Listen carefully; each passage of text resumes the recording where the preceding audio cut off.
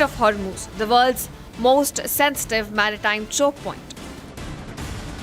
1/5 of the global oil supply passes through the route, as also roughly 1/3 of India's oil and gas. A narrow maritime corridor that connects the Persian Gulf to the Gulf of Oman, the Arabian Sea, and ultimately the Indian Ocean. Iran lies to its north, and to the south are Oman and the United Arab Emirates. As tensions grew, the global oil supply route was cordoned off. Warnings were issued by Iran: if the US or any other country launches a strike, this would follow. And the impact: inflation, global increase of oil prices. With the Strait of Hormuz now blocked, the impact on international energy trade remains to be assessed.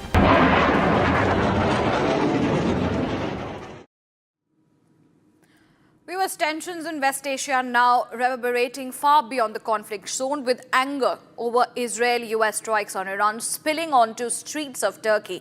Hundreds of protesters marched through Istanbul condemning the joint Israel and American strikes on Iran. In fact, the demonstrators raised anti-US and anti-Israel slogans.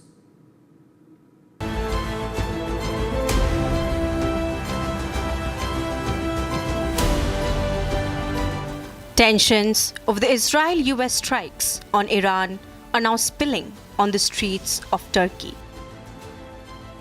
Hundreds of protesters flooded the streets of Turkish city, Istanbul, denouncing the Israeli-US strikes on Iran.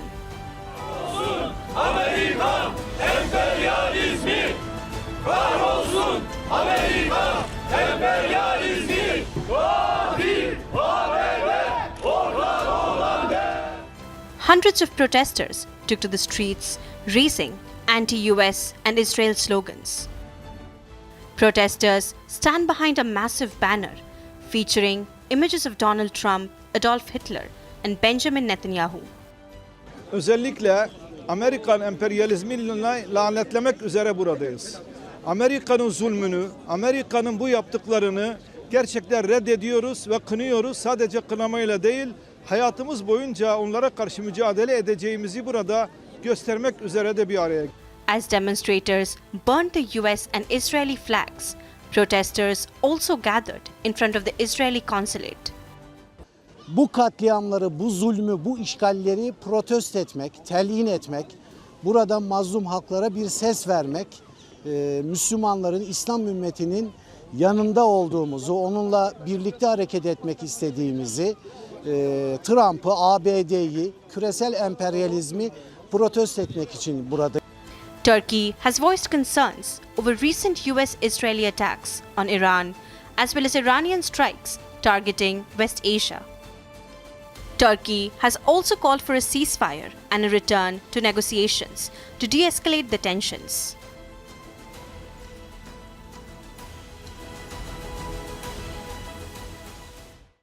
Because the ripple effects of the escalating conflict in the Middle East are now being felt across Asia. Thailand and Bangladesh have reported widespread flight cancellations as airspace closures and security concerns disrupt the global aviation routes. The airlines are now rerouting services, suspending the key Middle East destinations, and thousands of passengers have been left stranded. Here's a report coming in. Thailand cancelled 134 flights nationwide. At Bangkok's Suvarnabhumi airport alone, 59 flights were scrapped. Airport staff were deployed to assist stranded passengers with information and basic support. Airspace closures across the Middle East have forced airlines to reroute flights southward over Saudi Arabia. The diversions are expected to cause delays and higher operational costs. In Dhaka, at least 54 flights were cancelled within 24 hours. State-run Biman Bangladesh Airlines suspended multiple Middle East routes, including Dammam, Riyadh, Dubai, and Kuwait. Limited services to Madinah and Jeddah have also resumed. Bangladesh has urged regional nations to allow stranded citizens in to enter once conditions improve.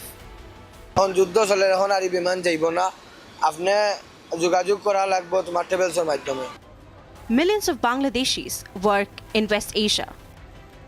Dhaka has also called for respect for sovereignty and expressed concern over citizen safety. In Dhaka, students led Inqilab Mancha led protests condemning the attacks on Iran.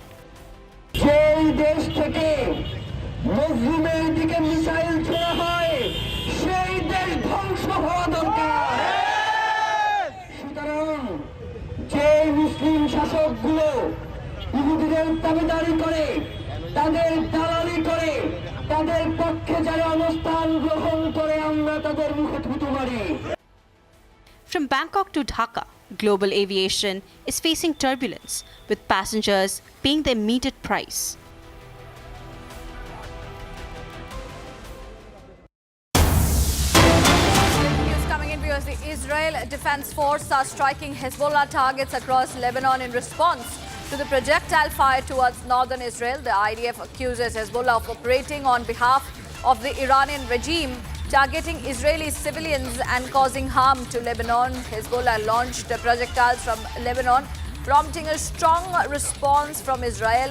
IDF Chief of General Staff Lieutenant General Eyal Zamir approved the offensive plan and emphasized that Hezbollah bears responsibility for the escalation. And this comes as Israel and the US continue Operation Roaring Lion, targeting Iranian military sites and officials.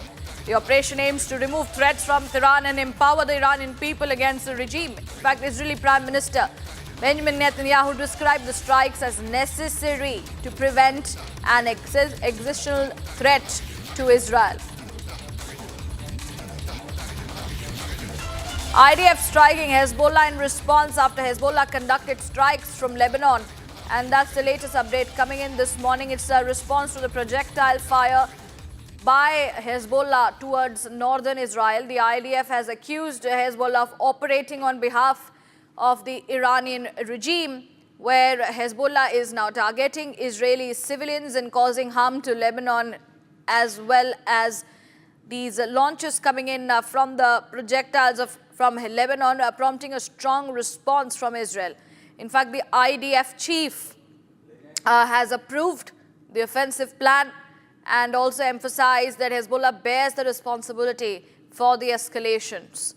The escalations continue, viewers, as Israel and the US continue with their Operation Roaring Lion, targeting Iranian military sites as well as the officials, with Khamenei dead and multiple members of his family also killed, as well as top defense officials, the commanders, also neutralized. The situation now continues to escalate.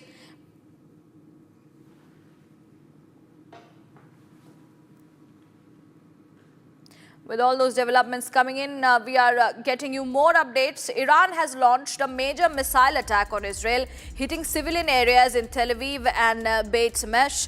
Residential buildings have been damaged, families have been evacuated, and casualties have also been reported. Now, Prime Minister Netanyahu has vowed a strong response, saying Israel will bring the full might of the IDF into the battle with US backing. As tensions escalate and the leadership uncertainty looms in Tehran, the region is bracing for what comes next. Israel has suffered major attacks by Iran on Tel Aviv and Jerusalem. In Tel Aviv, an Iranian ballistic missile hit a residential building, reducing it to rubble, and residents now have nowhere to go. According to reports, 40 buildings were damaged by the missiles that struck Tel Aviv, and more than 200 residents were evacuated to hotels. In Beit Shemesh, a missile attack left 8 people dead. The Iranian regime directly fired missiles to a civilian neighborhood, an allegation that has also been reiterated by the United States.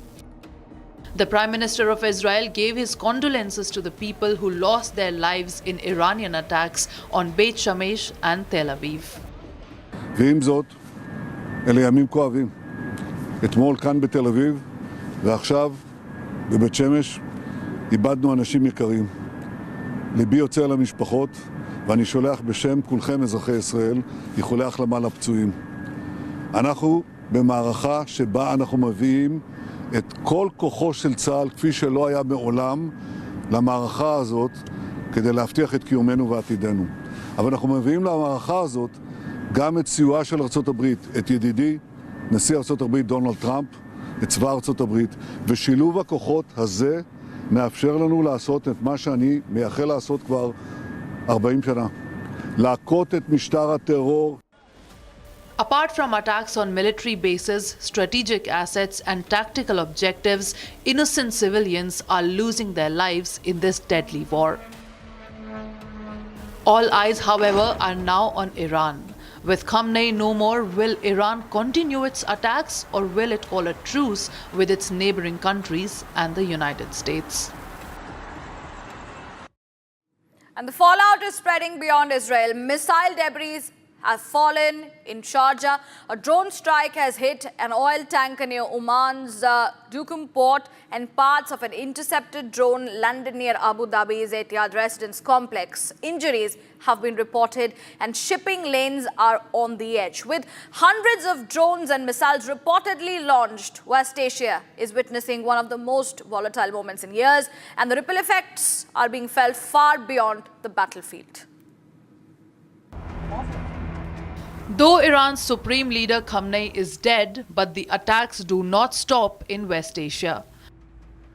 In a shopping center in Sharjah, a missile debris fell over, resulting in a thick black smoke. In Palau, a flagged oil tanker was struck as a result of a drone strike in the Duqm port in Oman. The tanker was carrying 15 Indians and 5 Iranians on board, and the strike is reported to have injured 4 crew members. In Abu Dhabi, parts of an intercepted drone fell on the front of a towers complex where the Israeli embassy is located. However, among the most serious incidents was the one in Beit Shemesh in Jerusalem. This strike reduced a building to ashes and left 8 people dead. The UAE Defense Ministry claims it has intercepted most of Iran's projectile attacks, but the UAE has been a very big target of Iran. 200 drones and 137 ballistic missiles have been used to target the UAE so far. PM Modi spoke with the president of UAE and he strongly condemned the attacks and reiterated India's stand in solidarity with the UAE in these difficult times.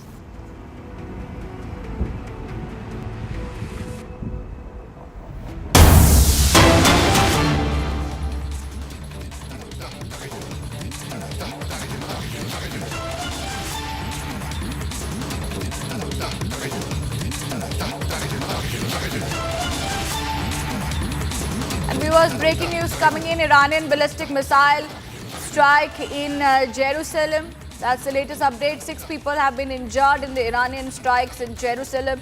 With more and more updates coming in, the offensive continues to be built. An Iranian ballistic missile struck a road in Jerusalem, injuring 6 people. The missile impact caused significant damage, with the footage that we are showing a large crater and debris scattered across the road. In fact, this incident is a part of escalating tensions between Iran and Israel, with reports of joint US-Israel strikes on Iranian targets and Iran's retaliatory attacks on Israeli cities, including Beit Shemesh, where 9 people were killed and over 20 injured. And this visual coming in from Jerusalem, viewers, where 6 people have been injured in the Iranian ballistic missile strike.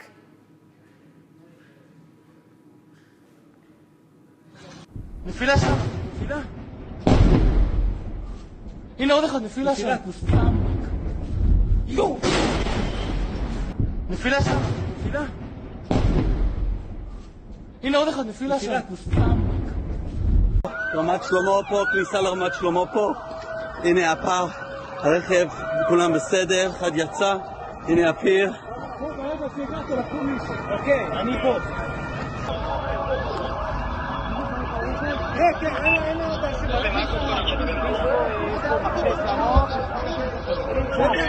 אז כל האנשים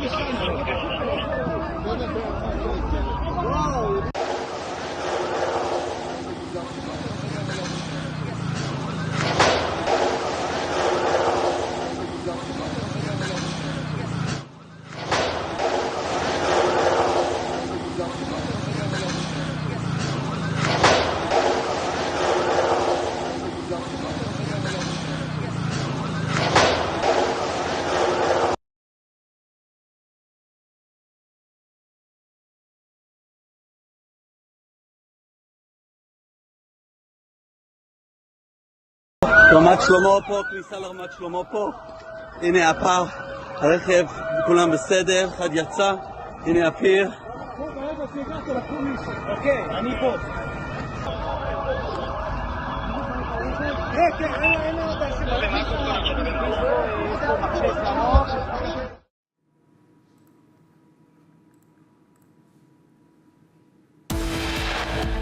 Coming up after the break, viewers, Prime Minister Modi dials Israel Prime Minister Netanyahu amid the Middle East unrest, reiterates early cessation of hostilities.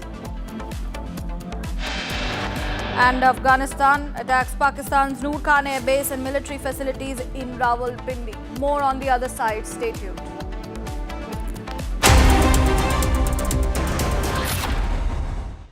Now here's the reality. It's fact, not fiction. You are sitting on a plane.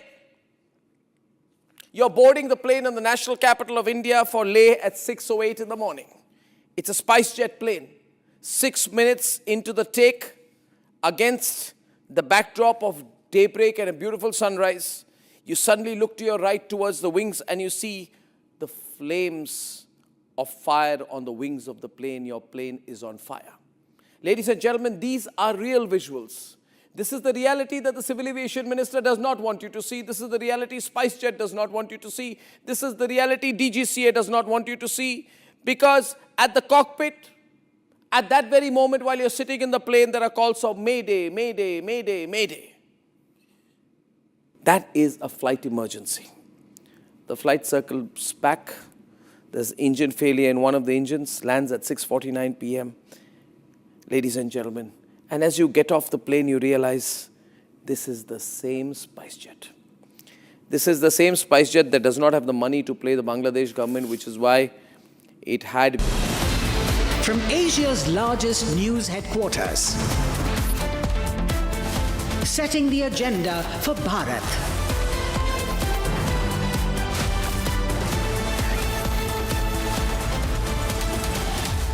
You're watching Republic.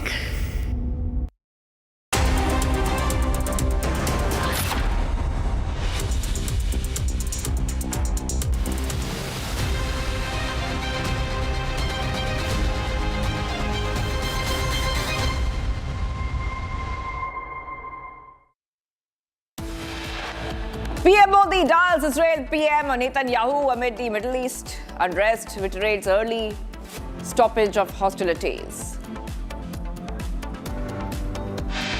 And Trump says 48 Iranian leaders eliminated in ongoing joint US-Israeli strikes against Iran, describes the operations as highly successful.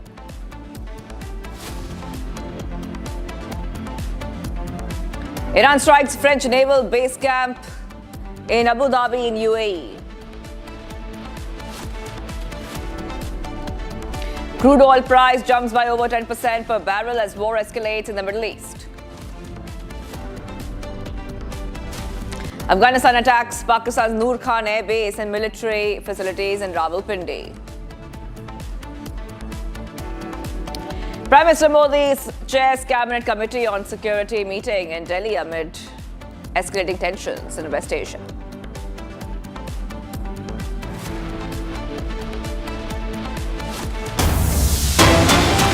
Big breaking news coming in from Pakistan. Taliban says it has attacked multiple military bases in Pakistan. Now, the Afghanistan Ministry of Defense is saying it attacked Pakistan's Noor Khan air base in Rawalpindi, the 12th Division headquarters in Quetta, and the quasi camp in the Mohammad Agency of Khyber Pakhtunkhwa, as well as many other significant Pakistani military facilities and command centers. This is as the war-like situation is escalating rapidly between Afghanistan and Pakistan. So once again, we see that there has been more developments, the tensions which are rising between Afghanistan and Pakistan. Quetta and Khyber Pakhtunkhwa have been targeted by the Taliban.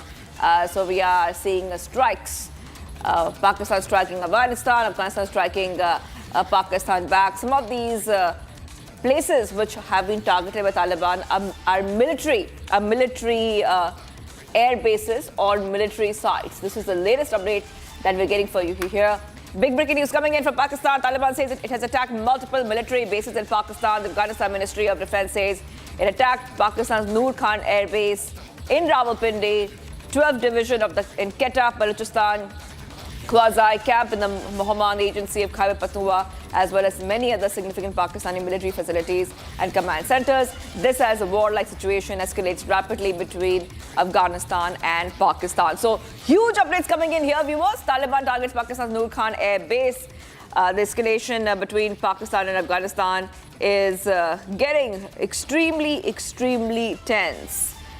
In the latest coming in, we see that there has been an escalation once more. And Pakistan had said that it's an open war. Remember, Pakistan had declared the tensions as an open war. The Afghan and Pakistani troops are battling along the border.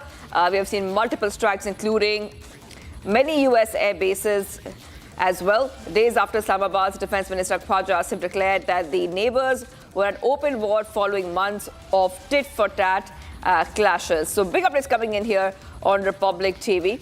And blasts are being heard once again in multiple parts, in major parts of Afghanistan. Let's go to Major Toor, who's joining us. Major Toor, a very good morning to you here. And we were with you yesterday as well, when we were decoding the Iran situation. And now we've shifted our focus to what is happening between Afghanistan and Pakistan. It looks like the situation is escalating there too. Yes, Major Toor. Well, you see, as we see the pattern day by day, they are increasing their reach. They are using their air force extensively. And now that they've bombed their Noor Khan base also. So, you see, it's going to increase. These are telltale signs that it is not a 2-day or a 3-day, 4-day war. And here they're dealing with the Taliban. We must not forget that this is the same Taliban which never had an organized army, equipment, or an organized air force or armor. Despite that, with their guerrilla tactics, and they put up a guerrilla war against the Russians. And the Russians literally had to run from Afghanistan. And then it followed forth with the Americans. And before the Americans and the Russians, it was the British during the colonial times that they had to actually vacate Afghanistan because of the ambushes which were taking place. So you see the terrain is such, the area is such, and these people are born here. They know every and each lane which is to be taken in the mountains. They know the weather at the back of the hand.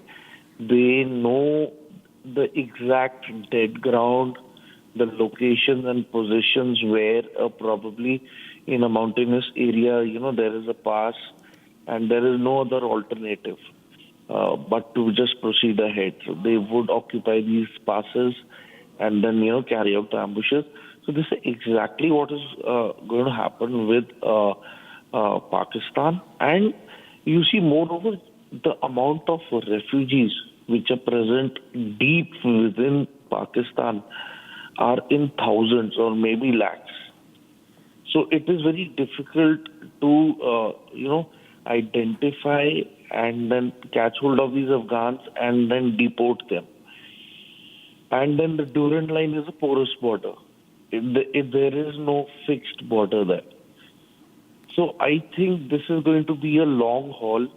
It's not going to be a war which is going to end in few days or weeks. It might take few months or it might prolong even further.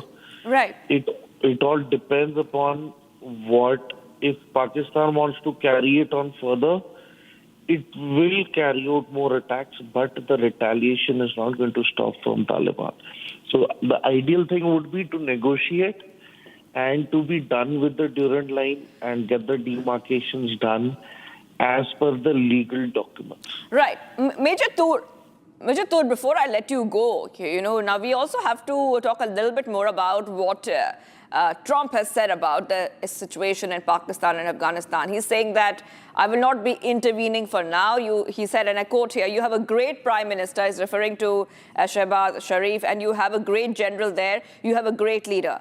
I think Pakistan is doing quite well. Now, isn't this a little bit very concerning, the statement from Trump? Because even the situation like we saw in Iran and US, and similarly in Pakistan and Afghanistan, first there were talks on the negotiating table, there was diplomacy, but now it looks like the situation is getting a little bit out of control, especially with Trump saying he will not be intervening. You see, I would like to say that this is a very sarcastic comment by President Trump towards Shehbaz Sharif.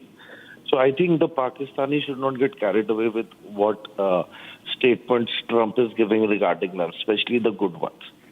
Secondly, whatever promises were made by Pakistan, be it the precious metals, mining, or the gemstones that they've offered him, and then other than that, the troops that they've committed to Saudi Arabia, the troops that they've committed to the ISF in Gaza.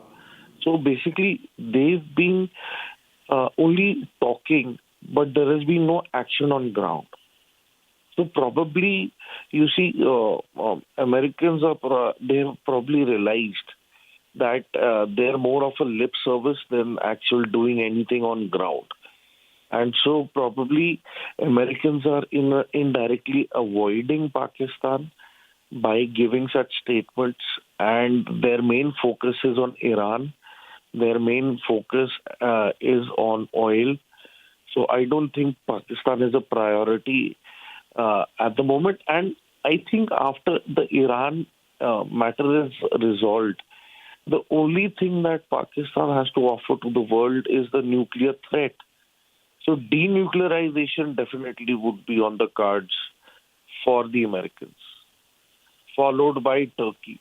The way it is. Thank you for joining us here, Republic TV defense expert. We will be coming back to our defense experts as we try to decode what's happening between Pakistan and Afghanistan. However, there has been a big shift in Middle East geopolitics. Iran's Supreme Leader Ali Khamenei has now been confirmed killed following the joint US-Israeli strikes targeting military and leadership sites across Iran. Iran has declared 40 days of mourning after what officials described as the most consequential attack in decades, with senior leaders and even members of Khamenei's family killed in the operation. Here's how the events unfolded.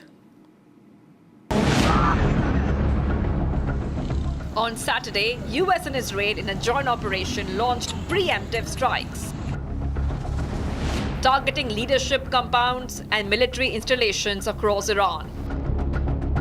After months of planning and tracking the supreme leader's whereabouts, Ayatollah Khamenei was hit in the office of his house. Israeli Prime Minister Benjamin Netanyahu had given signals earlier. Then came the confirmation. Today, we launched Operation Roaring Lion, an operation against the Iranian terrorist regime in full cooperation with the U.S. Armed Forces. This is an operation against the world's largest sponsor of terror, a regime that for years has called death to Israel, death to America, death to the West. We listened to their words carefully. We watched their actions, and today we acted. We acted because we had to. We launched this operation by seizing an operational opportunity, conducting coordinated strikes against high-level gatherings of senior figures within Iran's military and security leadership. We can now confirm that these senior Iranian regime officials were eliminated by the IDF. President Trump confirmed a large number of top Iranian officials were killed, including the supreme leader, the defense minister, and top commanders. Iran state media followed, confirming the death of Khamenei and announcing 40 days of national mourning. It was revealed Khamenei's family members, including his daughter, daughter-in-law, son-in-law, and granddaughter, were also killed in the attack. Iran vowed revenge, continuing with attacks across Gulf countries. Dubai to Kuwait, air bases to ports, Iran spared nothing. Gulf nations condemn attacks on their soil. China, Russia, North Korea came out in Iran's support, while Western powers justified the aggression. And now, with Iran's interim leader appointed, Tehran not willing to back off, and US and Israel continuing with their offensive. The world watches as Iran enters a new and uncertain era. Bureau Report, Republic TV.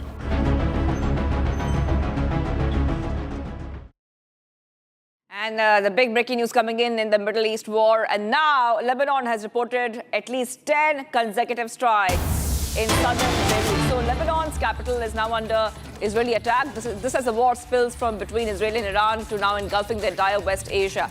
So big updates coming in, viewers, on Republic TV. Let's tell you what is the development that we are getting for our viewers. So big breaking news coming in the Middle East war. Now Lebanon has reported at least 10 consecutive Israeli airstrikes in southern Beirut. So Lebanon's capital is now under Israeli attack. This as the war is spilling between Israel and Iran to now engulfing the entire West Asia region. Very important development. Very important development that we're seeing here in this escalating situation that is playing out. And it's very important to note that the Iran's proxies are also of concern. So we have a couple of proxies of Iran, such as the Hezbollah, Houthis, Iraqi militia.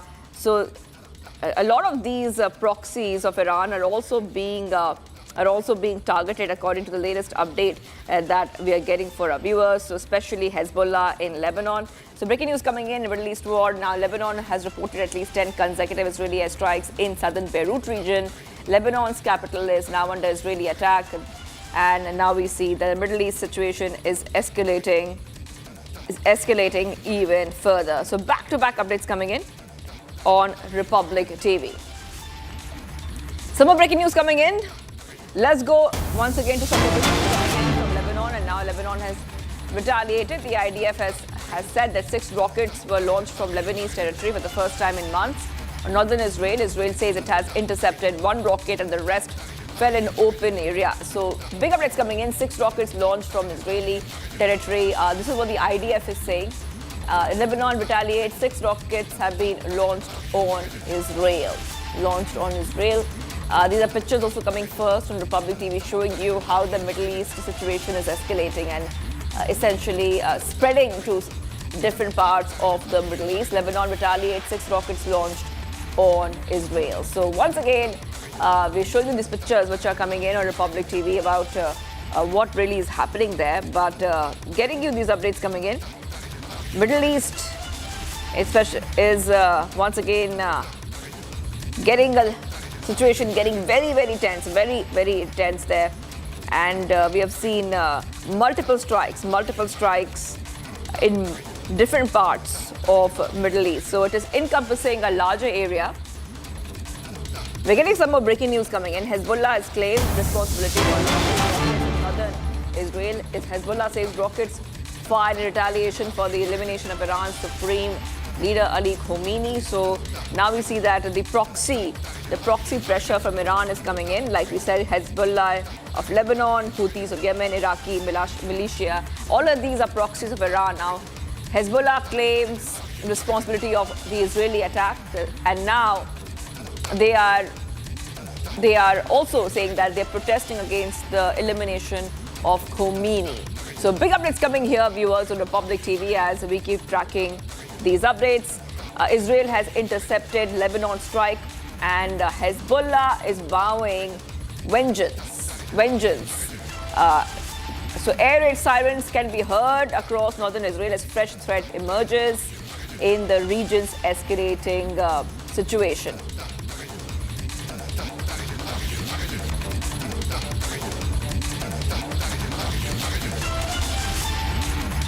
All right, let's move ahead, viewers. Iran has launched a major attack on Israel, citing civilian areas in Tel Aviv and Beit Shemesh.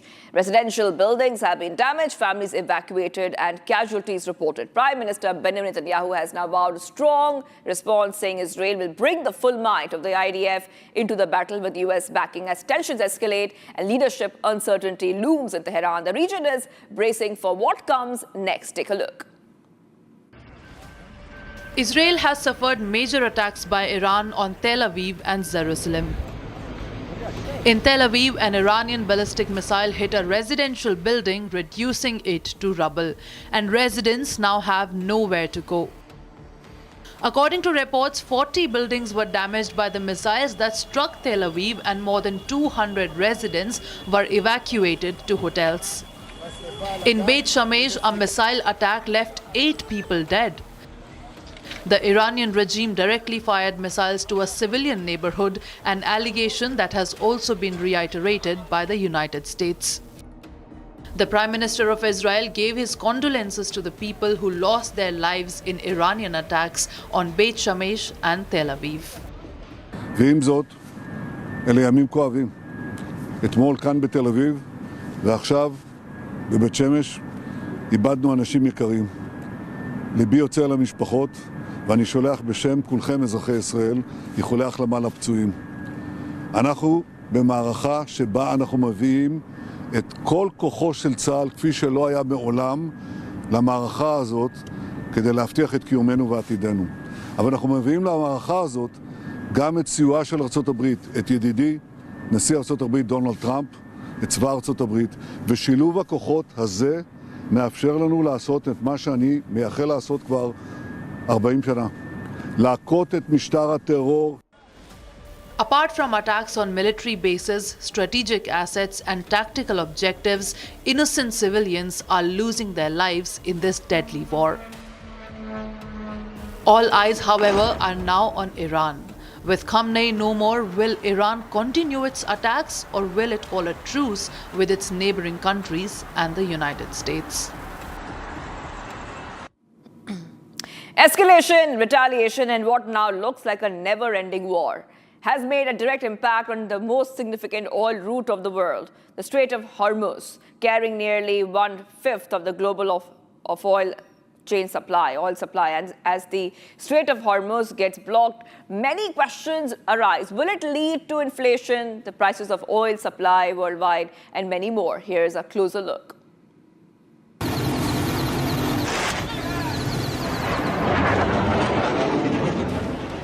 The most significant and strategic route of global oil shipping, Strait of Hormuz.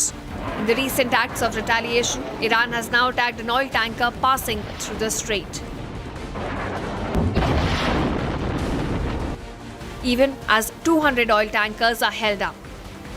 Question arises, why is Strait of Hormuz so relevant? The Strait of Hormuz, the world's most sensitive maritime choke point. 1/5 of the global oil supply passes through the route, as also roughly 1/3 of India's oil and gas.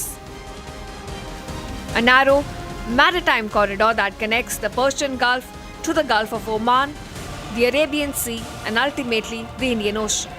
Iran lies to its north, and to the south are Oman and the United Arab Emirates. As tensions grew, the global oil supply route was cordoned off. Warnings were issued by Iran. If the US or any other country launches a strike, this would follow. And the impact? Inflation, global increase of oil prices. With the Strait of Hormuz now blocked, the impact on international energy trade remains to be assessed.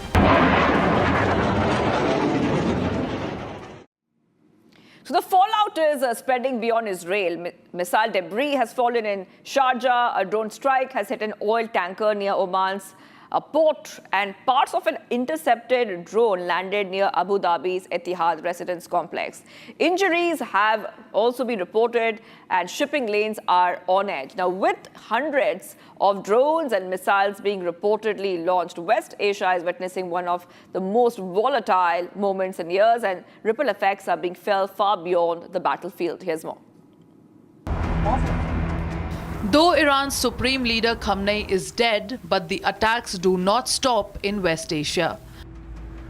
In a shopping center in Sharjah, a missile debris fell over, resulting in a thick black smoke. In Palau, a flagged oil tanker was struck as a result of a drone strike in the Dukm port in Oman. The tanker was carrying 15 Indians and 5 Iranians on board, and the strike is reported to have injured 4 crew members. In Abu Dhabi, parts of an intercepted drone fell on the front of a towers complex where the Israeli embassy is located. However, among the most serious incidents was the one in Beit Shemesh in Jerusalem. This strike reduced a building to ashes and left 8 people dead. The UAE Defense Ministry claims it has intercepted most of Iran's projectile attacks, but the UAE has been a very big target of Iran. 200 drones and 137 ballistic missiles have been used to target the UAE so far. PM Modi spoke with the President of UAE and he strongly condemned the attacks and reiterated India's stand in solidarity with the UAE in these difficult times.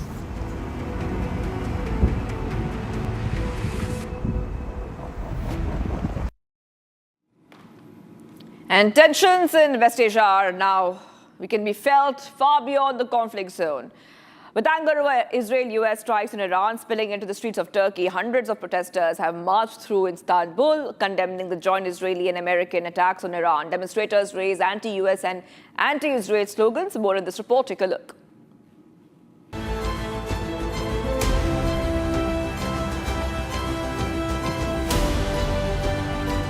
Tensions over the Israel-US strikes on Iran are now spilling on the streets of Turkey. Hundreds of protesters flooded the streets of Turkish city, Istanbul, denouncing the Israeli-US strikes on Iran.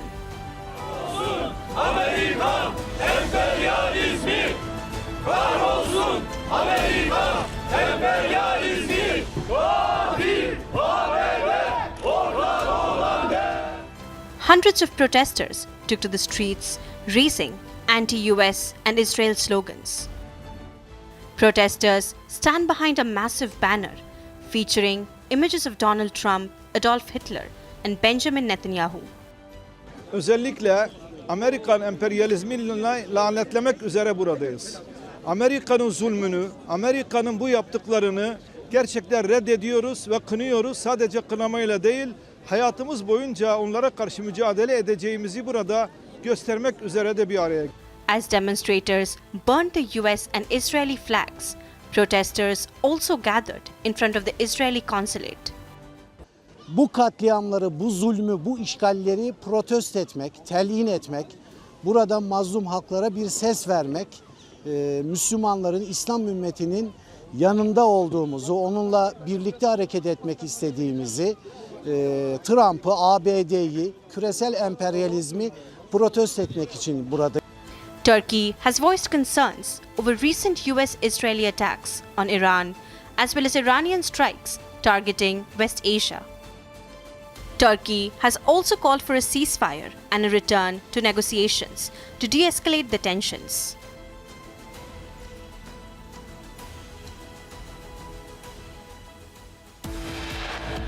And Trump says 48 Iranian leaders eliminated in the ongoing joint US-Israeli strikes against Iran. Describes the operation as highly successful. Stay tuned. We are getting you the top updates.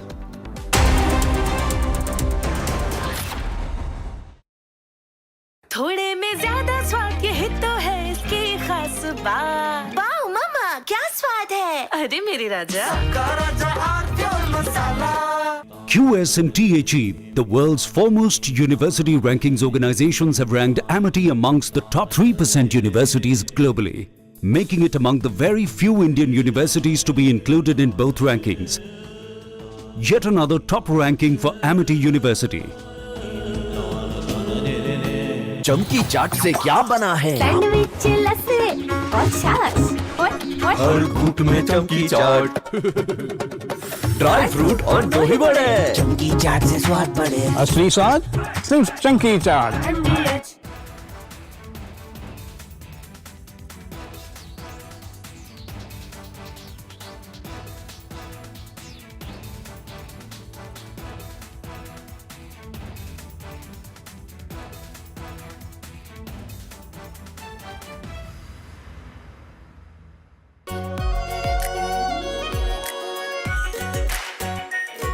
Pure Shahi Paneer Masala.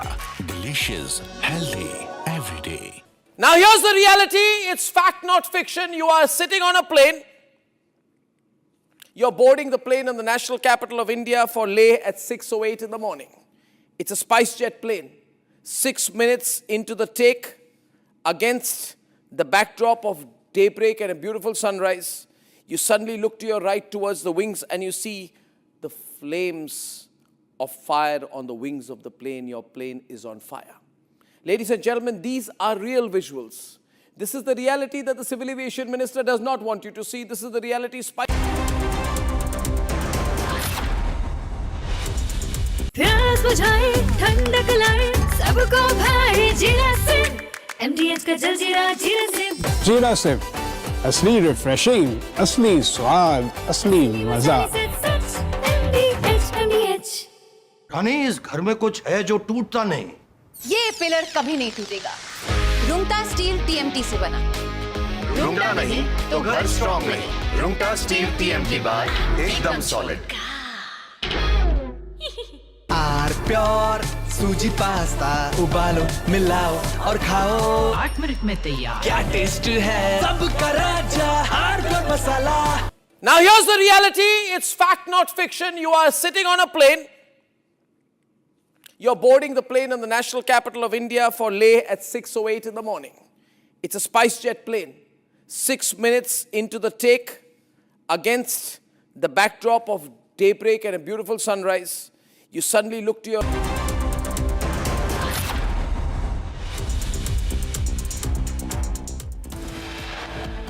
Viewers, top headlines. PM Modi dials Israel PM Netanyahu amid the Middle East unrest, reiterates early stoppage of hostilities.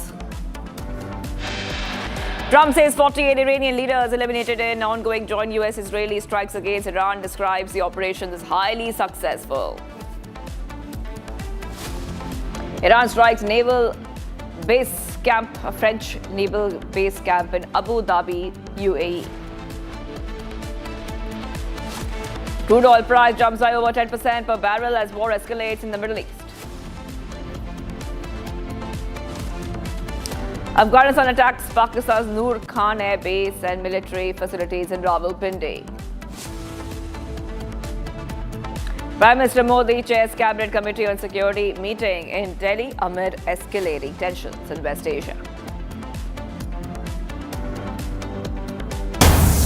Big news coming in from Lebanon amid the West Asia war tensions are escalating sharply between Israel and Hezbollah. Now, Israel has also struck Lebanese territory.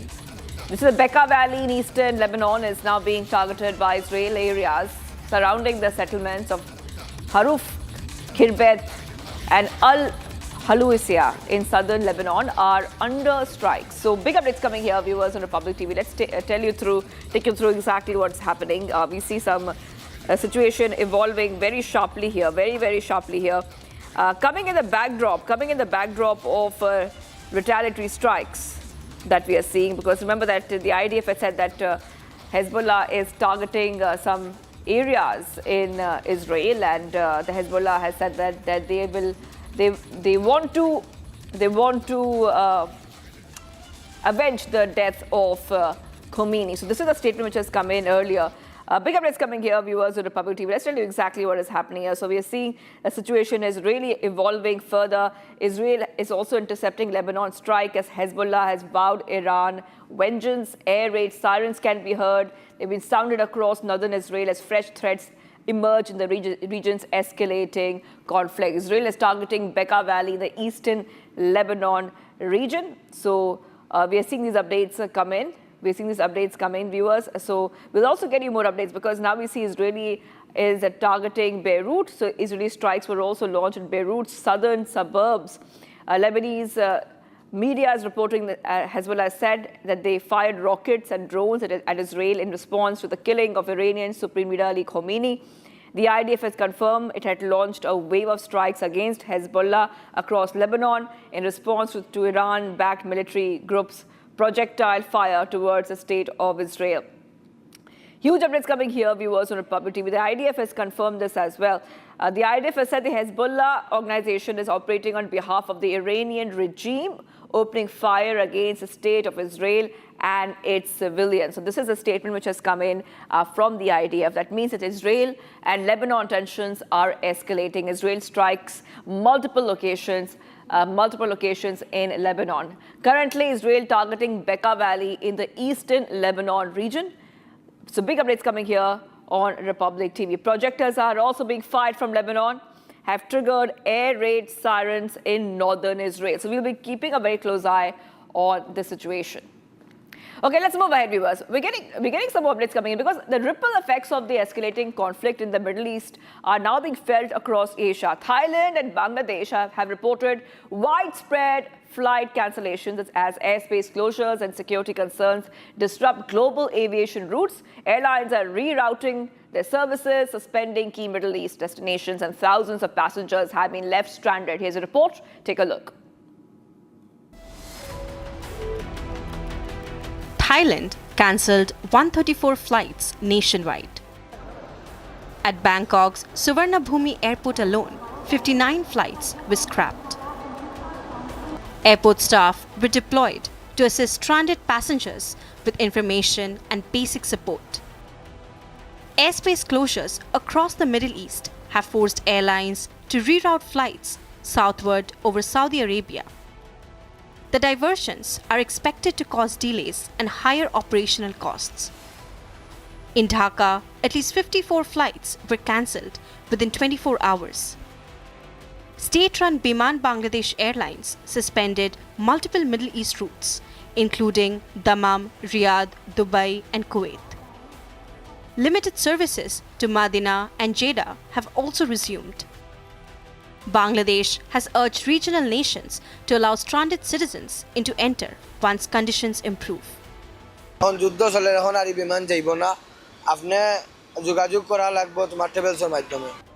Millions of Bangladeshis work in West Asia. Dhaka has also called for respect for sovereignty and expressed concern over citizen safety. In Dhaka, students-led Inqilab Mancha led protests condemning the attacks on Iran.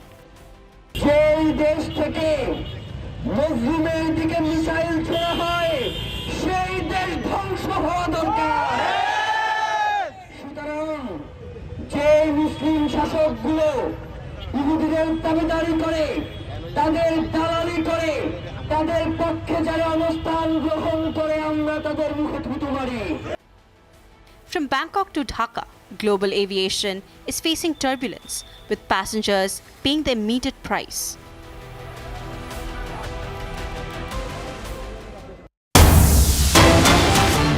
There is some big breaking updates coming in, viewers. Big breaking news coming in, and now the US has released a video of strikes destroying the IRGC headquarters in Iran. The US Central Command says Iranian Islamic Revolutionary Guard Corps killed more than 1,000 Americans over the past 47 years. And yesterday, a large-scale US strike cut off the head of the snake. America has the most powerful military on earth, and the IRGC no longer has a headquarters. So the US now says that the IRGC no longer has a headquarters. This is a huge update coming in, viewers. Putting out those pictures coming in for you, this is a very, very big update because US has said they have destroyed Iran's Guards headquarters. The US Central Command stated that the IRGC has been responsible for the deaths of more than 1,000 Americans over the past 47 years. Now we have put out that picture. This is the IRGC headquarters being destroyed and attacked. According to the US military has confirmed the destruction of the headquarters of the IRGC in a large-scale strike. The US Central Command stated that the IRGC has been responsible for the deaths of more than 1,000 Americans over the past 47 years. In an announcement, the US has described the action as a cutting off the head of the snake, adding that the US possesses the most powerful military on earth, that the IRGC now lacks a headquarters. Israeli military, remember, is also conducting strikes on Iranian military command centers, including those belonging to the IRGC, intelligence headquarters, IRGC Air Force command centers, and internal security headquarters. According to the latest statement from Israel, these strikes are inflicting heavy blows to Iran's command and control capabilities, resulting in the elimination of personnel in critical facilities. So huge updates coming in, viewers, on Republic TV. So what we see right now is that the big breaking news is that the US says it destroyed Iran's Guards headquarters.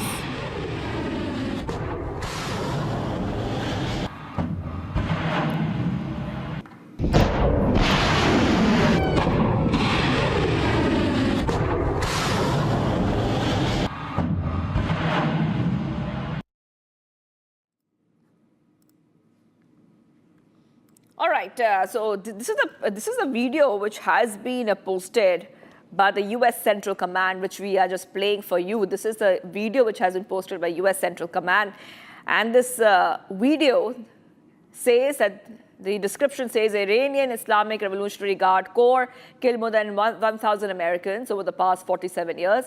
Yesterday, a large-scale U.S. strike cut off the head of the snake. America has the most powerful military on earth, and the IRGC does not even have its headquarters. So let's move ahead, viewers, to some of the other stories we're tracking. Now, several top Iranian commanders reportedly eliminated in the U.S.-Israel joint and anti-Iran military operations. Israel has claimed it killed the top tier of Iran's military command in strikes deep inside Tehran. Among those reportedly killed is Glomer Reza Rezian, described as the regime's police intelligence chief. More significantly, Iranian Chief of Staff Major General Abdul Rahim Mousavi has also been reported dead in the strikes. While U.S. has claimed to have killed more than 48 Iranian leaders. In fact, this is the claim coming in that U.S. is claiming to have killed 40 Iranian leaders in U.S. strikes. We are also getting more reports about the key leaders in Iran who have been eliminated. Let's have a look at this report. You'll get more details.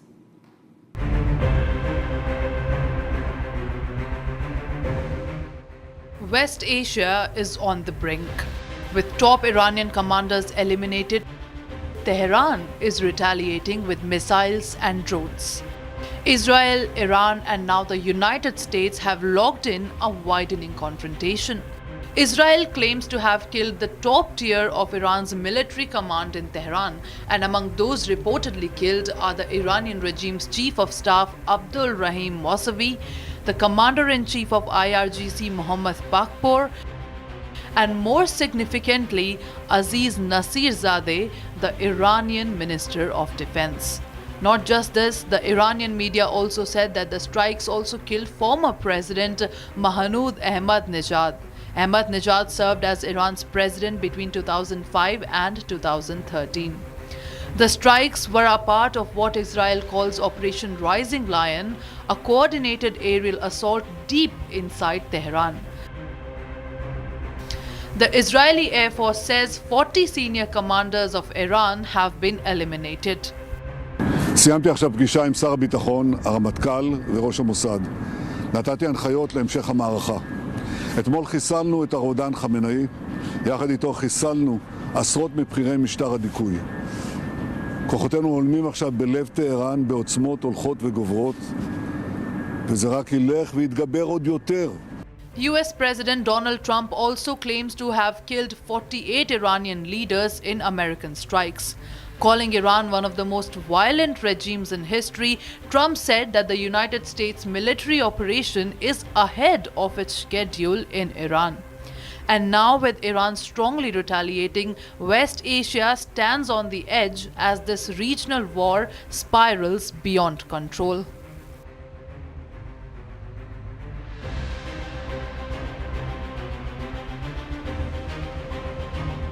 And Iran has launched a major missile attack on Israel, hitting civilian areas in Tel Aviv and Beit Shemesh. Residential buildings have been damaged, families evacuated, and casualties reported. Prime Minister Netanyahu has vowed a strong response, saying Israel will bring the full might of the IDF into the battle with US backing. As tensions escalate and leadership uncertainty looms in Tehran, the region is bracing for what comes next. Israel has suffered major attacks by Iran on Tel Aviv and Jerusalem. In Tel Aviv, an Iranian ballistic missile hit a residential building, reducing it to rubble, and residents now have nowhere to go. According to reports, 40 buildings were damaged by the missiles that struck Tel Aviv, and more than 200 residents were evacuated to hotels. In Beit Shemesh, a missile attack left 8 people dead. The Iranian regime directly fired missiles to a civilian neighborhood, an allegation that has also been reiterated by the United States. The Prime Minister of Israel gave his condolences to the people who lost their lives in Iranian attacks on Beit Shemesh and Tel Aviv. ועם זאת, אלה ימים כואבים. אתמול כאן בתל אביב, ועכשיו בבית שמש, איבדנו אנשים יקרים. ליבי יוצא על המשפחות, ואני שולח בשם כולכם אזרחי ישראל איחולי החלמה לפצועים. אנחנו במערכה שבה אנחנו מביאים את כל כוחו של צה"ל, כפי שלא היה מעולם, למערכה הזאת, כדי להבטיח את קיומנו ועתידנו.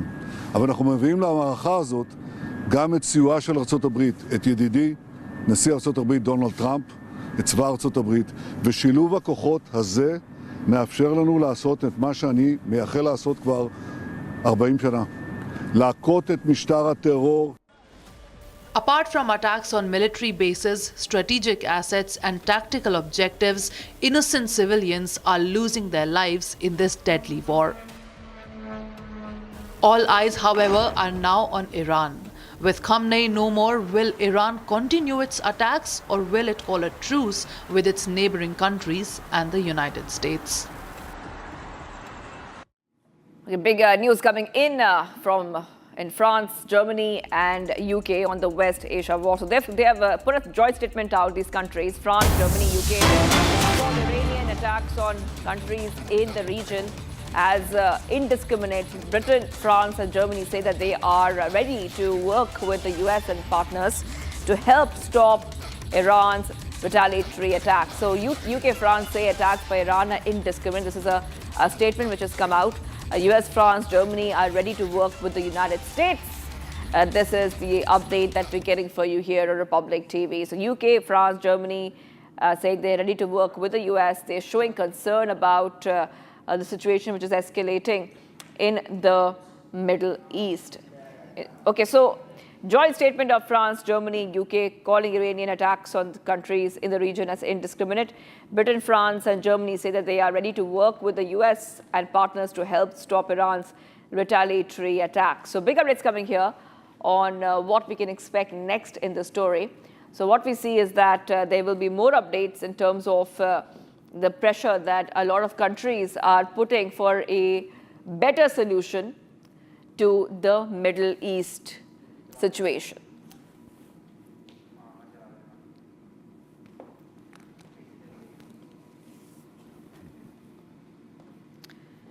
Okay, also let's move ahead to some of the other angles. Mojtaba Khomeini, the son of Iran's supreme leader, who has been eliminated, could be one of the top figures to watch out for.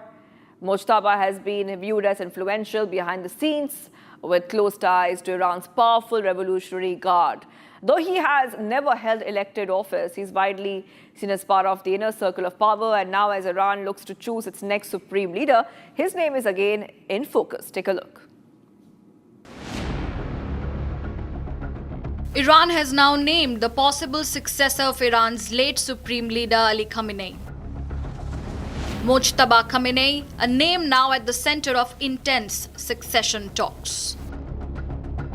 Mojtaba, rarely seen in the public eye, but long talked about in Tehran's power corridors. Born in Mashhad in 1969, he is the second son of Iran's supreme leader and studied theology and became a cleric. He also fought in the final phase of the Iran-Iraq War and later built strong ties with Iran's Islamic Revolutionary Guard. Although he has never held a formal government position, Mojtaba wielded influence behind the scenes. He acted as a key gatekeeper to his late father and the regime's inner circle. His connections with the IRGC and conservative clerics made him a key figure during political moments in Tehran. Meanwhile, many have accused him of involvement in harsh crackdowns. Notably, during unrest after Iran's disputed 2009 election and later the protest, fueling public anger towards a dynastic politics. With the supreme leader's death now confirmed, questions over Iran's future leadership loom large. As Iran enters an uncertain transition, all eyes are on the next chapter and whether Mojtaba Khamenei's influence will shape it inside the corridors he once quietly walked. Escalation retaliation, what now looks like a never-ending war, has made a direct impact on the most significant oil route of the world, the Strait of Hormuz, carrying nearly 1/5 of the global oil supply. And as the Strait of Hormuz gets blocked, several questions arise. Will it lead to inflation, the prices of oil supply worldwide, and many more questions arise. Here's a closer look.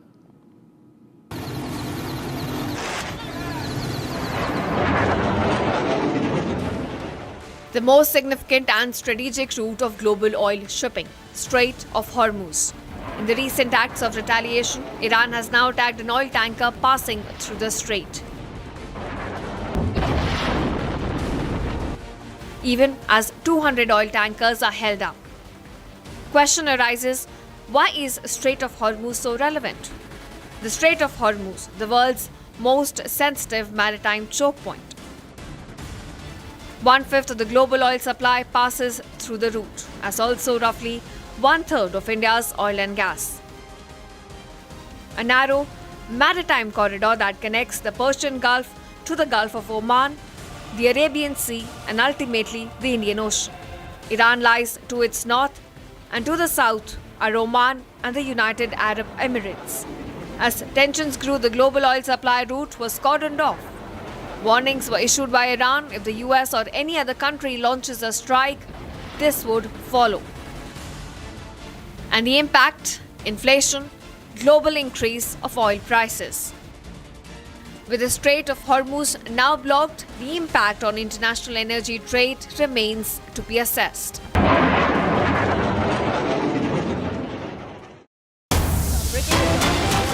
The United States has released a new video striking Iran. The US Central Command says they are taking a bold action against Iran and that the strikes continue.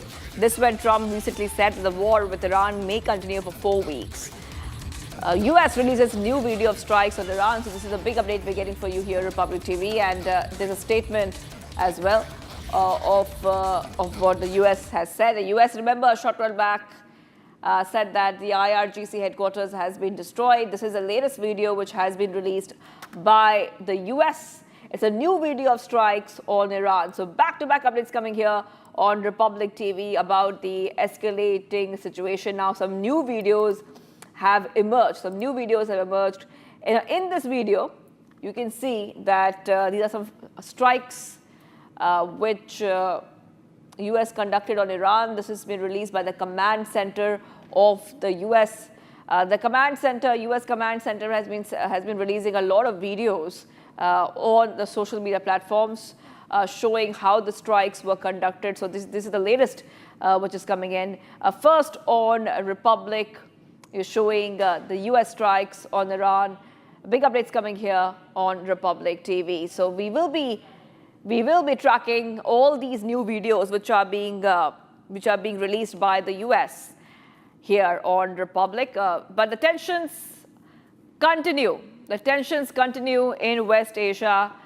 Tensions in West Asia are continuing far beyond the conflict zone, with anger over the Israel-US strikes on Iran spilling into the streets of Turkey. Hundreds of protesters marched through Istanbul, condemning the joint Israeli and American attacks on Iran. Demonstrators raised anti-US and anti-Israel slogans. Here's more. Take a look.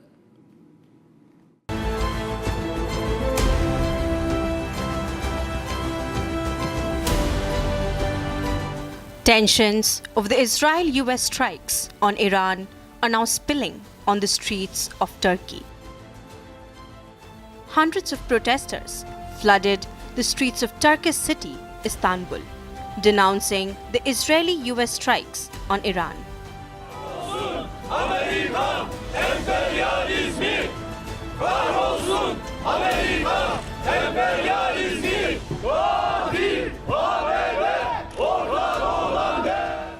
Hundreds of protesters took to the streets, raising anti-US and Israel slogans. Protesters stand behind a massive banner featuring images of Donald Trump, Adolf Hitler, and Benjamin Netanyahu. Özellikle Amerikan emperyalizmini lanetlemek üzere buradayız. Amerika'nın zulmünü, Amerika'nın bu yaptıklarını gerçekten reddediyoruz ve kınıyoruz. Sadece kınamayla değil, hayatımız boyunca onlara karşı mücadele edeceğimizi burada göstermek üzere de bir araya. As demonstrators burned the US and Israeli flags, protesters also gathered in front of the Israeli consulate. Bu katliamları, bu zulmü, bu işgalleri protesto etmek, telyin etmek, burada mazlum halklara bir ses vermek, Müslümanların, İslam ümmetinin yanında olduğumuzu, onunla birlikte hareket etmek istediğimizi, Trump'ı, ABD'yi, küresel emperyalizmi protesto etmek için burada. Turkey has voiced concerns over recent US-Israeli attacks on Iran, as well as Iranian strikes targeting West Asia. Turkey has also called for a ceasefire and a return to negotiations to de-escalate the tensions.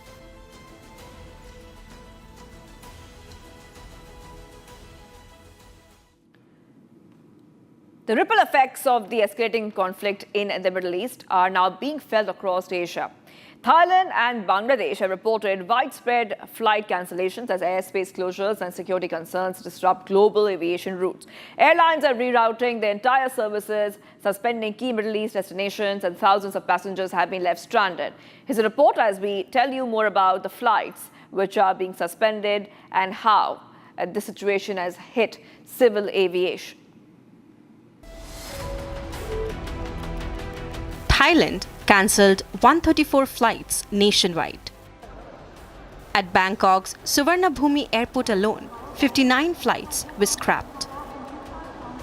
Airport staff were deployed to assist stranded passengers with information and basic support.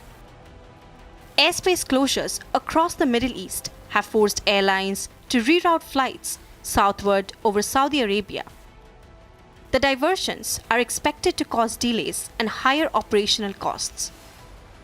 In Dhaka, at least 54 flights were cancelled within 24 hours. State-run Biman Bangladesh Airlines suspended multiple Middle East routes, including Dammam, Riyadh, Dubai, and Kuwait.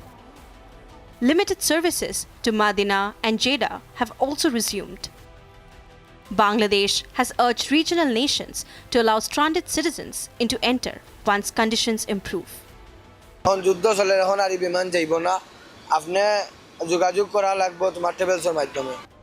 Millions of Bangladeshis work in West Asia. Dhaka has also called for respect for sovereignty and expressed concern over citizen safety. In Dhaka, students-led Inqilab Mancha led protests condemning the attacks on Iran.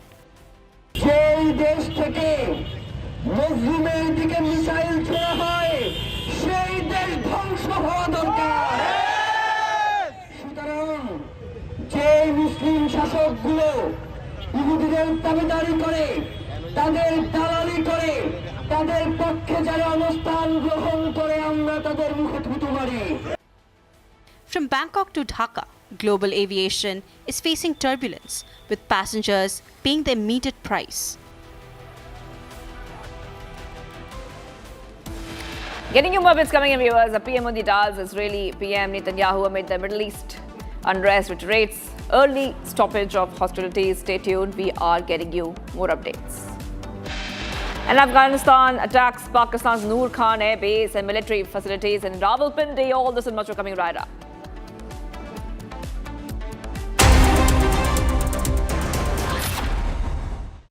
QS and THE, the world's foremost university rankings organizations, have ranked Amity amongst the top 3% universities globally, making it among the very few Indian universities to be included in both rankings.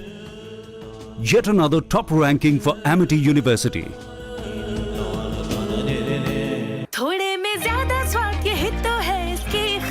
वाह वाह मामा क्या स्वाद है अरे मेरे राजा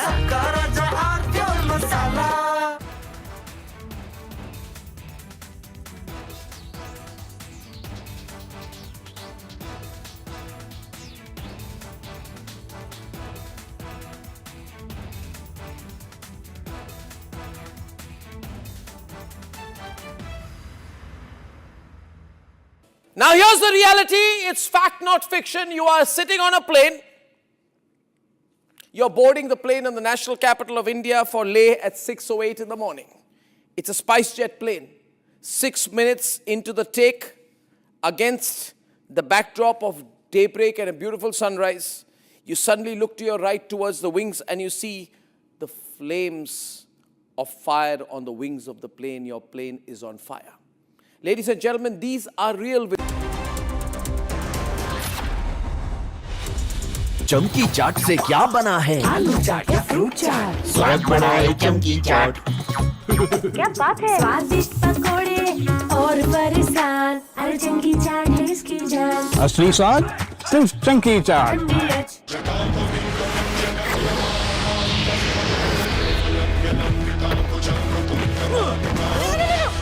मेरी chimney टूट जाएगी। What are you doing? रानी इस घर में कुछ है जो टूटता नहीं। ये पिलर कभी नहीं टूटेगा।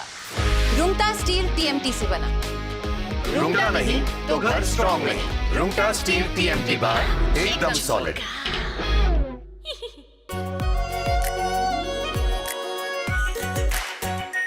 Are pure shahi paneer masala, delicious, healthy, everyday. Now here's the reality, it's fact not fiction. You are sitting on a plane. You're boarding the plane in the national capital of India for Leh at 6:08 in the morning. It's a SpiceJet plane. 6 minutes into the take, against the backdrop of daybreak and a beautiful sunrise, you suddenly look to your right towards the wings and you see the flames of fire on the wings of the plane. Your plane is on fire. Ladies and gentlemen, these are real visuals. This is the reality that the Civil Aviation Minister does not want you to see. This is the reality SpiceJet does not want you to see. This is the reality DGCA does not want you to see. Because at the cockpit, at that very moment while you're sitting in the plane, there are calls of Mayday, Mayday, Mayday, Mayday. That is a flight emergency. From Asia's largest news headquarters, setting the agenda for Bharat.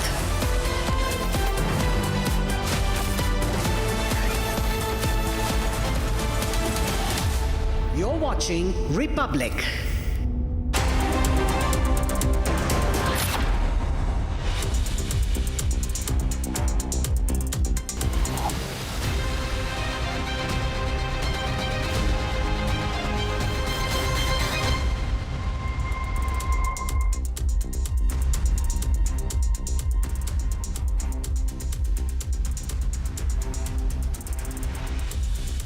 A very warm welcome, viewers. You're watching the Republic TV. This is Shivam Dutt Mehta, and the top focus in this bulletin will be the war that is happening in West Asia. That will be our prime focus. We'll get you all the updates of that because it's getting updated minute to minute, and there are lots of reactions. And IDF is striking now Hezbollah in Lebanon, and IDF is striking the major targets and the major terrorists of Hezbollah also. So the triple edge, that is the Hezbollah, Hamas and Houthi. There's no Hamas active as of now, but Hezbollah is active in the war. We'll get you all the details of this and a lot more. But first up, let's get a look at the top headlines of the hour.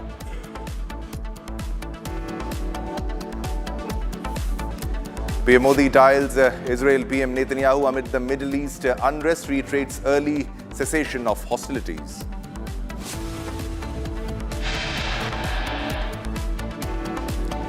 Trump says 48 Iranian leaders eliminated in ongoing joint US-Israeli strikes against Iran, describes the operations as highly successful. Iran strikes French naval base camp in Abu Dhabi, UAE.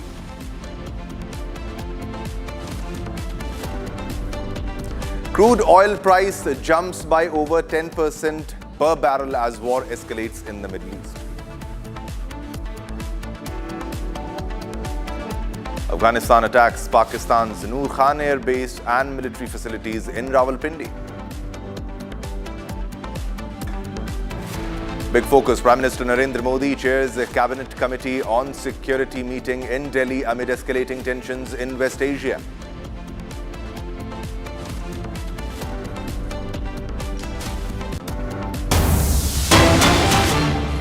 All right, viewers, there's a big breaking news that is coming in right now at this moment.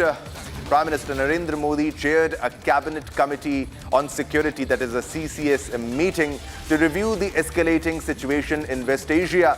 Now, focusing on the safety of India's large expatriate community in the region. Now, the meeting, attended by top officials including Defence Minister Rajnath Singh and External Affairs Minister S. Jaishankar, discussed the airstrikes in Iran and subsequent attacks in Gulf countries. Now, the CCS directed departments to assist affected Indian nationals and emphasized the need for an early ceasefire and diplomatic resolution. The committee was briefed on the airstrikes in Iran and the subsequent escalation of the war, including attacks in several Gulf countries, because the war has spiraled across the Middle East, and it expressed serious concerns over the safety and security of the large Indian expatriate community in the entire region. Now, the CCS also reviewed the difficulties faced by Indian travelers transiting the region and students appearing for scheduled examinations, as well as the broader implications for regional security and economic and commercial activities. So there's a very big development. The CCS meeting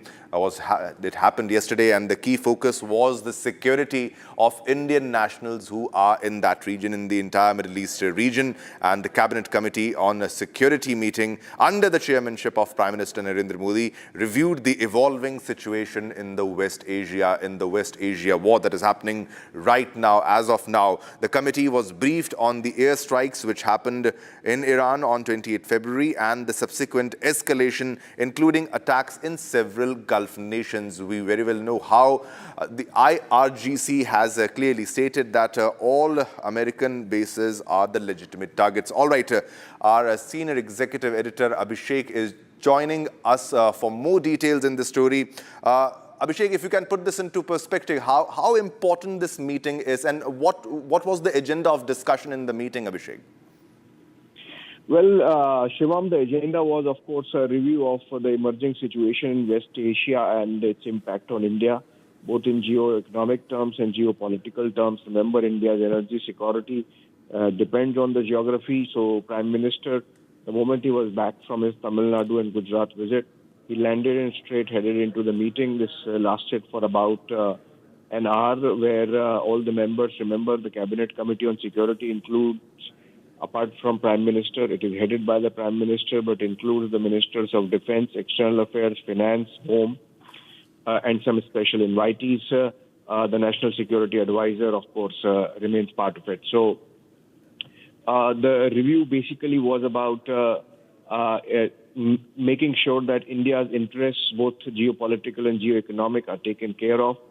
And we saw how immediately after the meeting, Prime Minister spoke to President Mohammed bin Zayed Al Nahyan of UAE, and also spoke to Prime Minister Netanyahu of Israel. Remember, the two leaders met just last week.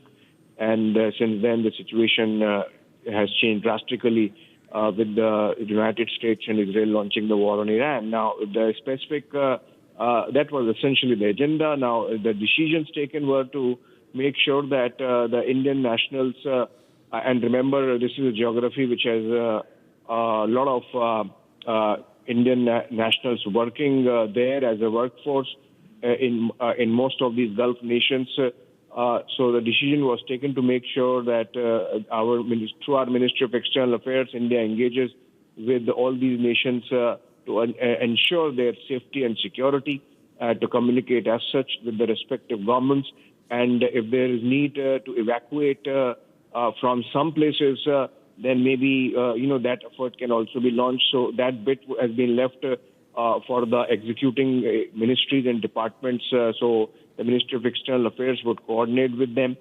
If need be for evacuation, then only. But otherwise, the MEA would be interlocuting with their counterparts across the geography to make sure that Indian citizens are taken care of, their safety concerns are taken care of. Also, remember, about 500 international flights are cancelled from India because they transit from this region. And additionally, there would be many other flights that were coming in from Europe and Americas, for example. And if they were transiting either over the war-affected areas or using airports in the war-affected zone like Dubai and Abu Dhabi, which are completely shut, that also needs to be taken care of, the kind of disruption that can cause. So instructions were given to make sure that the least of the inconvenience is caused because of this disruption. War anyway has disruptions, plus of course India's energy security imperative. We are told that for about 12 days there is no crisis, and that bit of storage of oil supplies is there, and by that time it is expected that the war clouds would recede and situation would normalize. Also, some reassuring statements came in from Iran that the Strait of Hormuz is not going to be blocked, and I think that's going to have some calming effect on the markets and hence lesser turbulence. Yes, yes.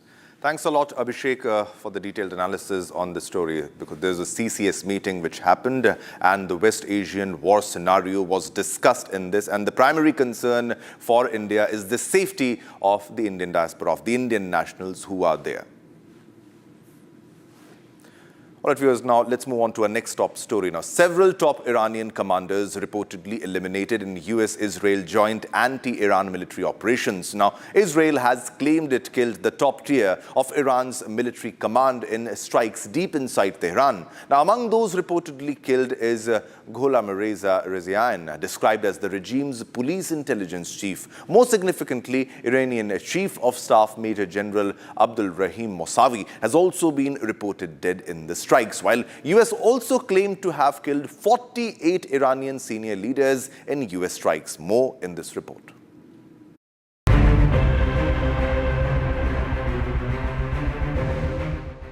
West Asia is on the brink. With top Iranian commanders eliminated, Tehran is retaliating with missiles and drones. Israel, Iran, and now the United States have locked in a widening confrontation. Israel claims to have killed the top tier of Iran's military command in Tehran, and among those reportedly killed are the Iranian regime's chief of staff Abdul Rahim Mousavi, the commander-in-chief of IRGC Mohammad Baghpour, and more significantly, Aziz Nasirzadeh, the Iranian Minister of Defense. Not just this, the Iranian media also said that the strikes also killed former President Mahmoud Ahmadinejad. Ahmadinejad served as Iran's president between 2005 and 2013. The strikes were a part of what Israel calls Operation Rising Lion, a coordinated aerial assault deep inside Tehran. The Israeli Air Force says 40 senior commanders of Iran have been eliminated. סיימתי עכשיו פגישה עם שר הביטחון, הרמטכ"ל וראש המוסד. נתתי הנחיות להמשך המערכה. אתמול חיסלנו את הרודן חמינאי, יחד איתו חיסלנו עשרות מבכירי משטר הדיכוי. כוחותינו הולמים עכשיו בלב טהרן בעוצמות הולכות וגוברות, וזה רק ילך ויתגבר עוד יותר. US President Donald Trump also claims to have killed 48 Iranian leaders in American strikes. Calling Iran one of the most violent regimes in history, Trump said that the United States military operation is ahead of its schedule in Iran. And now, with Iran strongly retaliating, West Asia stands on the edge as this regional war spirals beyond control.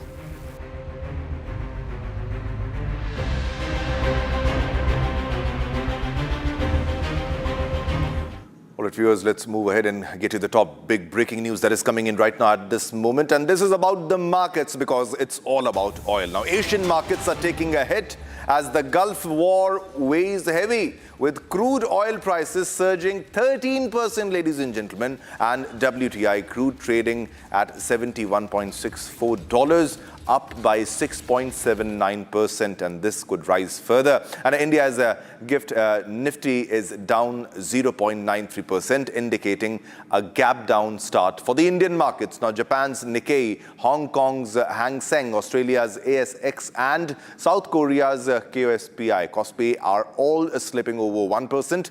The Strait of Hormuz closure threat has sparked fears of an oil supply crunch because it's the major focus, and Iran is pretty much very near to the Strait of Hormuz, and it is capable of controlling the Strait of Hormuz and putting a blockade on that. Now, all of this has affected pushing prices up. Now, India's reliance on Gulf oil import makes it vulnerable to price shocks, now potentially impacting inflation and consumer spending. Very big development happening right now regarding the markets because of this West Asian war that is happening right now at this moment, and it has impacted the markets because of the Strait of Hormuz and the capability of Iran to control it. And also, if the war escalates further, it will impact global oil prices. The Asian markets are taking a hit as the Gulf war weighs heavy, with crude oil prices surging 13% and WTI crude trading at $71.64. All right, we have Pranav for more information on the developments that is happening right now regarding the business world and how this war is affecting the oil prices across the globe. Pranav, over to you. How long do you think will it take to control the oil prices as of now? And if the war continues further, do you expect the oil prices to rise even more further, Pranav? Well, yes. In fact, the analysts or market watchers were warning that this war is going to have a major impact on oil prices. And as expected, oil prices have in fact jumped. The Western Texas Intermediary, which is the oil exchange for basically oil, shows that crude oil has already surged about 13% today. Now, that's primarily because Iran has blocked the Strait of Hormuz, and it has a major impact on India because, India consumes about 80% of its oil as imports, about 5.5 million barrels per day, out of which 1.5 to 2 million barrels come from this region. And that's, in fact, the reason why a surge in oil prices is expected to hit India. As far as how long it will continue, we actually need to wait and see whether there is a talk, whether there is a certain kind of agreement reached, or if the war spreads, as Iran has so far indicated, by involving other regional, countries in it. If the war spreads, this could have a longer impact. How much does it impact India? Most importantly, how much of oil do we import from that region? Because Strait of Hormuz is pretty much very important. And if there is a complete blockade, how much more the prices are supposed to rise? Or all of this is, do you think, pretty much now, as of now, is it speculative or it will increase further? Not at all. In fact, we were talking to some experts yesterday. Just to give you a perspective, India is the world's third largest oil buyer, and it consumes about 5.5 million barrels of crude daily. Now, out of that, 1.5 to 2 million barrels pass through this region, which accounts to about 20% of the global oil trade. So, one, you're seeing that Iran blocking the Strait of Hormuz is going to have a direct impact on oil prices. Now, second, because oil is an important ingredient for a lot of, or a raw material for businesses, manufacturing, oil refineries, such as, for example, companies such as Indian Oil Corporation, Reliance, it is going to have a major impact on the input cost of materials. And this, in turn, will have a domino effect, is what experts are saying. And that is why the Indian markets are also indicating a gap down opening. So a larger impact is expected. Also, you must keep in mind that because of the entire US-India trade deal and the tariff pressure that Donald Trump was building on India, wherein he said that India must stop buying oil from Russia, India has in fact reduced its dependence on Russian oil and has increased, purchase of oil from the Middle Eastern region. So it is likely to have a larger impact because of these two factors, because we are currently extremely heavily dependent on oil imports from this region, and most of it, that is about 80% of it of India, flows through the Strait of Hormuz. All right, Pranav, thanks a lot for a detailed analysis on the impact of this war on the oil prices across the globe, and especially for India. All right, viewers, now let's move on to our next top story. Now, Mujtaba Khamenei, the son of Iran's late supreme leader Ayatollah Ali Khamenei, is emerging as a key figure in the country's uncertain transition. A cleric by training and a veteran of the Iran-Iraq war, Mujtaba has long been viewed as influential behind the scenes. Now, with close ties to Iran's powerful Revolutionary Guard Corps, though he has never held elected office. He is widely seen as part of the inner circle of power, and now as Iran looks to choose its next supreme leader, his name is again in focus. Watch this report. Iran has now named the possible successor of Iran's late supreme leader Ali Khamenei. Mujtaba Khamenei, a name now at the center of intense succession talks. Mujtaba, rarely seen in the public eye, but long talked about in Tehran's power corridors. Born in Mashhad in 1969, he is the second son of Iran's supreme leader and studied theology and became a cleric. He also fought in the final phase of the Iran-Iraq war and later built strong ties with Iran's Islamic Revolutionary Guard. Although he has never held a formal government position, Mujtaba wielded influence behind the scenes. He acted as a key gatekeeper to his late father and the regime's inner circle. His connections with the IRGC and conservatives clerics made him a key figure during political moments in Tehran. Meanwhile, many have accused him of involvement in harsh crackdowns. Notably, during unrest after Iran's disputed 2009 election and later the protest, fueling public anger towards a dynastic politics. With the supreme leader's death now confirmed, questions over Iran's future leadership loom large. As Iran enters an uncertain transition, all eyes are on the next chapter and whether Mujtaba Khamenei's influence will shape it inside the corridors he once quietly walked.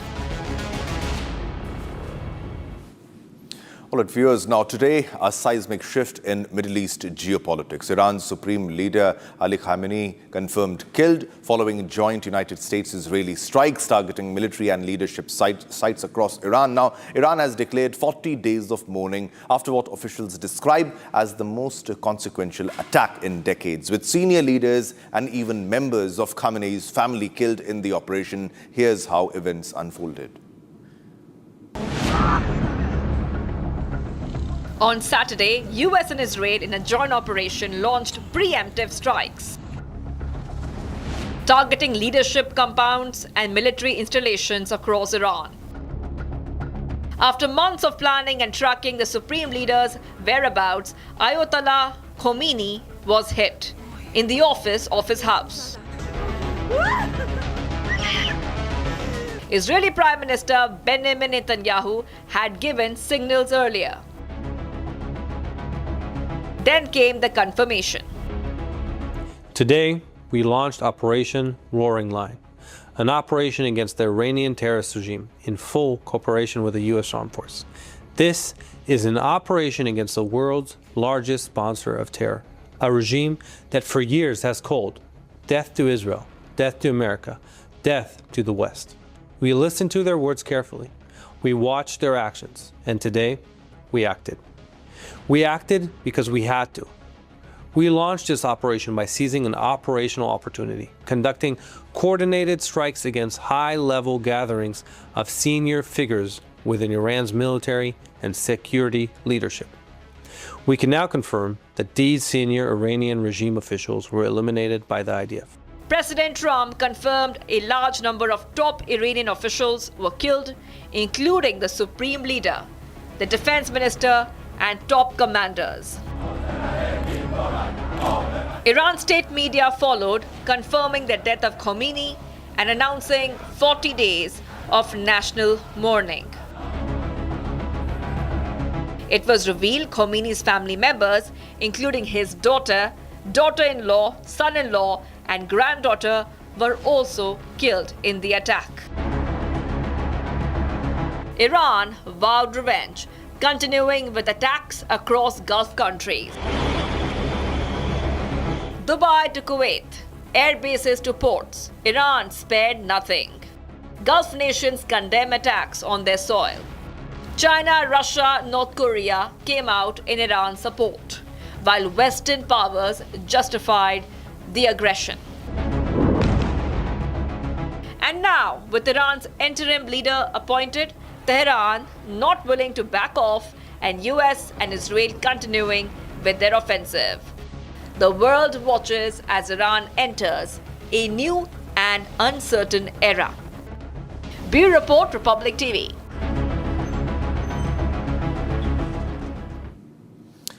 All right, viewers, escalation, retaliation. What now looks like a never-ending war has made a direct impact on the most significant oil route of the world, now the Strait of Hormuz, carrying nearly 1/5 of the global oil supply. As the Strait of Hormuz gets blocked, several questions arise. Will it lead to inflation, the prices of oil supply worldwide, and many more such questions? Here's a closer look in this report.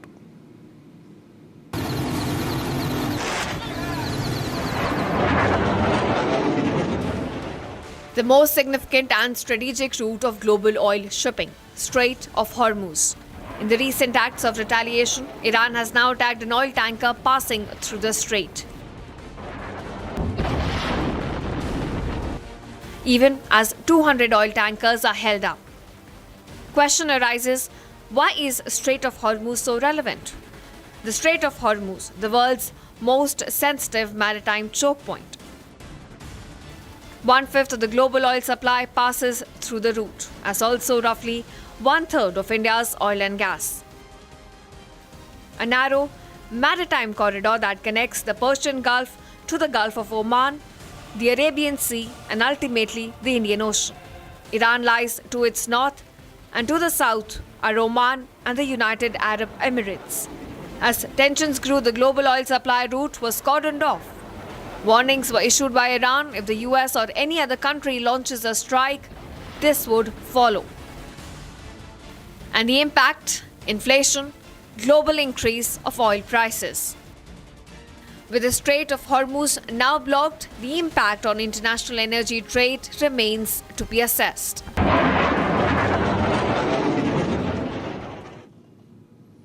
All right, viewers, now tensions in West Asia are now reverberating far beyond the conflict zone, with anger over Israeli-US strikes on Iran spilling onto the streets of Turkey. Now, hundreds of protesters marched through Istanbul, condemning the joint Israeli and American attacks on Iran. Demonstrators raised anti-US and anti-Israel slogans. More in this report.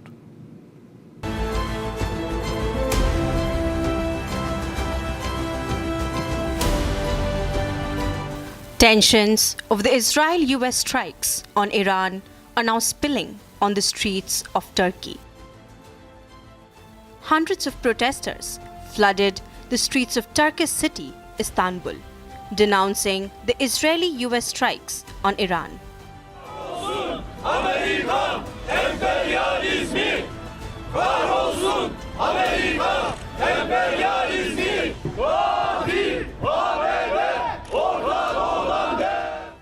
Hundreds of protesters took to the streets, raising anti-US and Israel slogans. Protesters stand behind a massive banner featuring images of Donald Trump, Adolf Hitler, and Benjamin Netanyahu. Özellikle Amerikan emperyalizmini lanetlemek üzere buradayız. Amerika'nın zulmünü, Amerika'nın bu yaptıklarını gerçekten reddediyoruz ve kınıyoruz. Sadece kınamayla değil, hayatımız boyunca onlara karşı mücadele edeceğimizi burada göstermek üzere de bir araya. As demonstrators burned the US and Israeli flags, protesters also gathered in front of the Israeli consulate. Bu katliamları, bu zulmü, bu işgalleri protesto etmek, telyin etmek, burada mazlum halklara bir ses vermek, Müslümanların, İslam ümmetinin yanında olduğumuzu, onunla birlikte hareket etmek istediğimizi, Trump'ı, ABD'yi, küresel emperyalizmi protesto etmek için burada. Turkey has voiced concerns over recent US-Israeli attacks on Iran, as well as Iranian strikes targeting West Asia. Turkey has also called for a ceasefire and a return to negotiations to de-escalate the tensions.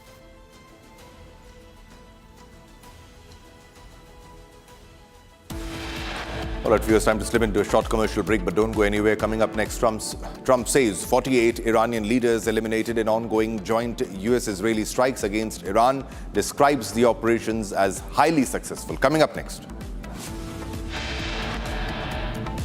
And also, Afghanistan attacks Pakistan's Noor Khan air base and military facilities in Rawalpindi.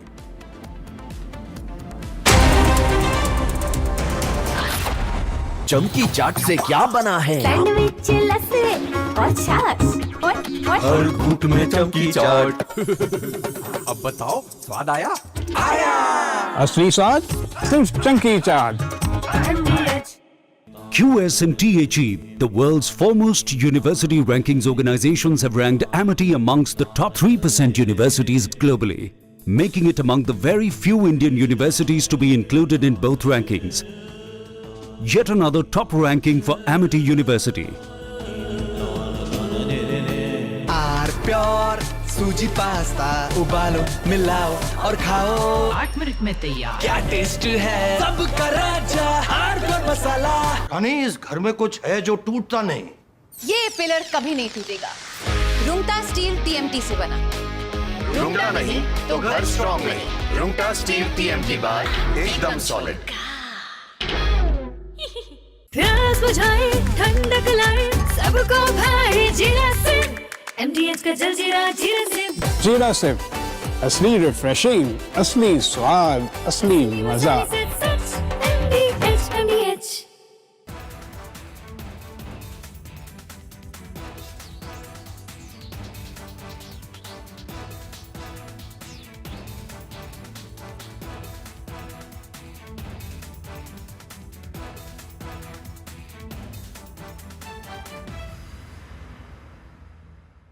Now here's the reality. It's fact, not fiction. You are...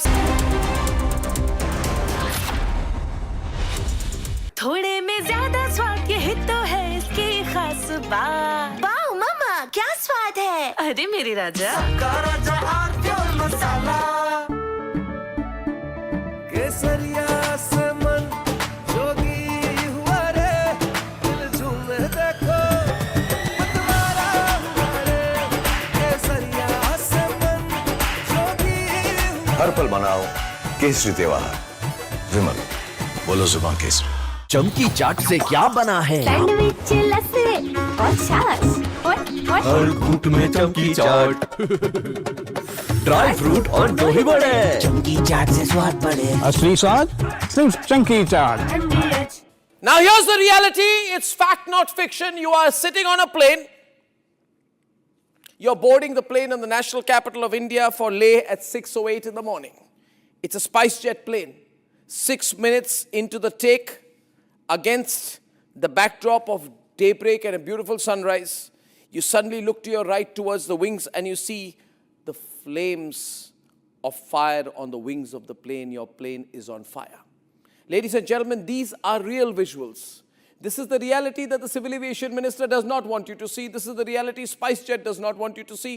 This is the reality DGCA does not want you to see.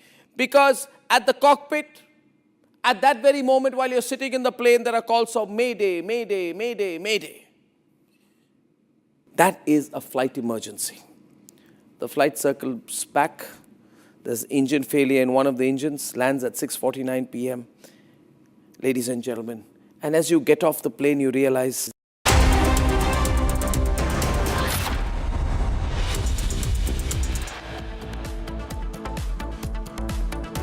PM Modi dials Israel PM Netanyahu amid the Middle East unrest, reiterates early cessation of hostilities.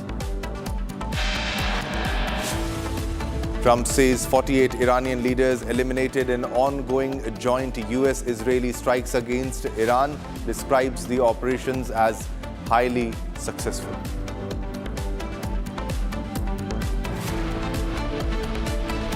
Iran strikes a French naval base, Camp de la Paix in Abu Dhabi, UAE.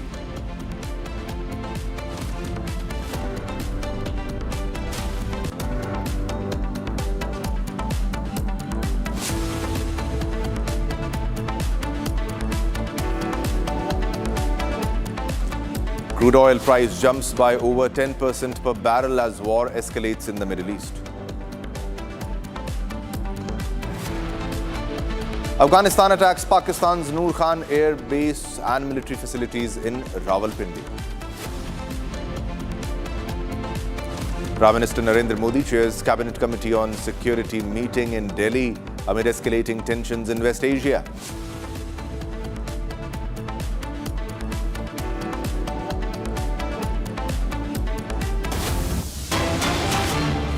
All right, viewers, there's a big breaking news that is coming in right now at this moment. Israeli missiles strike Lebanon's capital, Beirut now.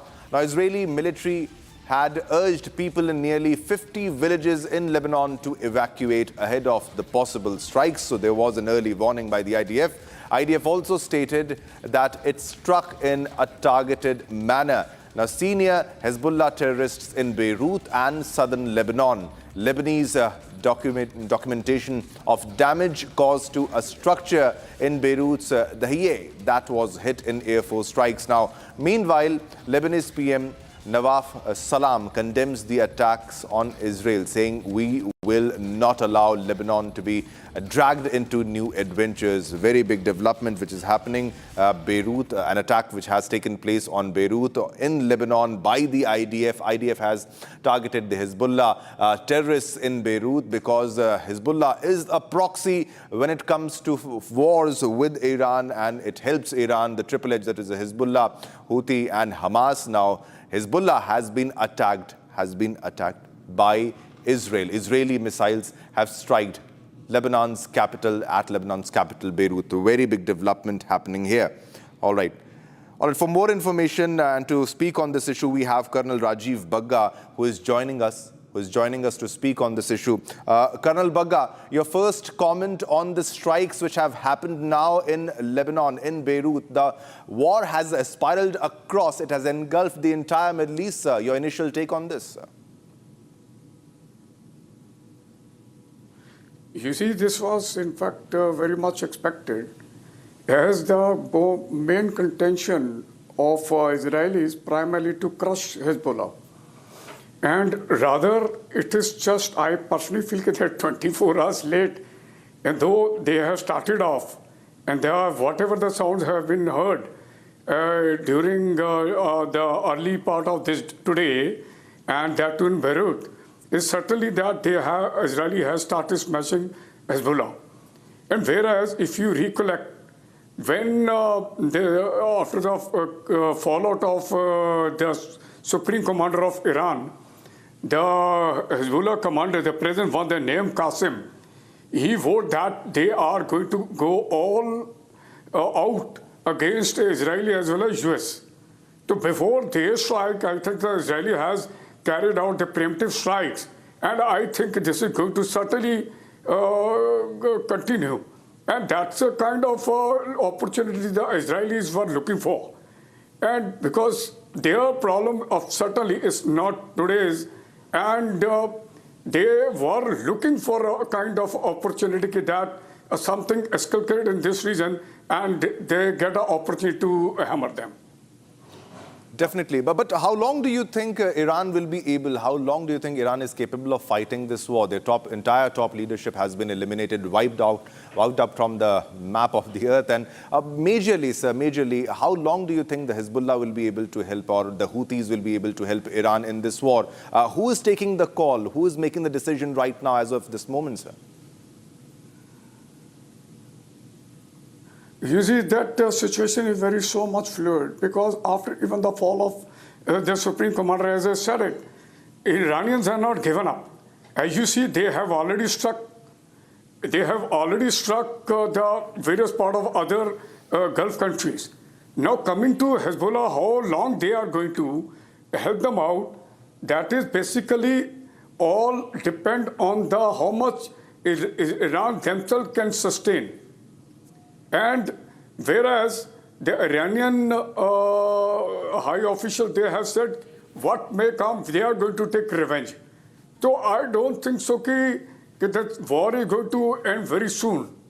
There are chances that it may escalate for a couple of more weeks. And if it happens, then certainly the agencies like Hezbollah, Hamas and all that are also going to get involved. Yes, but Hamas has been taken care of as of now, if you say the war that was happening between Israel and Hamas. But now Houthi is pretty much active. And absolutely. Yeah, Hezbollah is pretty much active, sir. Now, how do you think that it affects the global shipping routes in the entire region also? Because there was also a possibility of the Strait of Hormuz being blocked. But the American naval presence and also the air bases are pretty much very much near to the Strait of Hormuz. How long will Iran be able to control Strait of Hormuz and impact the global oil supply? Can they really control it for a very long time?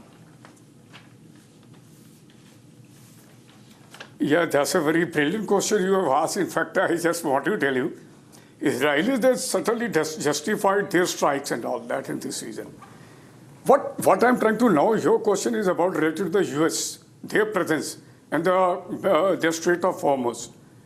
You see, this Gulf part, this part of our globe, rather in the Gulf countries, if you carry out the analysis, the type of minerals and the resources which are available, I just read it out for you. 208 billion barrels of a crude oil, which is among the highest in the world. That is one. Secondly, 1,200 trillion cubic feet of natural gas, 320 metric tons of a gold, silver, copper, lithium. Now, do you think that US is going to leave the damn thing just like that? The main bone of contention for the US birds to have a military basis primarily for this. What may come, they are not going to leave this. And that's the reason they are having a military basis established all over in other Gulf countries.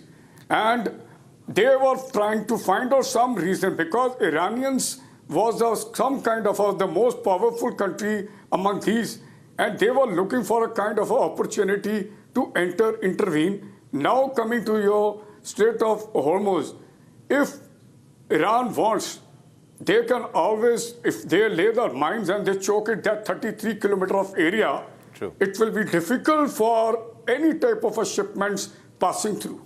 And if this happens, it is definitely going to create a kind of economic crisis in the entire world. And the prices of the barrel will definitely shoot up. Sometime something. It has already started. I have more questions on that. I have more questions on that, Colonel Sir. Please stay with us. Stay with us. There's a big breaking news coming, and we'll get the reaction of Colonel Bagga. But it's a very big update that's coming. Iran's security chief Ali Larijani has made a fresh push to resume nuclear talks with the United States, now mediated by Oman following the killing of Iran's supreme leader Ayatollah Ali Khamenei. Larijani, now Secretary of Iran's Supreme National Security Council, is seeking to revive negotiations halted by US-Israeli strikes. The outreach signals Larijani's increased influence in Iran's leadership. Now, Oman's Foreign Minister Badr al-Busaidi has been facilitating talks, stating a deal is within our reach and Iran has agreed to not possess nuclear materials for weapons. So this is a very big update. Iranian outreach made through Omani mediations. All right, for more details, for a comment, Colonel Rajiv Bagga, what will be your comment on this? There were already talks that were happening, and the major focus, allegedly major focus, is on Iran possessing nuclear weapons and developing nuclear weapons, apart from the oil angle. But your first comment, they want to talk again, as what Donald Trump has also reiterated, sir. Yeah. You know, this is, in fact, any kind of a diplomatic talk on this part is a very good move, right? And the prime aim of every country should be right now, all the agencies, whosoever involved, to de-escalate the entire thing right now. That's the total requirement call of the day. Now, if you talk about that, you're talking about the nuclear weapons, or which is there in the kitty of Iran.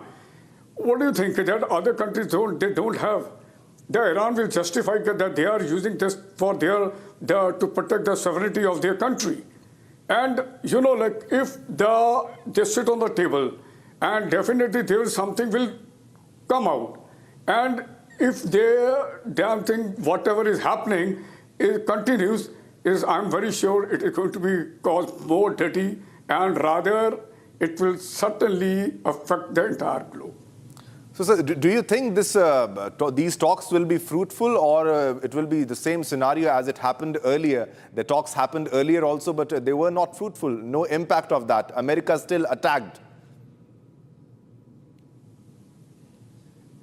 You know that at this time, both the sides are hurt. If the talks, whatever is going to happen, it get materialized, it is a very moving in a very correct direction then.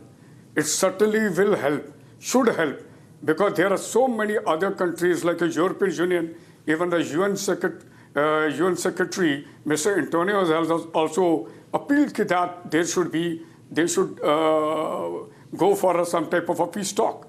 And that is what even the Trump has also said it, that we are ready to talk but we will not stop. But if this type of attitude, they sit on the table, then the chances are bleak.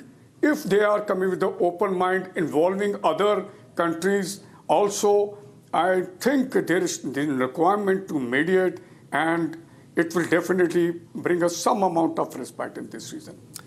Definitely, Colonel Bagga. The other point is there is no strong leadership as of now. There is temporary leadership that is in place in Iran, and they would not like the war to escalate even further, because if it happens, they also become the targets. They will also be killed in a strike, or one strike or the other. But also, do you think even if the talks are fruitful, the war will end? Will Hezbollah stop? Will the Houthis stop? Because it's very difficult to control them. They are the proxies, and Iran have always used them as proxies, never in a direct war.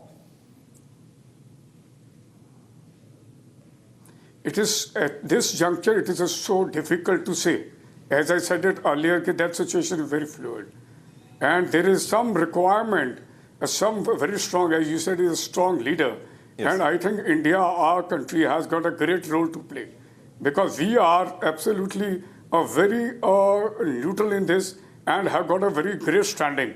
If we mediate the entire thing, and I'm very sure that something can come out. Where as per the Hezbollah is concerned, that is their history. You can see that even after the talks also, in between they are carrying out some amount of strikes, and there is always some type of a friction between Israel and Hezbollah. And that will continue. But what is more important right now is certainly to end up this war, yes, or to slow down whatever the momentum they have gained.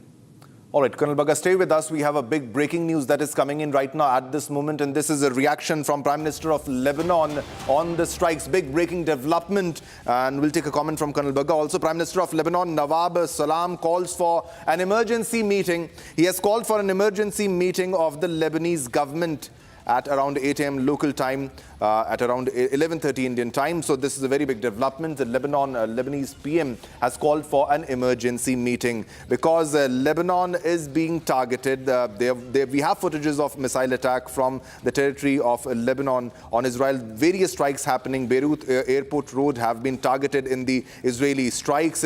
And also the strikes are, the fresh barrage of missiles are already being fired by both the sides. And now Lebanon PM has called for an emergency meeting because the war has spiraled across the Middle East, across West Asia, and Lebanon has been impacted because they are the proxies, the Hezbollah, the Houthis, which are present in Lebanon, the Hezbollah especially in Lebanon, and they have been impacted by the strikes. Now Israel has bombed Beirut after Hezbollah has launched the rocket attack, and now Hezbollah has also responded, says that its attack is in response to the killing of Iran's Khamenei and in defense of Lebanon and its people. But this is a very big development. Lebanon PM calls for an emergency meeting. All right, Colonel Bagga, do you think other countries will also jump in this war, or it will just be the proxies fighting with Israel and the United States of America, sir? Your comment on this?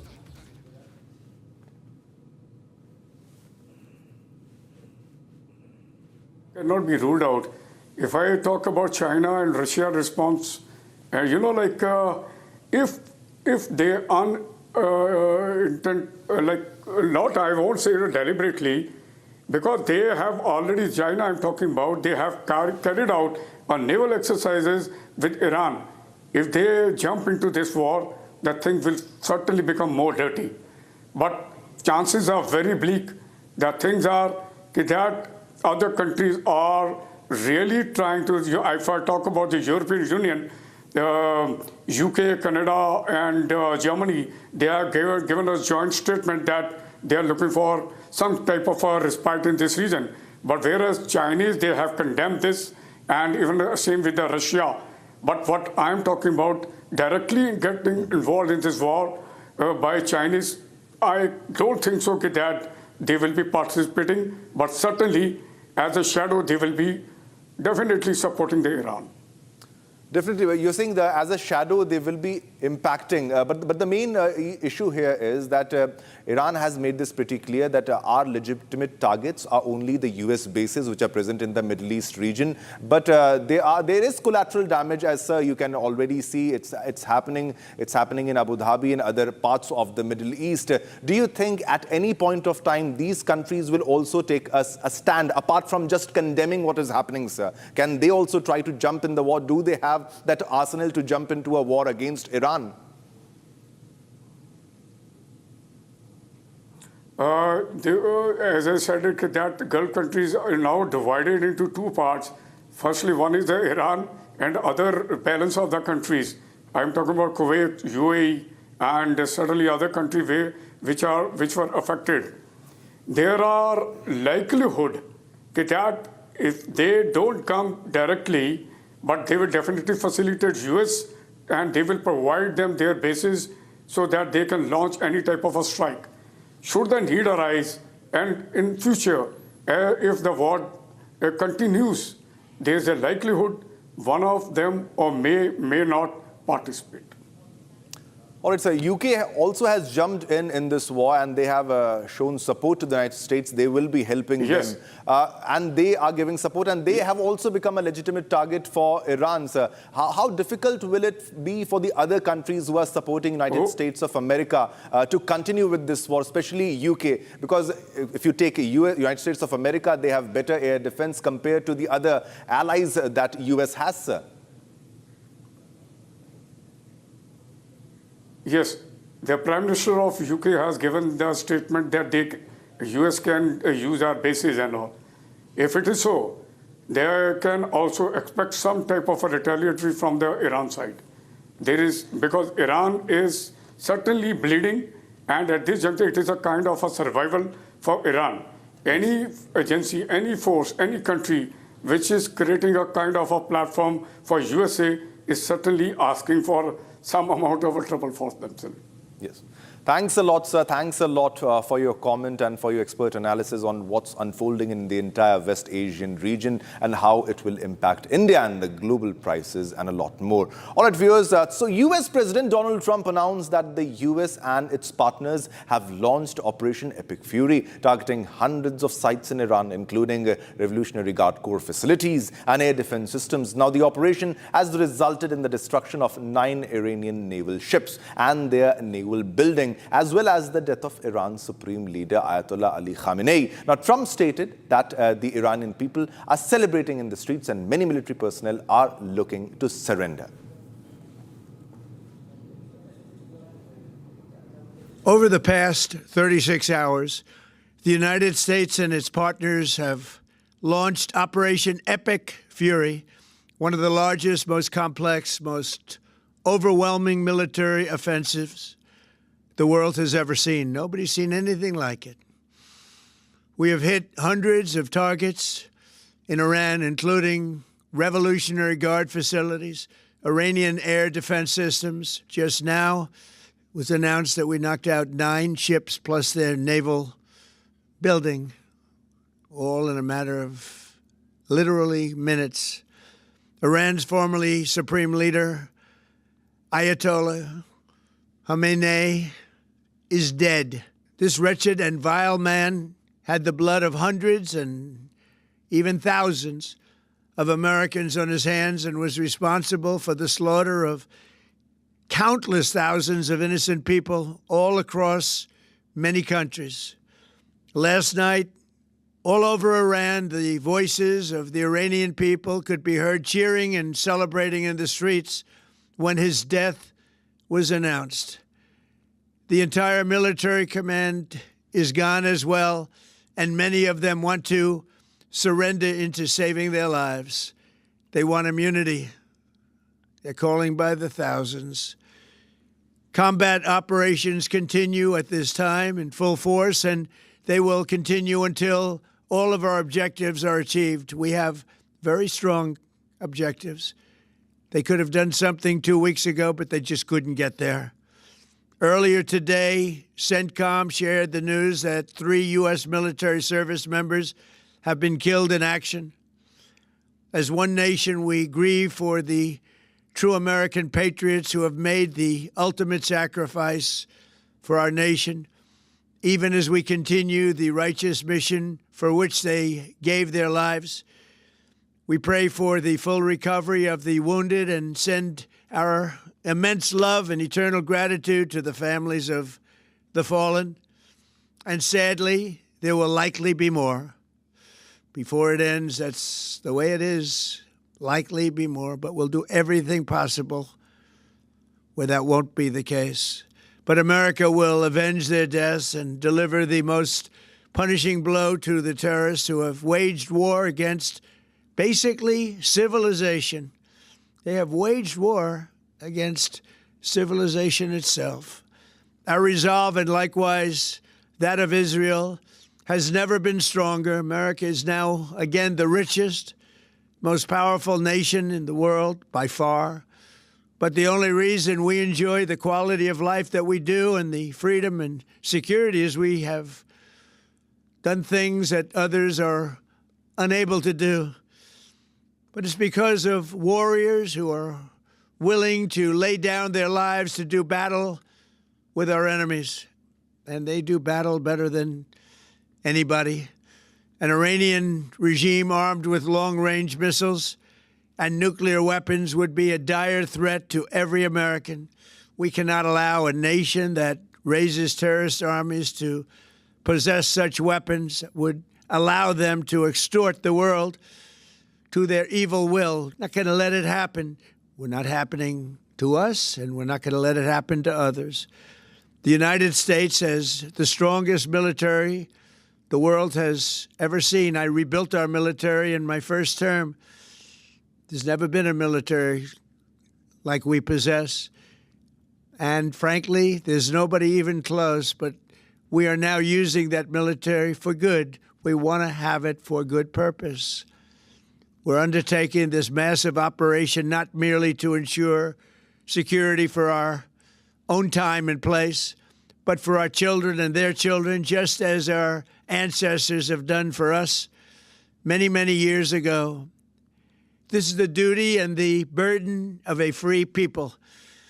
These actions are right and they are necessary to ensure that Americans will never have to face a radical, bloodthirsty terrorist regime armed with nuclear weapons and lots of threats.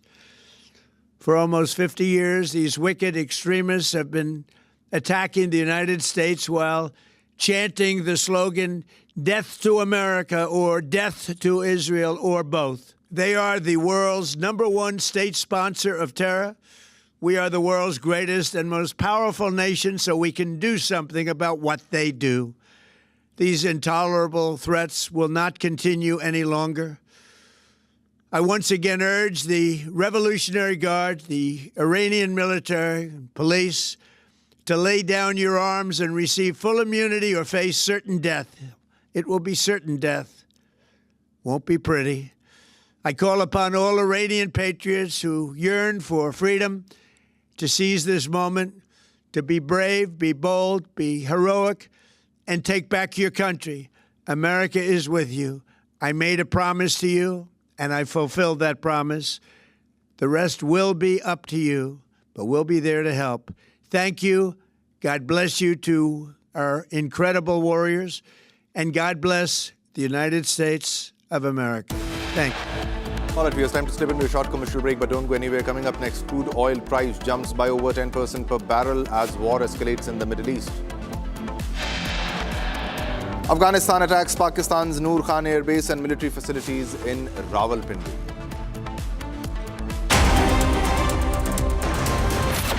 चमकी चाट से क्या बना है? आलू चाट या fruit चाट, स्वाद बढ़ाए चमकी चाट। क्या बात है? स्वादिष्ट पकोड़े और फरसान, अरे चमकी चाट है इसकी जान। असली स्वाद सिर्फ चंकी चाट। QS&T achieved. The world's foremost university rankings organizations have ranked Amity amongst the top 3% universities globally, making it among the very few Indian universities to be included in both rankings. Yet another top ranking for Amity University.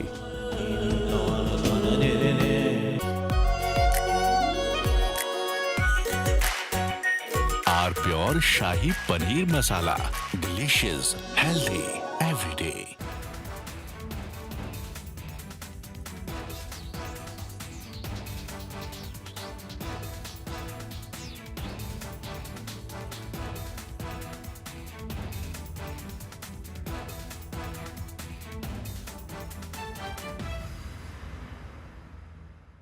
Now here's the reality, it's fact not fiction. You are sitting on a plane.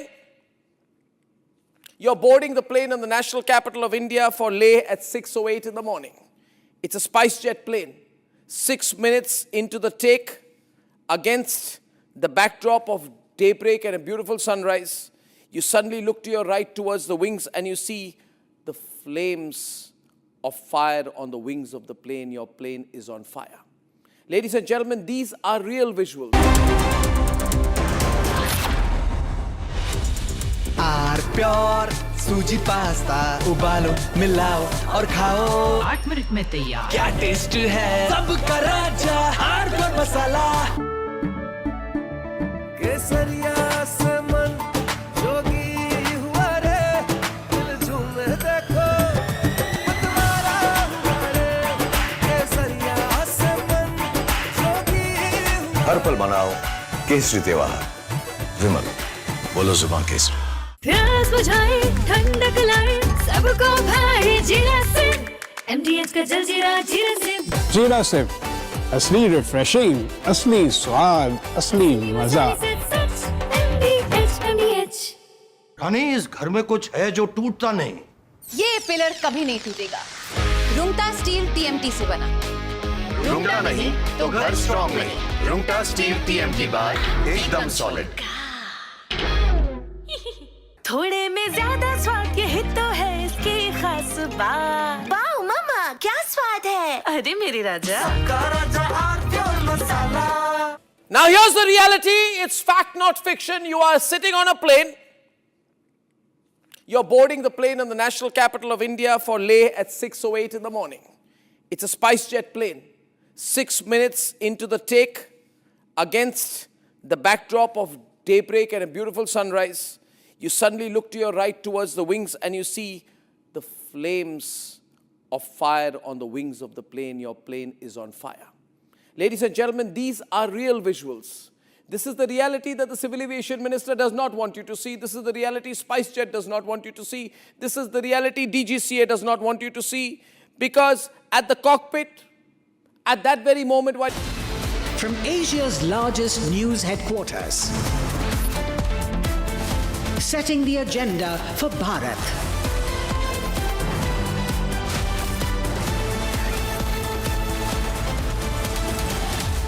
You're watching Republic.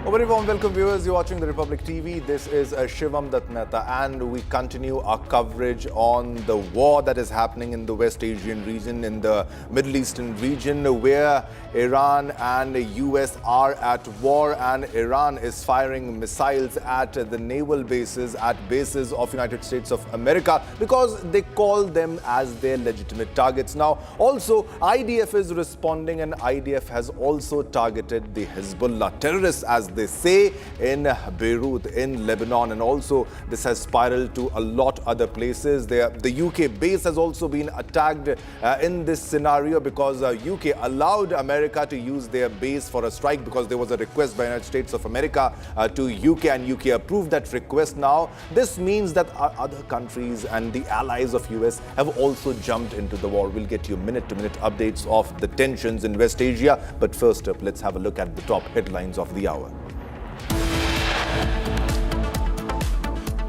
Israel launches strikes on Lebanon. Multiple areas, including capital Beirut, targeted in Israeli strikes.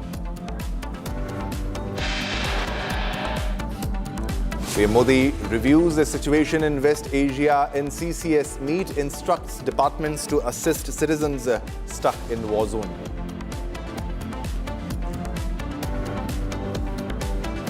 Gulf War weighs heavy on the global market. Crude oil surges by 13%, while WTI crude jumps to 6.79%.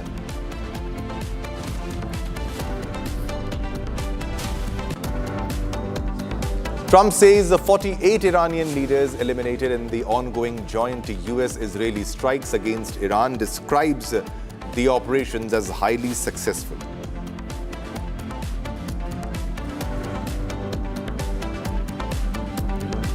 Iran strikes French naval base Camp de la Paix in Abu Dhabi, UAE.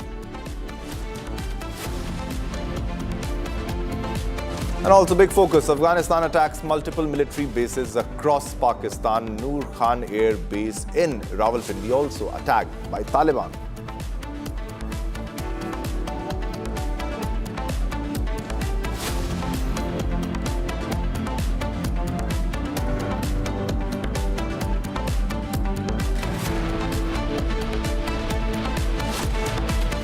All right, viewers, let's begin this bulletin with the biggest update that is coming right now in the West Asia war that is happening as of now. This is a very big breaking news that is coming in from Britain. Now, the British Defence Ministry has said that the Royal Air Force base was targeted. So the Royal Air Force base was targeted. This is a very fresh development in the tensions that have spiraled across the Middle East, the West Asian region. Now, they have confirmed that UK's RAF base in Cyprus was attacked by a drone and that they are responding to the suspected drone strike.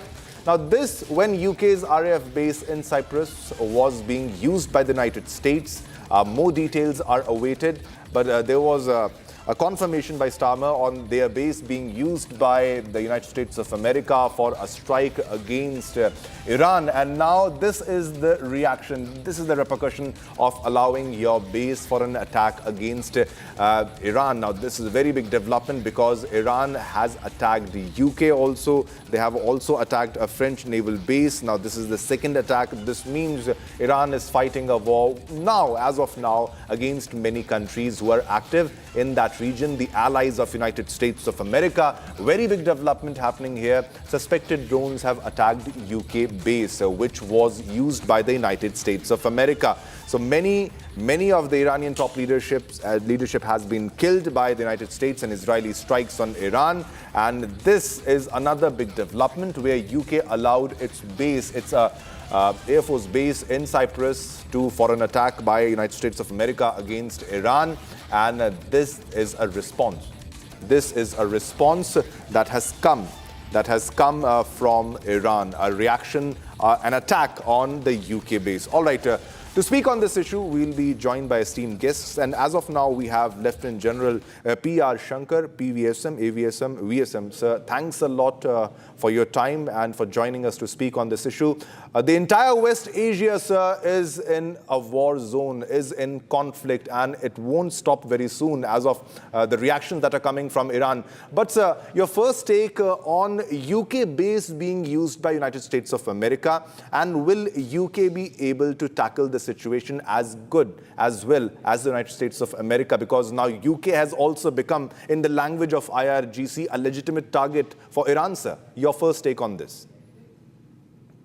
Thanks a lot. Good morning to everyone. Thanks a lot for calling me on Republic TV, and Jai Hind to all of you. Well, the war in West Asia is expanding, right? I suspect, and this is what is coming out, and this is almost admitted by the Iranian foreign minister, that the entire command and control structure of the IRGC is broken.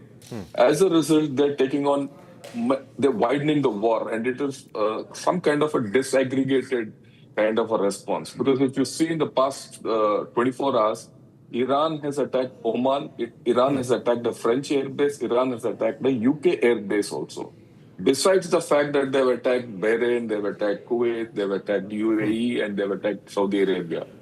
So it appears that as if Iran is trying to widen the whole story and create a political situation for the USA, so that a whole lot of people get involved and some political pressure comes on USA to suppress the whole thing and get a way out for themselves. But I don't think they'll succeed, because at this point of time, everyone is responding.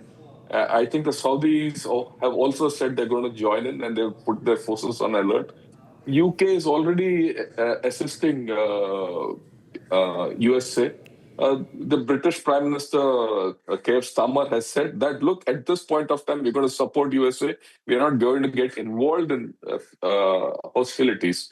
They're letting USA do the job. In any case, USA itself is overmatching Iran, notwithstanding the fact that Iran is firing all over the countryside, all nations, everything. More than 1,000 targets have been hit within Iran. And very clearly, the command and control structure of Iran is broken. Their, Supreme Leader Khamenei is no more. A couple of Ali Shamani is also no more. And a couple of more people are reputed, I wouldn't say, have been told that, we've been told that they're no more. So in that kind of a situation, this kind of a response, an uncoordinated response, will take place. And it's something like a cornered cat kind of a situation. What does a cornered cat do? It will strike wherever it can. Okay. So that's the way it is. And it is also trying to raise internal passions within, so that people say, okay, look, we are being punished for something which we have not done. And the whole world is against us. This has some kind of a clear regime survival tactic. It's no more about defeating USA and things like that. It is regime survival. And as we saw earlier in the day, Mr. Trump has come and said, look, we're going to do regime change. And Iran is trying to do regime survival. And that's how it is. And I see that this thing will go forward over the next 24 to 48 hours. Because unless there's a regime change happens, the objectives of USA will not be met. Back to you. Any other further questions? We'll take it on. Stay with us. There is another big breaking news that is coming in right now at this moment. We'll need your comment on that also, analysis on that also. It's a big breaking news that is coming in right now at this moment. Coming from Iraq. Now, Iraqi Shiite militia claims drone attack targeting US forces at airport in Iraq's capital. Now, this is another claim. Now, this is from Shia militia claims. This is a Shia militia claim attacking US forces in Iraq. Shia militia has claimed attacking US forces in Iraq. Very big development here. The war doesn't seem to stop any soon. Now, more players are jumping in the war. As of now, the Shia militia claimed to attack US as of now. The US assets, US forces in Iraq. Now, US will definitely be responding to this attack also. Now, this is another claim. Now, Hezbollah is already active. Houthis will be active. There's no Hamas as of now as much active as it used to be. But now, Shia militia has claimed attacking US forces. So everybody has become, all the US naval bases and air bases have become legitimate target of the IRGC, Iran, and also the proxies which are very much active, and the support Iran has across the Middle East, especially when it comes to Lebanon and also in Iraq, the supporters that they have, and the Shia militia group that has claimed attacking US forces in Iraq, and they have they've said that we have achieved success in this. So this is another big development in this case. More reactions. The war is escalating even further. And to speak on this, all right, another big breaking news first, and then we'll go to our guest for a comment on this. Another big breaking news that is coming in right now from this moment from UAE. Amid the escalating war in the Middle East, UAE shuts Dubai, Abu Dhabi stock markets. This is a very big development, ladies and gentlemen. They have shut the Dubai and Abu Dhabi stock markets in reaction. Very big development from UAE amid the escalating war in the Middle East, the West Asian war that is happening right now. As of now, in this moment, UAE has shut Dubai, Abu Dhabi stock markets. The country's stock markets will be closed on Monday, March 2nd, and Tuesday also, March 3rd, including the Abu Dhabi Securities Exchange and the Dubai financial market. All right, first, let me take a reaction from Pranav on this. Pranav, this seems to be a very big development, a very big decision when UAE had decided to shut its market for today and for tomorrow too. Pranav, your comment on this analysis? Well, yes. In fact, the exchanges yesterday issued a statement and said that the authorities will monitor the developments in the region and assess the situation. In fact, the UAE, there are two exchanges in the UAE and billions of dollars, assets worth billions of dollars are listed there. Just to tell you a few, some of the world's biggest infrastructure companies, some of the world's biggest banks, some of the world's biggest energy and oil companies are listed on these two markets. And just to give you a perspective, yesterday when the markets were actually open on Sunday, Saudi Arabia's benchmark index fell about 4%, Oman dropped about 3%, and Egypt's main index, which was about 5.4% down. Kuwait, in fact, suspended trading yesterday. So, there is massive volatility in the market, and these assets are likely to be eroded in valuation, as a result of which the Gulf region authorities have decided to keep the markets closed for trading on Monday and Tuesday. Well, is it just the Abu Dhabi market or other markets also which are, this seems to be a precautionary measure, Pranav, because they want to save money, because people, if they start trading, a lot of money will be lost, Pranav, in this instance. And also, if you can share the details of what's happening in the Indian market, is there a bloodbath there too? Well, one, as you rightly said, people might lose money. That's as far as trading is concerned. But the perspective of the exchanges is far larger than that and far strategic than that. What we're looking at is extreme volatility in the markets in the Gulf region, as a result of which there could be a massive corrosion or erosion, so to say, in the wealth or the valuations of these big companies that are listed there. So as a result of which these markets are closed. As far as the Indian markets are concerned, as of now, the markets are just about a minute away from opening. We are sitting at 9:14, 9:15, the markets open. And Nifty is expected to open about 2% down. Sensex benchmark index is expected about 3.37% down. All the markets, all the major indices, auto, IT, metals, FMCG, everything is down. Energy stocks are down 2.78%. So we are looking at a massive gap down opening on the Indian markets as well. So definitely, war never has a positive impact. War never has a positive impact on the markets, and a good decision by Abu Dhabi to shut down their stock markets for the day, for today and for tomorrow. All right, we have our esteemed guests also, but we have also big breaking news that is coming in from Pakistan, from Afghanistan. Now the Tehrik-e-Taliban Pakistan, TTP, has launched its largest ever strikes on Pakistan's armed forces, carrying out 37 attacks across 9 districts in Khyber Pakhtunkhwa. This comes after Pakistan targeted civilians in Afghanistan, prompting Tehrik-e-Taliban Pakistan leadership to direct large-scale operations in the region. The attacks, part of TTP's Operation Al-Khandaq, have resulted in significant casualties, with 11 people killed, including 7 policemen and several others injured. The districts hit include Khyber Pakhtunkhwa, North Waziristan, South Waziristan, Bajaur, Mohammadad, Dera Ismail Khan, Tank, or Lucky Marwat and Bannu. Very big development, because it's not just tensions in the West Asia region, especially the Middle East. There's not just a war between Iran and the United States of America, including Israel, but there's also a war that is happening right now, a war between Afghanistan and Pakistan. And that's also a very big focus for us, because we have them as our neighbors. Pakistan is our neighbor, a bad neighbor that we have, that is Pakistan, and Pakistan is at war with Afghanistan.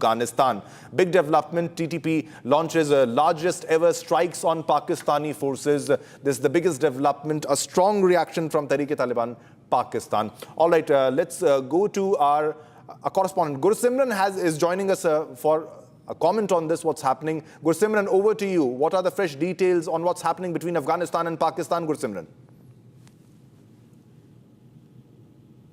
See, a major assault has been launched by the Afghan Taliban, and this is one of the largest attacks that they have carried out till date. What we are learning, that there have been total 37 targets that they have taken, and these targets have been taken over the last one day. Only 24 hours time is the time that they have taken the targets. The targets have been taken. The major of the all attacks have been carried out in the Khyber Pakhtunkhwa. It is in the Khyber Pakhtunkhwa. It is in the Khyber district, followed by the north of Waziristan, along with the south of Waziristan, and other districts have also been targeted. Bannu has been targeted. Tank district has been targeted. We are told that this came after the attack that was launched by the Pakistan on the population, that is the tribal population in the Afghanistan, where the innocent civilians, women and children were targeted by the Pakistani airstrike. It was directed by the leadership of Tehrik-e-Taliban that they are going to go all out against Pakistan, and now a total of 37 targets that they have taken in 24 hours, which clearly shows that the magnitude of operations that they have launched against the Pakistani armed forces. What the TTP says that this is part of Operation Al-Khandak, and they, in days to come, are going to intensify this operation to the next level. Reason being that they feel that their own population of the tribals is being targeted by the Pakistan. They are saying that the Pakistani government has failed on its internal front and now are trying to target the tribal population that is living on the other side of the border. TTP, being one of the organizations that gets a mass support from the tribal on the both sides of the border, has launched this massive assault, and they are saying that our fighters, the TTP rebels, they are going to intensify the attacks. So the situation for the Pakistan is going from grim to worse. Reason being that Pakistan is facing the external challenges from the Afghan, that is targeting not only their border locations, but also their bases in the hinterland, including the Nur Khan base. But now the hinterland situation is also worrisome for them, with the TTP going all out. All right, thanks a lot, Gursimran. We'll come back to you with more detail as more details unfold in this story. Keep tracking the story. I also have Lieutenant General P.R. Shankar also with us to comment on this issue. Sir, your reaction on this too. It's not just a war that's happening between Iran and United States of America. There's a war that is happening as of now, right now, in this moment, between Afghanistan and Pakistan. The Taliban, which is now the government of Afghanistan, sir, and they're hitting back. They're striking Pakistan very hard, sir. Yeah, I agree with you completely. I think Pakistan is in deep trouble. You know, they carried out unnecessary airstrikes into Afghanistan, and they've killed a lot of civilians, women, children, and everything. And now Afghanistan is hitting back. Afghanistan might not have a great air force or a regular force, but they have tremendously battle-hardened people who can fight it out. And on ground, along with the TTP, which is prevalent along the border in Khyber Pakhtunkhwa and all, and they have a reach deep into Pakistan. And this is going to go on. Pakistan has bought a lot of trouble for itself from the Afghans, right? That is one part of the story. But just think, just earlier this last month, we were talking of a similar problem in Balochistan, where Op Herov 2 was taking place, and Pakistan forces could do nothing against Balochistan. Large part of Balochistan was out of control of Pakistan. If this was not enough, as a reaction to what happened in the past 48 hours in the Iran and the US conflict, there have been the US consulates in Peshawar, in Karachi, in Lahore, in Islamabad. They've been burnt, they've been attacked. And there are a lot of Shias in Pakistan who have gone up in flames. I heard that, you know, the district collector's office in Skardu and somewhere Gilgit-Baltistan has also been set afire. So if you look at it, Pakistan is being, you know, squeezed from all directions thanks to its own actions. There are people who are now baying for Field Marshal Munir's head. So you'll see this going on.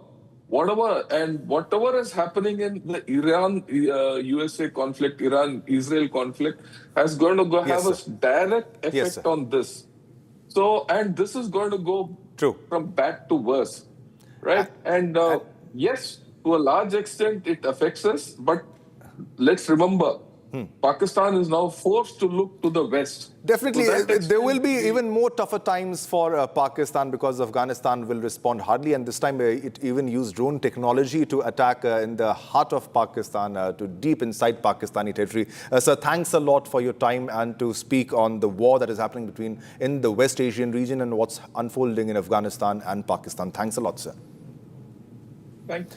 All right, viewers, let's move ahead to our top focus. Now, Iran has launched a major missile attack on Israel, hitting civilian areas in Tel Aviv and Beit Shemesh. Residential buildings have been damaged, families have been evacuated, and casualties reported. Prime Minister Benjamin Netanyahu has vowed a strong response, saying Israel will bring the full might of the IDF into the battle with US backing. As tensions escalate and leadership uncertainty looms in Tehran, the region is bracing for what comes next. Watch this report.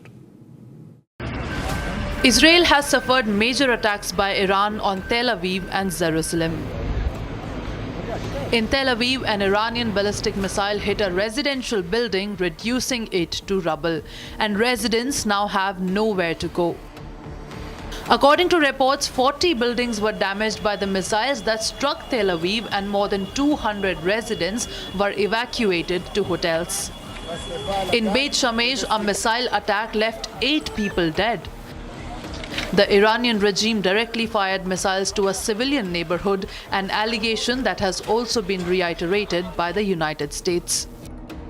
The Prime Minister of Israel gave his condolences to the people who lost their lives in Iranian attacks on Beit Shemesh and Tel Aviv. ועם זאת, אלה ימים כואבים. אתמול כאן בתל אביב, ועכשיו בבית שמש, איבדנו אנשים יקרים. ליבי יוצא למשפחות, ואני שולח בשם כולכם אזרחי ישראל איחולי החלמה לפצועים. אנחנו במערכה שבה אנחנו מביאים את כל כוחו של צה"ל, כפי שלא היה מעולם, למערכה הזאת, כדי להבטיח את קיומנו ועתידנו. אבל אנחנו מביאים למערכה הזאת גם את סיועה של ארצות הברית, את ידידי, נשיא ארצות הברית דונלד טראמפ, את צבא ארצות הברית, ושילוב הכוחות הזה מאפשר לנו לעשות את מה שאני מייחל לעשות כבר 40 שנה. להכות את משטר הטרור. Apart from attacks on military bases, strategic assets and tactical objectives, innocent civilians are losing their lives in this deadly war. All eyes, however, are now on Iran. With Khamenei no more, will Iran continue its attacks, or will it call a truce with its neighboring countries and the United States? All right, so protests are happening across the globe after Ayatollah Ali Khamenei's death, and protests are happening right now at this moment also. This is another big breaking news that is coming in from Iraq now. Now, situation in Baghdad continues to deteriorate. Early in the morning, with pro-Iran protesters and militants seen firing pot shots at security forces. So this is the present situation that is happening right now. Pictures coming in from Baghdad. They're firing pot shots at security forces outside of the green zone. Protesters continue their anti-US rally outside the green zone in the Iraqi capital, that is Baghdad. Now, tear gas shells have been fired to disperse anti-US protesters. So there's protests happening.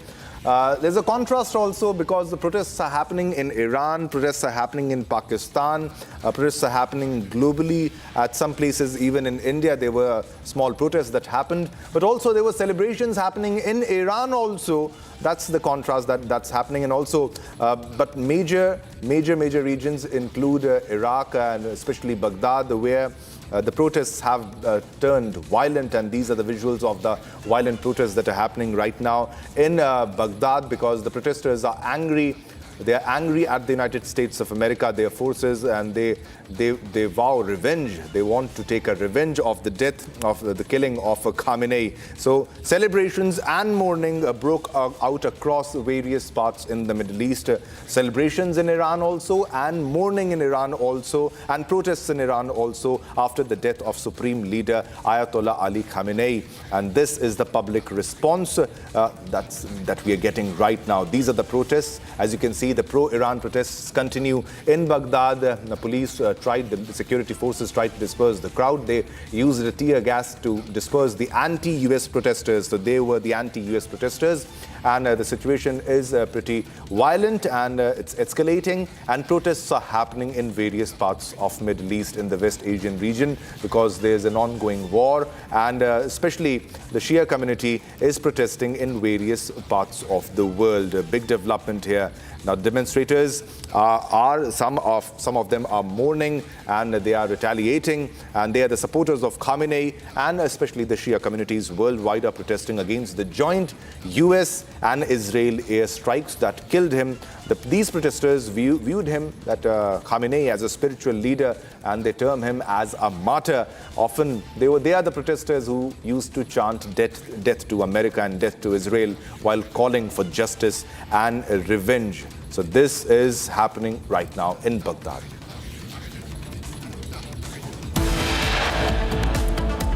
All right, viewers, time to slip into a short commercial break, but don't go anywhere because we'll get you all the latest updates of how Israel is striking Lebanon, multiple areas including capital Beirut targeted in Israeli strikes.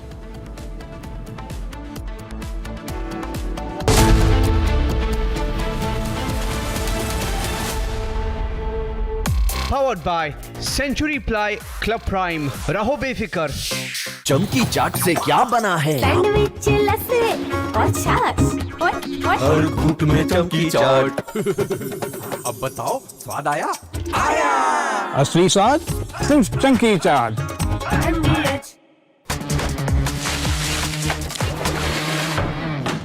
अरे tension किस बात की? Century प्रोवुड का premium plus है ना, low emission है, high density है, water resistant भी, टर्माइट एंड बोरो रेजिस्टेंट भी है। यानी ये है जहां नो टेंशन वहां। Premium plus by Century प्रोवुड।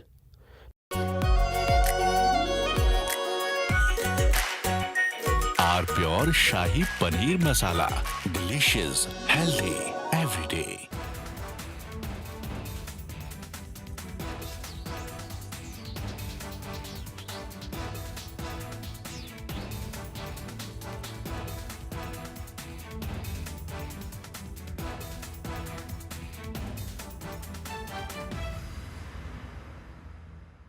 Now here's the reality, it's fact not fiction. You are sitting on a plane. You're boarding the plane in the national capital of India for Leh at 6:08 in the morning. It's a SpiceJet plane. 6 minutes into the take, against the backdrop of daybreak and a beautiful sunrise, you suddenly look to your right towards the wings and you see the flames of fire on the wings of the plane. Your plane is on fire. Ladies and gentlemen, these are real visuals. This is the reality that the Civil Aviation Minister does not want you to see. This is the reality SpiceJet does not want you to see. This is the reality DGCA does not want you to see. Because at the cockpit, at that very moment while you're sitting in the plane, there are calls of made.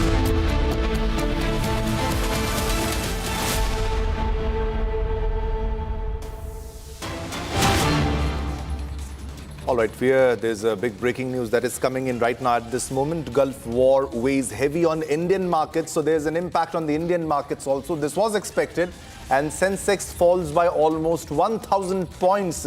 So there has been a very negative impact of the war, as it usually happens. The Gulf War weighs heavy on the Indian market, so there is an impact on the Indian market. So, ladies and gentlemen, we must remember that as a precautionary measure, Abu Dhabi already had shut down its market for today and tomorrow, and now the impact on the markets across the globe is pretty much visible, especially as the markets open in India. You can get a reaction on what is happening, the bloodbath as they call it. The Sensex falls by almost 1,000 points. Gulf War weighs heavy on Indian markets. All right, Pranav is joining me for more details on this issue. Pranav, definitely there was an impact that was supposed to happen. It was expected, but were we prepared for such a fall? It fell almost 1,000 points. Where do you see it going further? Will it drop even further than this, Pranav? Well, as far as expectations are concerned, yes, in fact, there was a gap down opening expected because Nifty futures that's the derivatives contracts that are trading on the GEX exchange, were already trading about 1% lower. So yes, this was expected. We still do not know whether it is going to continue falling further, but as we see right now, the D Street is completely in red. Nifty is about 1% down, Sensex is 1.03% down, and all the major indices, that is the IT, FMCG, auto stocks, energy stocks are down 1.2%. So yes, this was quite on the expected lines and quite in line with the global markets, which are right now trading completely about 1 to 2% lower. All right, can we also expect a rise in the gold and silver prices, which is usually the case in case there is a war? Well, there has already been. In fact, gold prices have already shot up by about 2%. Oil prices are up by about 13%. So yes, we have seen commodities trading at higher prices. Gold normally, as conventionally, metals normally rise when there is fear in the market. So yes, gold and silver are already up and oil prices are up. So we are seeing a sort of fear playing out in the markets, commodities as well as equities. All right, thanks a lot, Pranav, for the details, and we'll come back to you as more details unfold. Keep tracking what's happening in the Indian markets and the world markets. Pranav will share more details because it definitely had a very big impact. All right, now let's move on to another big breaking news that we are getting right now at this moment. Canada has issued travel advisory for its citizens, and it's a very big development, and it has issued an advisory to its citizens to avoid travel to Qatar and the conflict zones. Canada issues travel advisory to its citizens, which was very important. This is given by Canada, an advisory to its citizens: avoid all travel to Qatar and UAE, because there is a Middle East war that is happening right now. The entire West Asia is suffering because of the conflict between Iran and United States of America, and it's very unsafe to be traveling. Many airports across the Middle East were hit because of collateral damage or the interception of missiles, as you can say. And we showed you the visuals last evening also, of how airports were also affected, especially many airports across the Middle East. These are the visuals of that also. So Canada, as a precautionary measure, has asked everybody, the citizens of Canada, to avoid traveling to that region, to the Qatar, to UAE, because they are very much in the range of the Iranian missiles. And also there is a heavy presence of the United States of America's military in these regions, the naval base and also the air bases, which are pretty close to these regions in the Middle East. So Canada, as a precautionary measure, has issued a travel advisory to its citizens and have requested the citizens of Canada to avoid all travel. You can see the scenario in various airports across the globe. The passengers are already stranded. There's a lot more happening right now in the world. Lot more happening in the world. Now, there's another big breaking news that is coming in right now at this moment. There are fresh wave of attacks beginning on Tehran. Now, another wave of attacks at Tehran. Sound explosions heard in parts of Tehran, because it has been a retaliation again by Israel. This is a fresh wave of attack by Israel against Iran, against Tehran, and explosions were heard in various parts of Tehran. So Tehran is bearing the brunt of its retaliation, the retaliation that was done by Iran, because Iran was firing missiles towards Israel, towards US, and this is a reaction. The war is moving ahead. The war is continuing, and there are more reactions coming. And Israel has responded very strongly with a fresh wave of attacks that have begun against Tehran. The war it looks like the war will continue for a very long time. All right, we have a guest with us to speak on this issue. We have Ambassador Virendra Gupta to speak on this issue.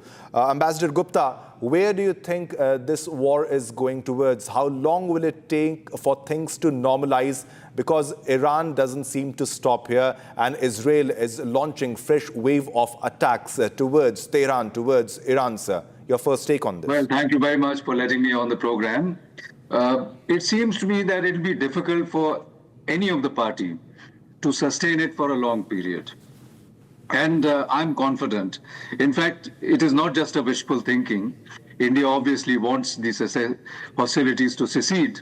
But it seems to me that at this moment, we have a perfect opportunity for face saving on both sides. Insofar as Iran is concerned, It has proven that it cannot be taken out as easily as America has taken out Venezuela and other countries, and that it has ability to sustain. Its ruling establishment is largely intact. And Iran has also shown that it has the ability to hit out at all possible targets in the Middle East. It has launched rockets and drones against Israel, against American assets, and against the countries which are hosting the American bases. Now, insofar as America is concerned, for them, I think it should be an acceptable price that the Khamenei is dead. Now, they understand very clearly that it's not as easy as they may have imagined to do a regime change, entire regime change. That is not going to be possible. So I think there are indications from America already, and I would not be surprised if Iran also accepts it maybe in the next few days and agree to come to renewed nuclear talks. Iran has already given an indication earlier that it is ready to put a complete cap on its nuclear program. So I don't think the substance of the matter is going to present any difficulty. I'm very much hoping that in the next 2-3 days, one would hear about the cessation of hostilities. All right, sir. Thanks a lot for your detailed analysis on what's unfolding in the entire West Asia region. And our executive editor, Niranjan, is also with me in the studio right now. I just wanted to add one thing, that Iran has also seen considerable damage to its defense capabilities. The missile defense has been completely shattered. So therefore, Iran knows that there isn't much time for bravado at this time. America also knows that it is not as easy as it seemed to take out Iran completely. So I think there is a stark reality check on both sides.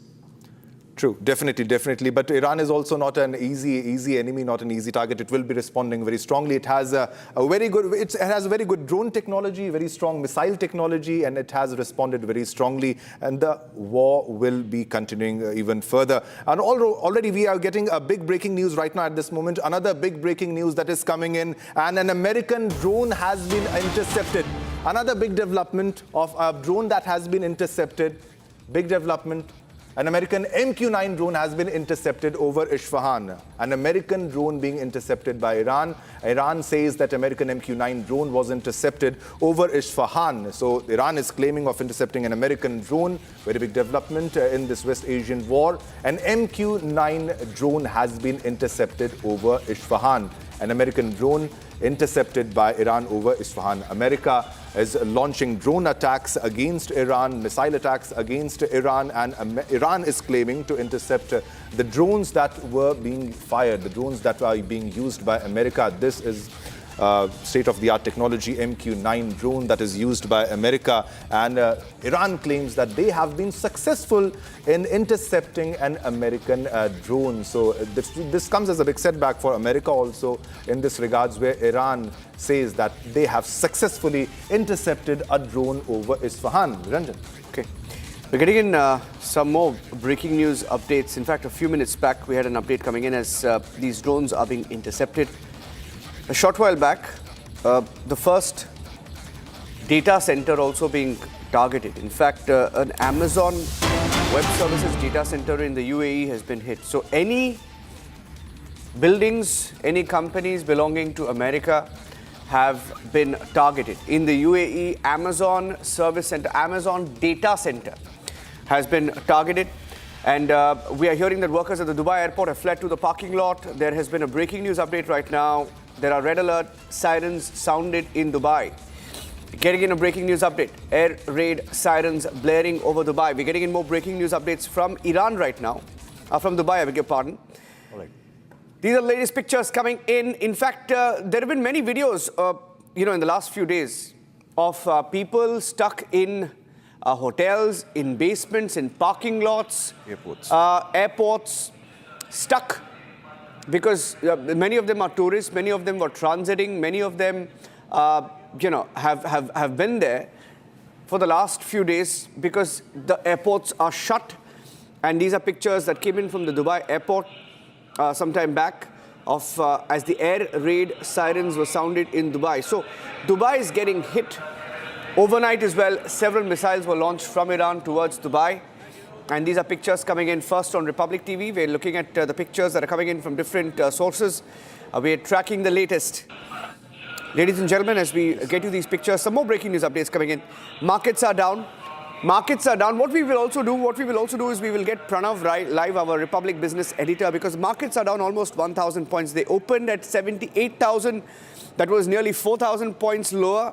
They're now, as of this minute, the markets are at a little over 80,400, rallying around 80,400. Yes. Still down about 1,000 points.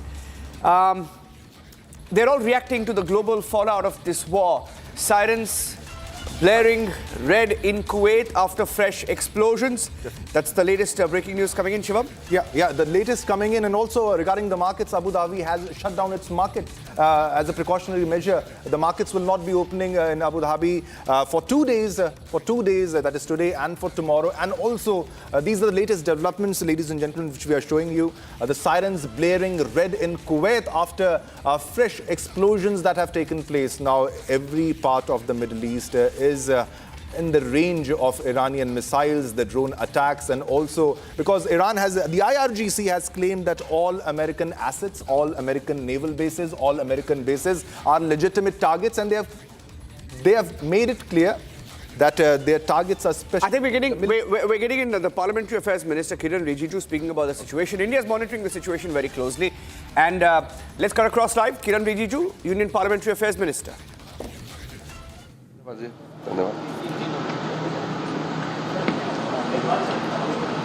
Okay, we'll play that again. That was Kiran Rijiju, the Union Parliamentary Affairs Minister, speaking about the situation. Let's go back to the pictures once again. Pictures coming in from different parts of the Middle East where bombings continue. Let's put the screen on. Let's get those labels in. These are pictures that came in a short while back from Dubai. You had those pictures come in of workers at the Dubai airport who fled to the parking lot after the blaring of sirens over an incoming missile. And these are pictures that came in Kuwait, from Kuwait, air raid sirens in Kuwait. This is from Tehran, the pictures that came in from Tehran this morning. Yes. So what we will do is we will keep playing those pictures out from different parts of the war zone. This video came in from Tehran as a fresh wave of bombings were reported this morning by the US-Israel joint forces. The US coalition bombing Tehran. UK has said it has allowed its airbase to be used by the US coalition to bomb Iran. So that's another breaking news update that came in. They're targeting all military, intel, police facilities, anything that was emblematic of the Khomeini regime is being targeted. All missile launch pads are being targeted. And these are live pictures coming in from Tehran, ladies and gentlemen. I think we had several videos come in, especially of Tehran. Look at that. That's another video that came in of the cluster bombs that were dropped in that area. This was also from Tehran. The video that came in, the video that was released by the IDF.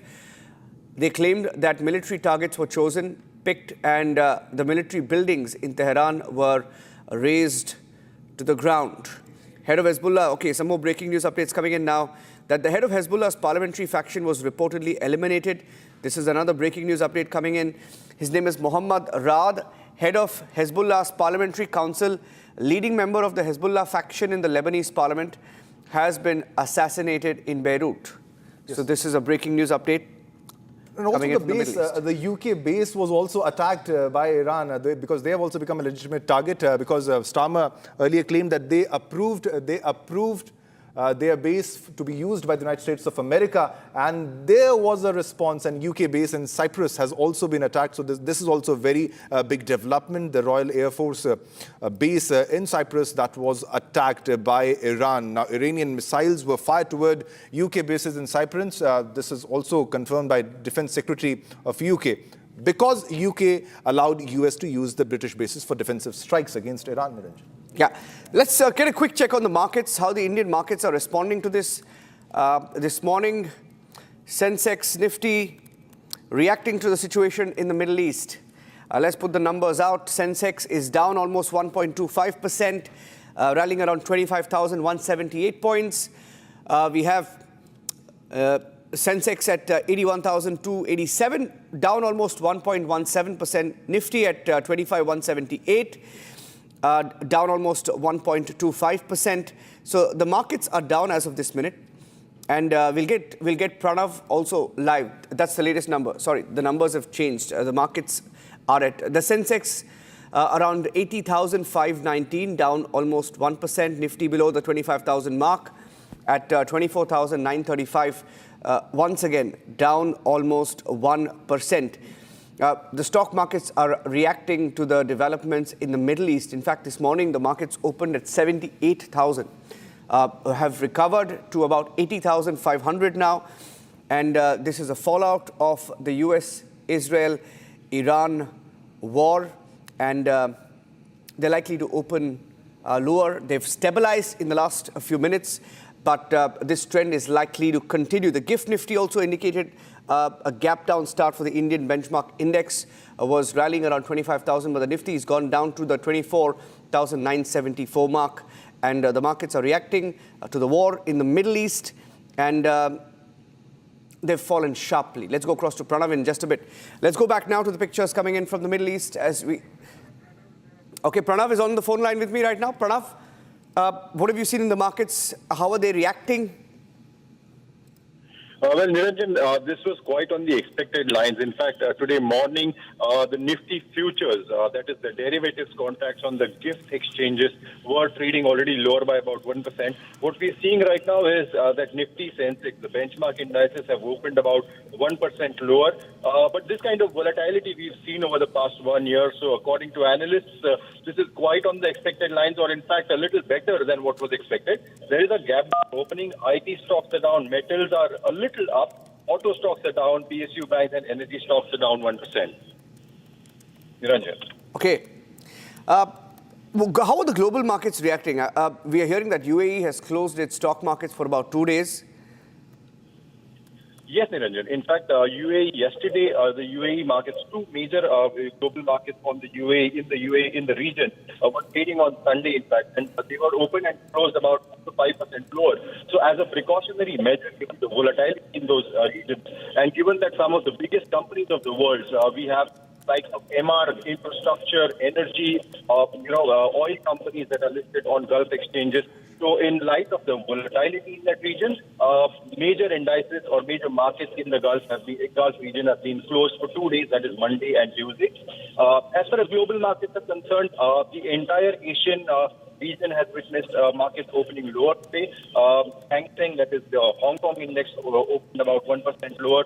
South Korea's Kospi was lower. Japan's Nikkei has been trading about 2% down as we speak. So yes, there has been a bloodbath across, and that's primarily because of the uncertainty that has been triggered by the ongoing tensions in the Middle East. Niranjan. Okay, thank you for joining us with those inputs. Getting in more pictures these pictures came in earlier. So let's go across to the pictures of Israel reportedly using its Iron Beam high-powered laser system in combat for the first time while intercepting rockets fired by Hezbollah over northern Israel. We have those pictures come in of Israel reportedly using its Iron Beam being used over Israel for the first time. This is for the first time that they've used it in combat. That's a picture that came in over northern Israel. I repeat, that's northern Israel. And they've intercepted rockets fired by Hezbollah over northern Israel. These you can see a barrage of rockets being launched, and those rockets also being intercepted mid-air. Many of those rockets were intercepted, and that's the Iron Beam in action against the Lebanese missiles that were fired. These were fired by Hezbollah over northern Israel and were intercepted. It's because Hezbollah launched an aggressive wave of strikes across the Middle East.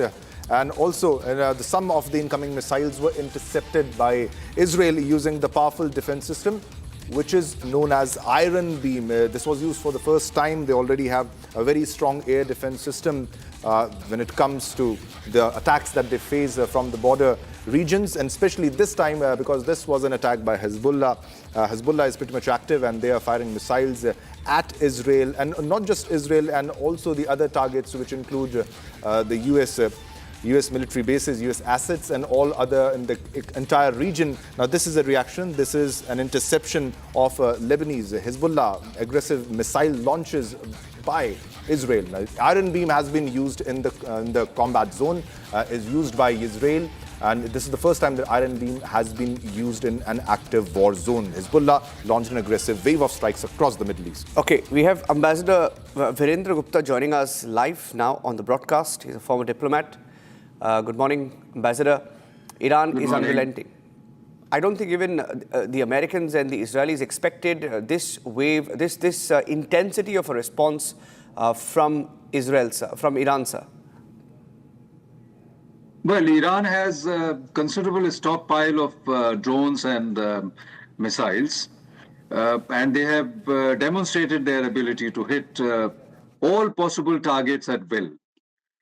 Even though there are reports, and I think some of those reports are credible, that they have sustained considerable damage to their missile launch capabilities, and also the defense, Israel missile defense capabilities.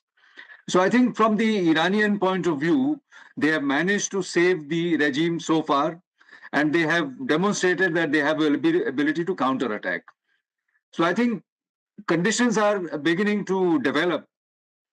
All the world leaders are also asking for restraint and escalation of hostilities. So I think the time is right that both parties now can come together and begin to talk again.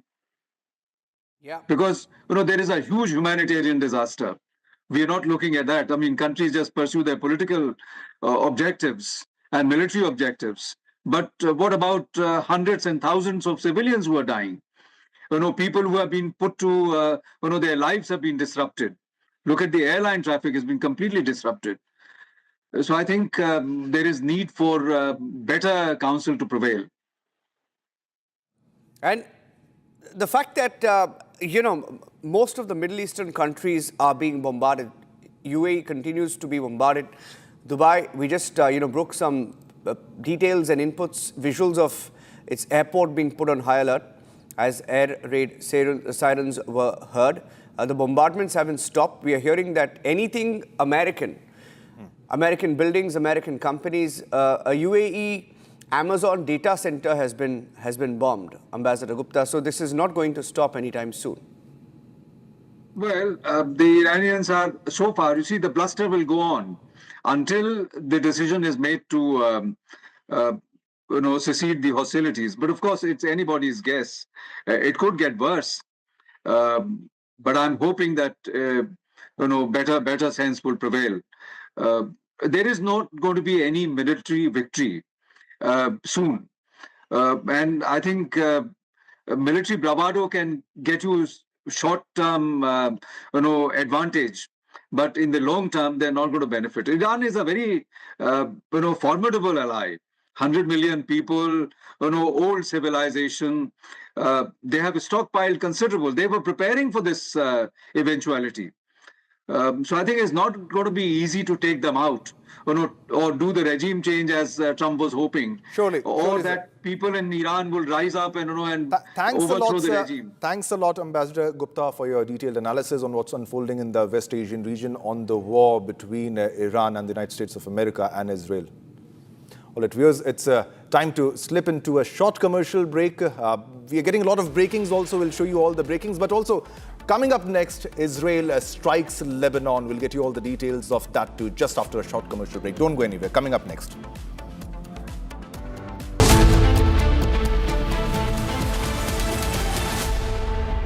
QSMTHE, the world's foremost university rankings organizations, have ranked Amity amongst the top 3% universities globally, making it among the very few Indian universities to be included in both rankings.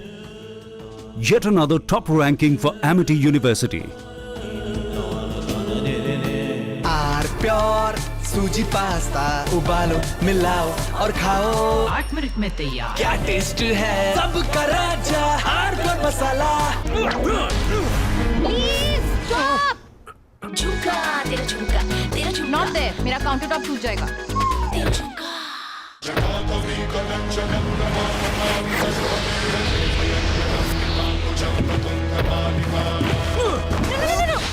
मेरी chimney टूट जाएगी। What are you doing? रानी, इस घर में कुछ है जो टूटता नहीं। ये पिलर कभी नहीं टूटेगा। रुंगटा स्टील TMT से बना। रुंगटा नहीं तो घर स्ट्रॉन्ग नहीं। रुंगटा स्टील TMT बार एकदम सॉलिड। प्यास बुझाए ठंडक लाए सबको भाई जीरा से MDH का जलजीरा जीरा से। जीरा से असली रिफ्रेशिंग, असली स्वाद, असली मजा। Now here's the reality. It's fact, not fiction. You are sitting on a plane. You're boarding the plane in the national capital of India for Leh at 6:08 in the morning.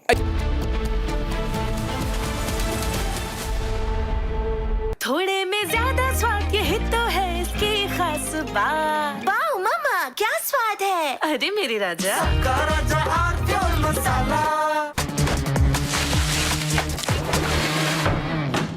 अरे tension किस बात की? Century प्रोवुड का premium plus है ना। Low emission है, high density है, water resistant भी, टर्माइट एंड बोरो रेजिस्टेंट भी है। यानी ये है जहां नो टेंशन वहां। Premium plus by Century Prowood. चमकी चाट से क्या बना है? सैंडविच, लस्सी और छाछ। हर घूंट में चमकी चाट। ड्राई फ्रूट और दही बड़े। चमकी चाट से स्वाद बढ़े। असली स्वाद सिर्फ चमकी चाट। केसरिया से मन जोगी हुआ रे, दिल झूमे देखो मतवारा हुआ रे। केसरिया से मन जोगी हुआ। हर पल मनाओ केसरी त्योहार। विमल, बोलो जुबान Kesari.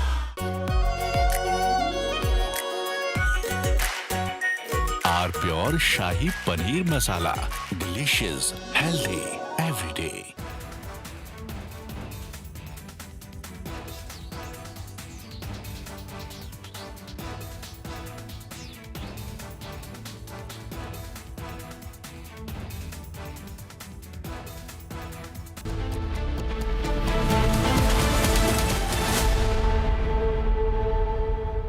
Powered by Century Ply Club Prime. रहो बेफिक्र। आर प्योर सूजी पास्ता उबालो मिलाओ और खाओ 8 मिनट में तैयार। क्या टेस्ट है सबका राजा आर प्योर मसाला। अरे टेंशन किस बात की? सेंचुरी प्रोवुड का प्रीमियम प्लस है ना। लो एमिशन है, हाई डेंसिटी है, वाटर रेजिस्टेंट भी, टर्माइट एंड बोरो रेजिस्टेंट भी है। यानी ये है जहां नो टेंशन वहां। Premium plus by Century Prowood. चमकी चाट से क्या बना है? आलू चाट या फ्रूट चाट। स्वाद बढ़ाए चमकी चाट। क्या बात है? स्वादिष्ट पकोड़े और बरसान। अरे चमकी चाट है इसकी जान। असली स्वाद सिर्फ चमकी चाट। रानी, इस घर में कुछ है जो टूटता नहीं। ये पिलर कभी नहीं टूटेगा। रुंगटा स्टील TMT से बना। रुंगटा नहीं तो घर स्ट्रॉन्ग नहीं। रुंगटा स्टील TMT बार एकदम सॉलिड। थोड़े में ज्यादा स्वाद यही तो है इसकी खास बात। वाओ मामा, क्या स्वाद है? अरे मेरे राजा, सबका राजा और pure masala. Now here's the reality. It's fact, not fiction. You are sitting on a plane. You're boarding the plane in the national capital of India for Leh at 6:08 in the morning. It's a SpiceJet plane. 6 minutes into the take, against the backdrop of daybreak and a beautiful sunrise, you suddenly look to your right towards the wings and you see the flames of fire on the wings of the plane. Your plane is on fire. Ladies and gentlemen, these are real visuals. This is the reality that the Civil Aviation Minister does not want you to see. This is the reality SpiceJet does not want you to see. This is the reality DGCA does not want you to see. Because at the cockpit, at that very moment while you're sitting in the plane, there are calls of Mayday. From Asia's largest news headquarters, setting the agenda for Bharat.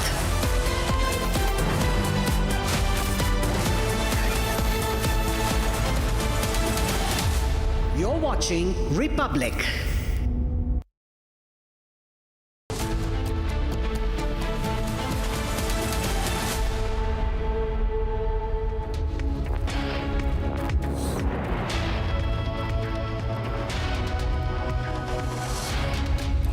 Thank you for joining us here on Republic TV as we're getting you the live and breaking updates from the war zone in the Middle East. Ladies and gentlemen, you're watching Republic.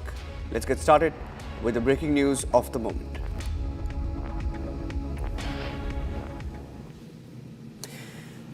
The government has responded this morning to the evolving situation after the protests that were witnessed on Sunday. The Union Ministry of Home Affairs, the MHA, has written to states cautioning against possible violence in India in the wake of India-US strikes against Iran. The letter was circulated on the 28th of February, asking states to identify pro-Iran radical preachers giving inflammatory sermons. So there's a crackdown on pro-Iran radical preachers giving inflammatory sermons so that there is no law and order situation that we face as a country after what we saw in Pakistan, for example, yesterday, when pro-Khomeini protesters stormed US embassies, US consulates. Unprecedented violence, with some estimates suggesting that at least 35 to 40 of them were killed. And Iran, as we focus on the situation in Iran, the MHA has written to states now. Okay, that is the latest breaking news updates. Some more visuals coming in right now. Those are pictures from Tehran of the aftermath of the strikes by the US and Israel. We've seen bombardment by US and Israel in different military facilities across Tehran. So the pictures and the extent of the devastation in Tehran is just about beginning to emerge. Ladies and gentlemen, as we focus on these pictures, these videos came in from Tehran of the aftermath of the bombardment by US and Israel. Yes, these are the latest visuals of the attack, the latest visuals coming in from Tehran, Iran. And also, Donald Trump was claiming that the Iranian leaders right now, they want to talk, but the situation is pretty volatile. As of now, there are missiles being fired by both the sides, and a UK base in Cyprus was also attacked by Iran because the base was used to attack Iran. And also, Hezbollah is pretty active in this scenario, and Hezbollah has also been targeted by Israel. The Hezbollah terrorists, as what Israel says, has been targeted. The Lebanese PM has also responded. They don't want to jump into this conflict, and the Lebanese PM has also condemned both Hezbollah and also Israel for the strikes that they have conducted. The situation is pretty volatile. These are the latest visuals, exclusive visuals coming in from Tehran, Iran, and this war is escalating even further. Many parts of the Middle East have been affected because of this ongoing war. The legitimate targets, as per IRGC, are the American bases, which are across the Middle Eastern regions, including Erbil. In many parts, the American bases have been attacked by the IRGC, by the missiles. And also, Israel is facing a lot of missile attacks from Iran, a barrage of missiles. As of now, right now, also, fresh wave of strikes have taken place. And a fresh wave of strikes have been conducted by Israel again now against Iran. And these are the visuals of those. These are the visuals of the aftermath, the situation now. We have Richie Greenberg. Richie Greenberg is a political commentator. He's also a former Republican mayoral candidate from San Francisco who's joining us. Richie, are you there? Good morning.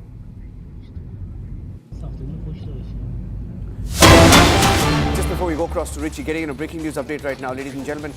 Hezbollah parliament faction head eliminated. Hezbollah leaders are being eliminated by US and Israel in the joint strikes.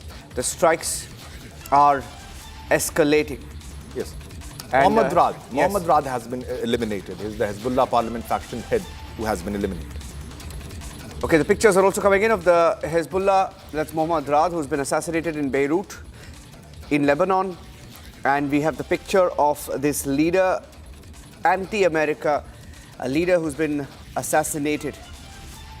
There is a declaration also coming in, meanwhile, as we get you the breaking news updates, that Iran has said that they will not negotiate. Iran has declared they will not negotiate no matter what. So that is a declaration. Earlier, in fact, there were some mixed reports coming in that Iran was willing to talk, but that is unlikely. Iran now saying that they will not negotiate with the United States. So the war is not going to slow down anytime soon. So definitely the claims made by Trump falls flat that they want to talk. That's the picture of Hezbollah parliamentary faction head who was eliminated. Muhammad Raad was his name. And that's the first picture, that's the image that we have of him being eliminated in the strikes. He's been assassinated in Beirut, an anti-America leader, Hezbollah parliamentary faction head, killed in the strikes this morning. Okay, let's see, we have Richie Greenberg joining us now. Richie, good morning, can you hear us? Yes, I hear you loud and clear. Thanks for having me on this morning. Okay, so we're hearing that there is no way that Iran is going to negotiate. That's a no-no, that's a confirmation now coming in. Yes, that's actually very interesting because it wasn't that long ago today or later yesterday that we did hear that the new interim leadership or the successor leader was interested in talking to Trump, and this was something that was put on social media quite a bit by Trump himself and others to say that they thought the new leadership was going to be hard line, but that they were interested in talking. I saw that, other commentators saw that, and now this is a new development that they're saying, well, I guess that's not going to be the case. Yes, and where do you see this? How do you see Trump reacting to this? Do you think even Donald Trump expected this level of a response from Iran? Well, really, you know, President Trump and the advisors and the people that are in the department, all the different departments that are all coordinating now on this situation, I am absolutely confident that they have thought of every different scenario, that they have planned out whether it was going to be a very quick resolution or if it was going to be dragged out. They did all the calculations to see what they needed to see how long their supplies would be in the Middle East area, what they would need to bring in. I'm fully confident that they had this as one of their different scenarios. And also, if I can add, not that long ago, we were learning that there was a warning from Israel to Hezbollah in Lebanon to please keep out of this, and there was an understanding that they were going to keep out of it, but we're seeing the change there as well, and now we've seen that southern Lebanon is a lot of the residents there are evacuating, so it's a fluid situation. Yes, it's a dangerous situation, but I'm absolutely sure that the Trump administration, they had made calculations, and this was one of the scenarios. Yes. Okay, we have another video coming in of... by the way, what is the official number? Because Iran claims that over 500 American soldiers have been killed in different locations across the Middle East. Yeah, I have not heard any of the official numbers or even unofficial numbers right now. I think it's much lower than that. We know that you can't really trust numbers that come out of Iran and their different ministries there that put out information. So until we see something a little bit more solid out of the American side right now, I wouldn't put that much credence in any of the numbers. Okay, be with us, Richie, because I'm getting in some more breaking news right now as we bring you this broadcast. There are multiple updates, ladies and gentlemen. In the last few minutes, you had Iran going on record and saying that they will not negotiate with the United States. That's a statement that's come in from an Iranian official in the last few minutes, confirming that there is no question of talks with America. There were some media reports in the West that seemed to suggest that Iran was willing to speak, but that's not happening. In fact, Trump indicated that Iran wanted to open up the dialogue, but Iran officials on record saying there is no way that they want to go back to a situation where they will be talking to America once again. But by the way, you know, Richie, there is a feeling that America sort of completely played Iran. The talks were on in Oman, right? The talks were on, officials were there. And before I go back to Richie, another bit of breaking news now coming in. A statement coming in from Iran. Iran officials on the offensive. In fact, one more statement coming in that not just they will not just saying that they won't speak to America. They won't speak. They won't go back to the negotiating table. But taking on Trump, they continue to sort of mock Trump in the middle of this war. I just read a statement here, Richie, that despite targets being chosen in Tehran, despite targets being hit in Tehran, you had the foreign minister of Iran say last evening that they've had 2 decades to study defeats of the US military to the immediate east and west, and they have incorporated lessons accordingly. Bombings in Tehran have no impact on our ability to conduct war. Decentralized mosaic defense enables us to decide when and how war will end. Yeah, again, this seems to be like a situation of rhetoric and propaganda. They are not going to admit that they have difficulty in keeping hold of their country.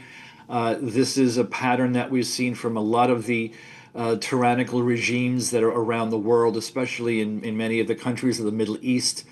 Again, I don't think that this is something that was out of the realm of calculation or possibility from Trump's administration. And don't forget that they're also working hand in hand with Israel and Israel intelligence.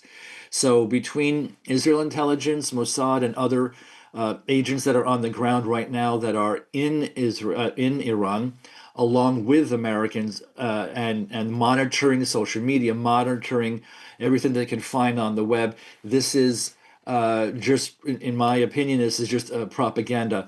We saw earlier yesterday evening that the TV networks in Iran were even hacked by the Americans and had a broadcast message from Trump. So I think it's actually the other way around. I think that the Americans and Israel have the leadership of Iran. They're backing them into a corner. And of course, Iran is going to do everything that they can, the regime there, to make it seem to their followers and to seem to all of their adherents and their the Revolutionary Guard, to not have them panic and realize that they're on the ropes and they may even be defeated very soon. Now, in the middle of this, there is a huge buzz around Donald Trump and his midterm elections. How are people responding to this back home? So it's actually really interesting because you have big jubilant celebrations around the nation. You have in Washington, D.C., in New York City, here in San Francisco, in Los Angeles, and elsewhere, places that have had large numbers of diaspora Iranians, those who are either the ones that have left Iran back right around 1979 with the revolution there, and then their descendants, their children, who were born in America or were very young when they left in 1979, 1980. And there was jubilation. There were parades. There were celebrations, singing and dancing, and parades up and down the streets with music and holding the pre-revolution flags, which were pro-Shah flags. You see flags of Israel, flags of United States, a lot of posters and signs that say thank you Trump, thank you Israel, and even thank you Netanyahu. And the counter to that is mostly the left-wing media. We have a lot of reporters and independent journalists and media that is trying to make it seem like here in America, they don't accept what Trump has done. They don't accept the attempt to overthrow or to remove the Ayatollah, and this was illegal. But we know that is not what the Iranian people wanted, especially those that live here. They've been fighting for years and years, hoping that somehow America or a joint force would be able to remove the Ayatollah, and finally we're here. Absolutely. Now, the idea also will be to, if you expected a 15, 20-day war, looking at the response of Iran and how the Middle East has had to respond. People estimate that this war may not last for over 10 days, and you will have to perhaps rethink. Is that what military analysts are also feeling back in America? Yes, that's what they're thinking. Also, President Trump himself has also said that this shouldn't last more than 10 days or something like that. I know it's going to be continuously updated depending on the situation. I think in my observance and what I'm looking at, the thing that was surprising to me is that Iran is attacking nearby neighbors that are in the Gulf and Middle East. That was surprising. I didn't expect, I don't think many of us here on the ground expected that they would be shooting drones and missiles to Bahrain, to Qatar, to Dubai and the Arab Emirates. I think that was unexpected, at least from our standpoint. But going back to the point that I made earlier, I'm sure that the Trump administration, that they had that on their radar, on their watch, that this might happen. And sure enough, it is happening. So it's problematic to see, and you have been showing as well here on network TV here, that we see explosions and missiles that are coming into Dubai, and this is disheartening. But I don't think it's going to last that much longer. It's just that they're trying to lash out at anyone that had any friendly relationship or support from either America or Israel. And we know that Israel and Dubai have had good relations now, and so that's why Iran is going after them. But I don't think that this is going to go on for too much longer. That Iran is shooting so much of its capabilities, its missiles and drones. Before you know it, they're going to run out. Yep. Okay, be with me, Richie, because I'm getting in some more breaking news updates right now into our newsrooms as we speak. There is a statement that came in from the IDF, more videos that are coming in. The IDF, the Israeli Defense Force, saying that the Northern Command commander, Major General Rafi Milov, has said following the first wave of attacks across Lebanon. So Israel's focus is now on Lebanon. There is an update saying Hezbollah chose the Iranian regime over the state of Lebanon and launched an attack on our civilians. We prepared for this and it will pay a heavy price. So there are statements coming in from the IDF warning Lebanon and Hezbollah. We are prepared for defense and offense, and saying that their message to the residents of the north, that they will continue to protect you from the front lines. We have significantly bolstered the order of battle along the border and are prepared to absorb additional forces.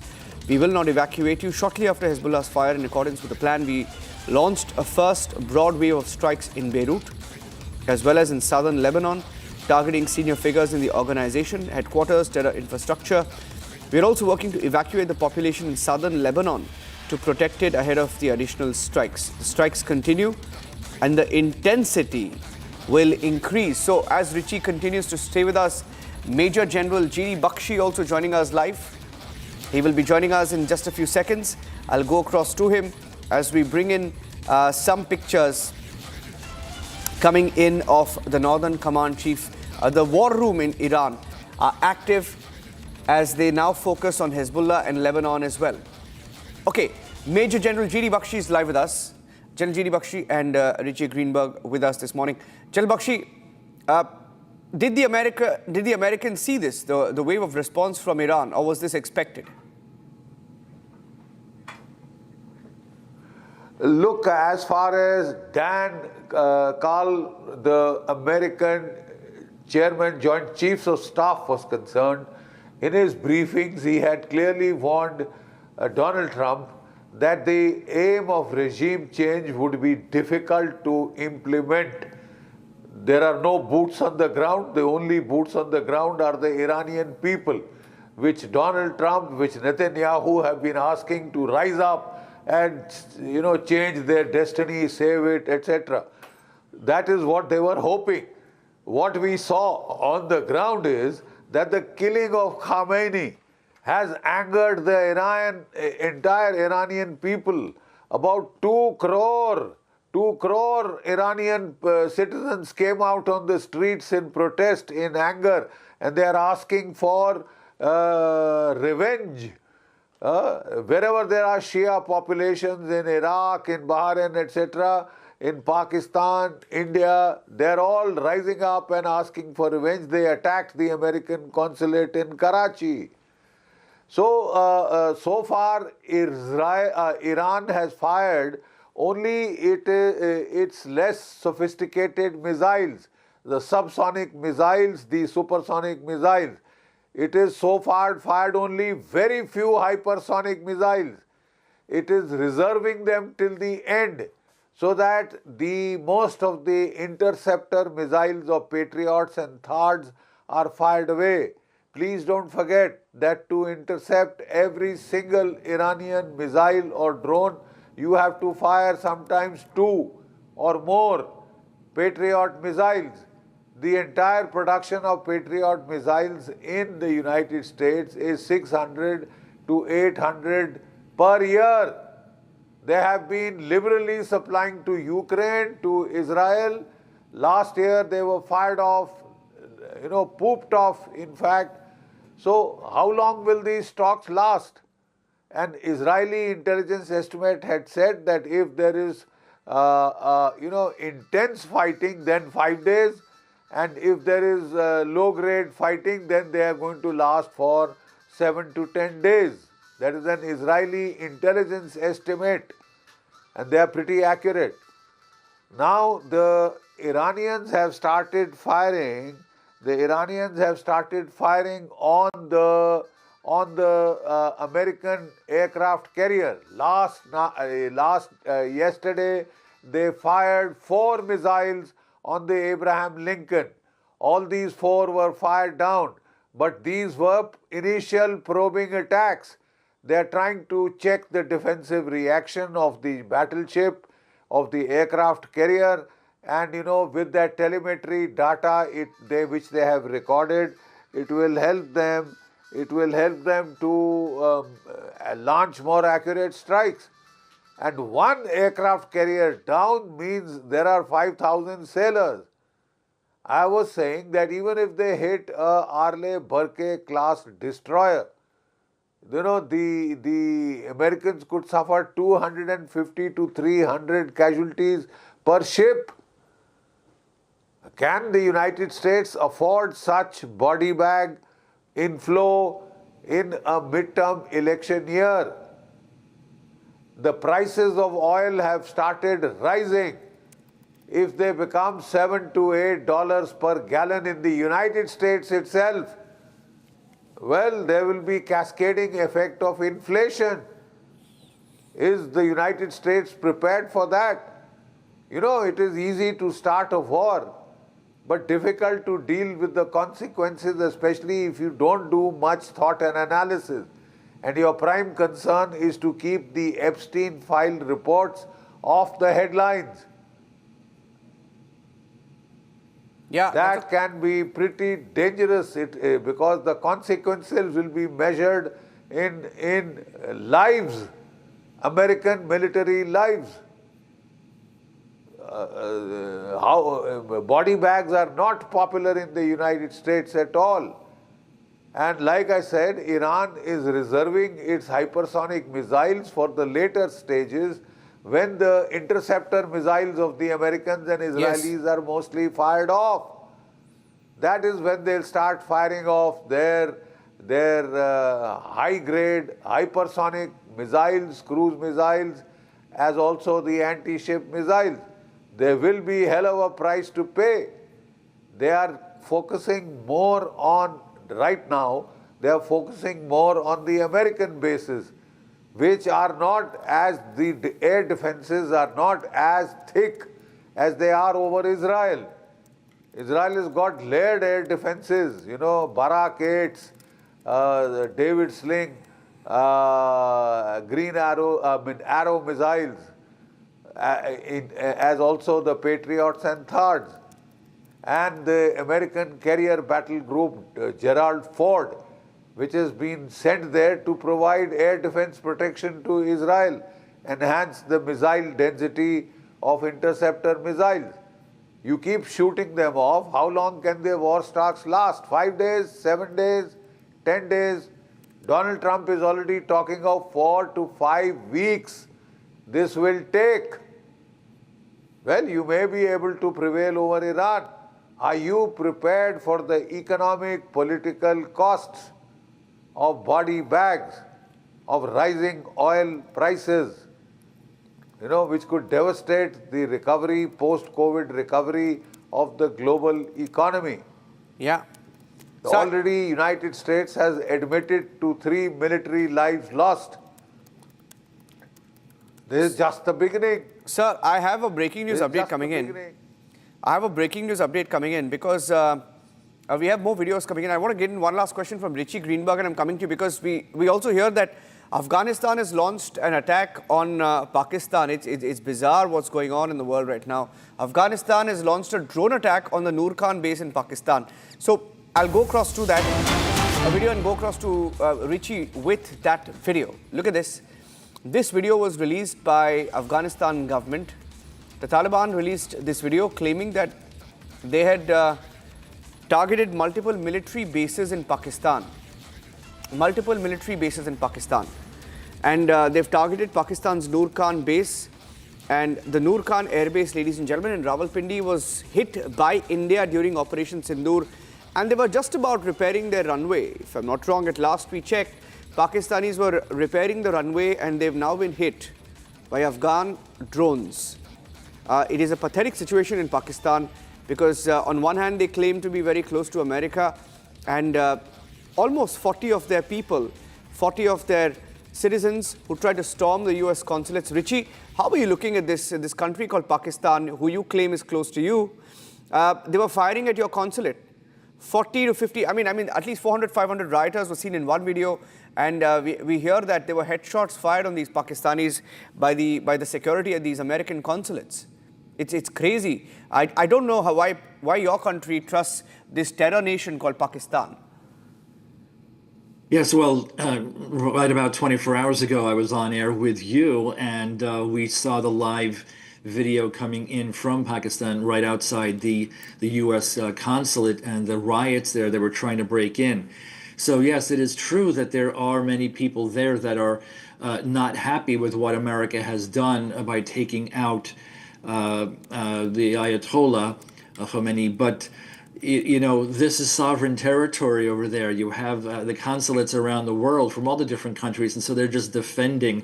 This is not all of Pakistan. This is not every single citizen of Pakistan that is coming out to protest or to revolt against America.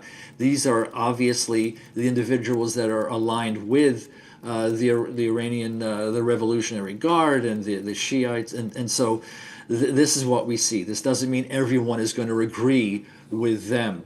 Now, is it problematic? Of course, because we just don't want to see this happen around the world. Around the world, we have learned over the last 40, 45, 47 years that Iran has had a very hard-line government leadership there that has been threatening the world, threatening the West, causing destabilization and causing arms the dealing and money laundering and technology transfer that is all doing for not very nice purposes.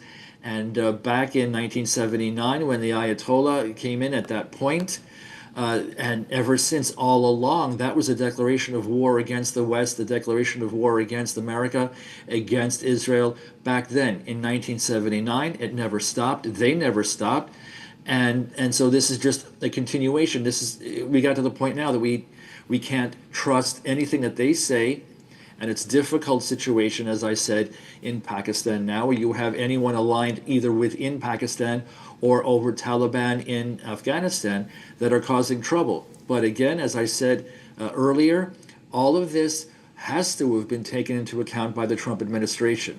It's not like he is going at this alone. It's not like he was formulating the idea to launch an attack, a missile attack on Iran. This has been in planning in concert with Israel for many, many weeks or months, and this is just another scenario that I'm absolutely sure that they've had on their plan of what needs to be done in case this happens. Yes. Yeah. Thank you, Richie, for joining us. I want to go across to General Bakshi with that video. General Bakshi, that's the drone video. You just saw that drone flyby, and this was released by the Afghans, showing that they had indeed targeted the Noor Khan base. That drone, if you can play that drone video, please, so that General Bakshi can look at that video and speak over it. the video that was released by the Afghans, claiming that drones were launched from their soil into Pakistan, targeting several bases. Several military bases have been hit. Most prominent among them was the Nur Khan base. Sir. Niranjan, the Nur Khan base is the crown jewel of the Pakistani Air Force. The entire command and control, SATCOMs, etc. are here. The Americans had built a bunker at the cost of underground command post at the cost of about $500 million. And this was also the nuclear command post. We had hit this via a air conditioning vent, and we had caused severe damage. There were 2 mobile command posts supplied by Turkey at this airbase, which we had knocked out. Heavy damage had been inflicted on a critical command and control node. Now the Afghans have no air force. So Pakistan thought it could kick their butts black and blue without any consequences. It has realized to its shock and horror that the Afghans, whom they see as backward Taliban, they have also acquired drones, and they are attacking them and using them with great effectiveness, with lethal effectiveness. And Pakistan has been made to pay a price for its attack on Afghan cities, air attacks, which have mostly killed women and children. So the Afghans have this tradition of badal or revenge, which goes on for about 7 generations. So you just started a cycle of revenge strikes.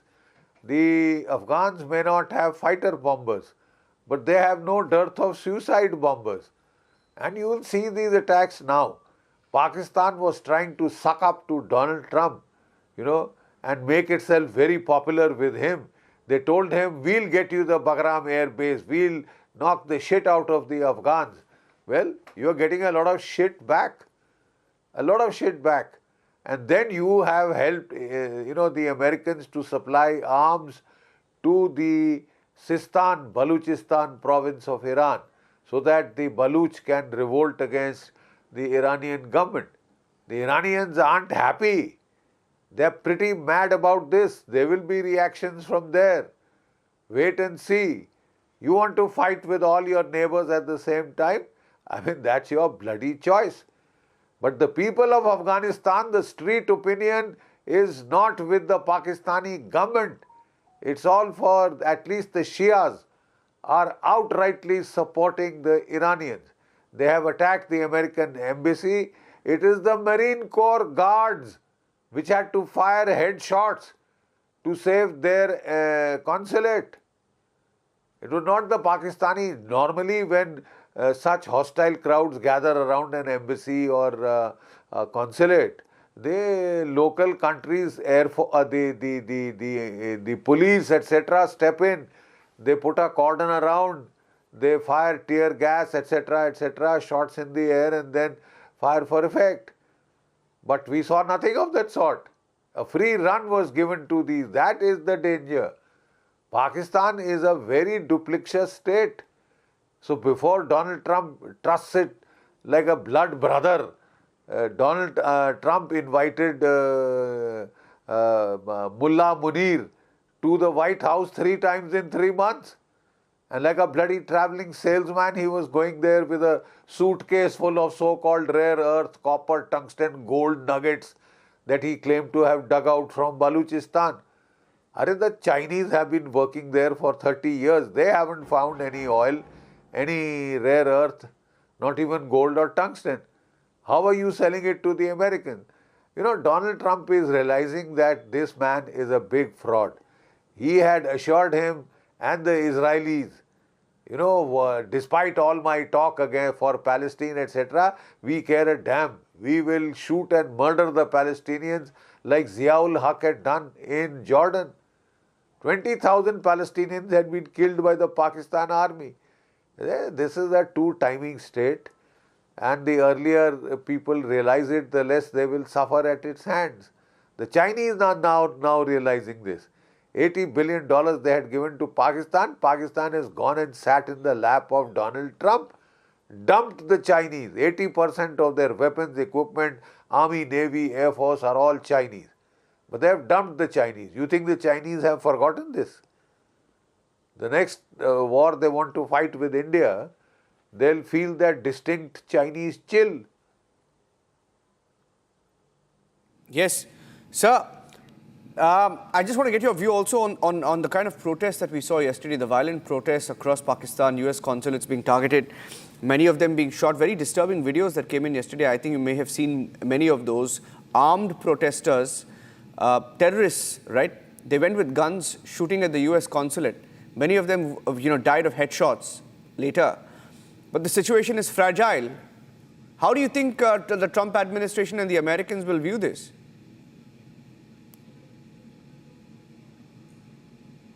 Well, they'll not be too pleased with these kind of attacks on their consulate, lethal attacks. And like I said, it is the Marine Corps guards, Americans, who had to open fire to save their consulate.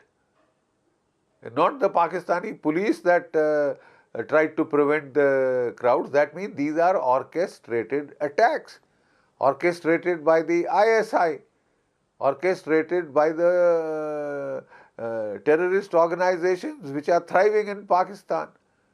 So, there is the street opinion is totally out of sync with Mullah Muni's two-timing smart-ass policies.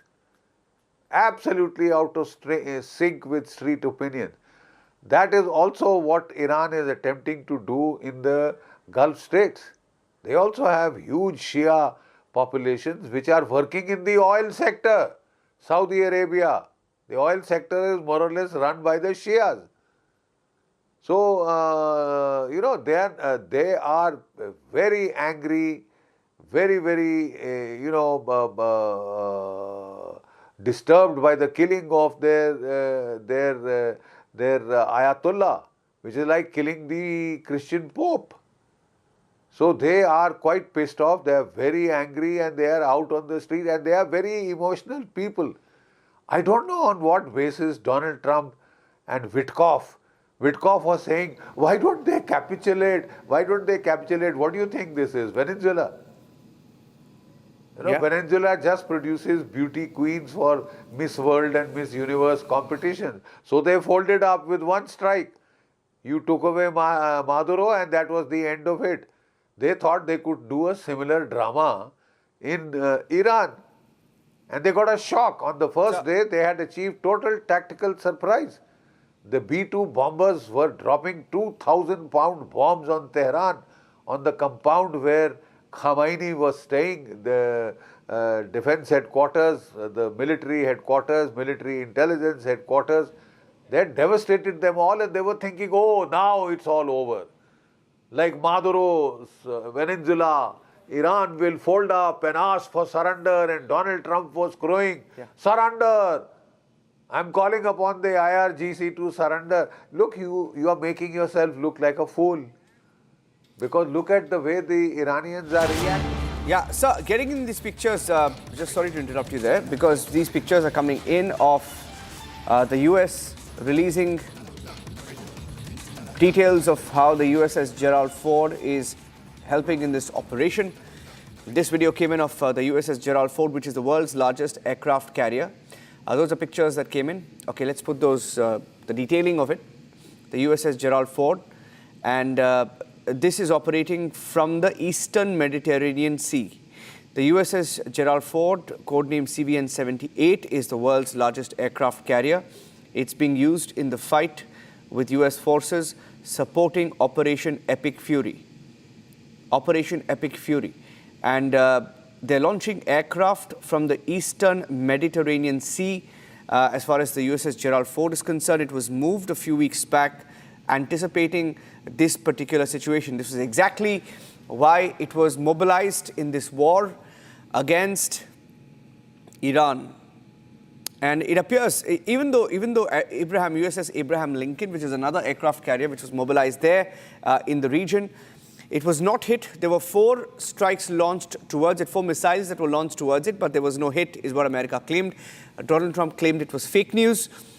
USS Gerald Ford. These pictures coming in of the lead ship of the US Navy, named after the former US president, and it is built at over a cost of nearly $20 billion, and can carry upwards of 70 to 75 aircraft, and it is now currently being used in the war against Iran. So, General Bakshi, in a situation like this, when Iran has its eyes on the US carriers, and one of the last tweets that Khomeini put out before he was eliminated was how he would send them to the middle of the sea, how he would bury these ships to the middle of the sea. But they're at a safe distance, appear to be at a safe distance as of now, Eastern Mediterranean Sea. You know, Niranjan, it is because of the dire threat of the Iranian attacks on the aircraft carrier, especially Abraham Lincoln was in the Gulf of Hormuz. Now these are closed, narrow, restricted waters where a 100,000 ton aircraft carrier cannot maneuver, cannot save itself. So do you know that before the war started, the Americans pulled the aircraft carrier out of the Gulf of Hormuz and brought it to the Gulf of Oman, which is more open, because they were so worried that this would be hit. There are the coastal missile batteries all along the Iranian coast with their anti-ship missiles. And so far, yesterday they fired 4 missiles against and drones against the aircraft carrier. The aim was to probe their defenses and gather telemetry data on the American response. They have that data. They have that data now. And the next series of attacks will come with hypersonic missiles which no Patriot, no THAAD can intercept. And one aircraft carrier down means 5,000 American military lives. If a Aegis class destroyer is hit, it means 250 to 300 American lives. I keep saying this is an election year. America has already admitted to 3 killed and about 8-9 wounded American military personnel. And that is the tip of the iceberg. They are hiding many more casualties. Iran is claiming about 550 American military personnel killed. I mean, even their claims will have to cater for propaganda and inflation.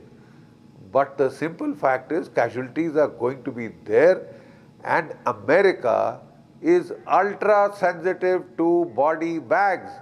And you want to continue this for 4 to 5 weeks, sir, you be prepared to pay a price in blood and treasure.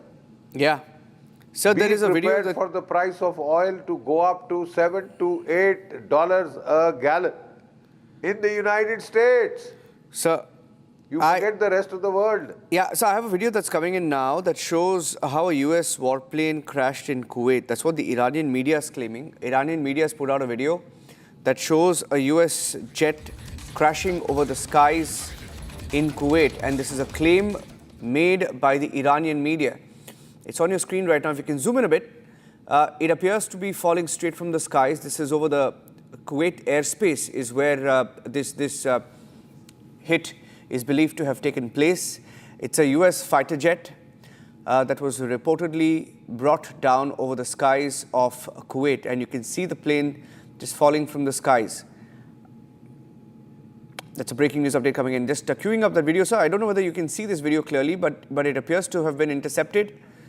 This is the fighter pilot. There's also a picture of the fighter pilot he's being evacuated from there. He can be seen. The fighter pilot is seen there in this video after that plane crashed with his parachute. And the fighter jet has been destroyed. And you can see him there in Kuwait getting some help. There's a man shooting a video. So he's being cautious there. But that's the video of the jet falling from the skies. So this is perhaps the first video we have seen of a fighter jet being brought down from the skies, sir. General Bakshi, it's there's going to be a lot of money that all these countries involved, especially the Middle East, almost exhausting their air defense systems while looking to ward off these Iranian missiles. And if it's an American plane that's been shot, then it's likely that it was hit by an Iranian missile. Sir? Absolutely. Not only are the Iranians using their long-range missiles, they have the S-300s, S-200s of the Russians and the air defense system, communications, etc. and 3D radars are by the Chinese. But these don't seem to have proved very effective. They have a number of manpads, Russian shoulder-fired missiles, which have, warheads that can go through flares and all that, see through flares and home in onto American aircraft or NATO aircraft. And this seems to be a big bird. The profile is sideways. It's either an F-18 or an F-35. That's a pretty costly plane, man. And I hope that pilot is safe, but he should have bailed out. We haven't seen him as yet. The parachute is not visible. But this plane has been hit, and this is a big loss. So far, the last 12-day campaign, there was not a single American fighter aircraft or bomber shot down. But you will start seeing this happening now, because they were very effectively using their Growler aircraft for electronic warfare suppression. But the Russians are also there on the ground, the Chinese, so they'll get to know the frequencies and they'll be able to counter jam ECCM measures. And that is the time you will see one B-2 bomber, one F-35 going down. One is already down. So it's not hypothetical or the future. You've shown it to the world.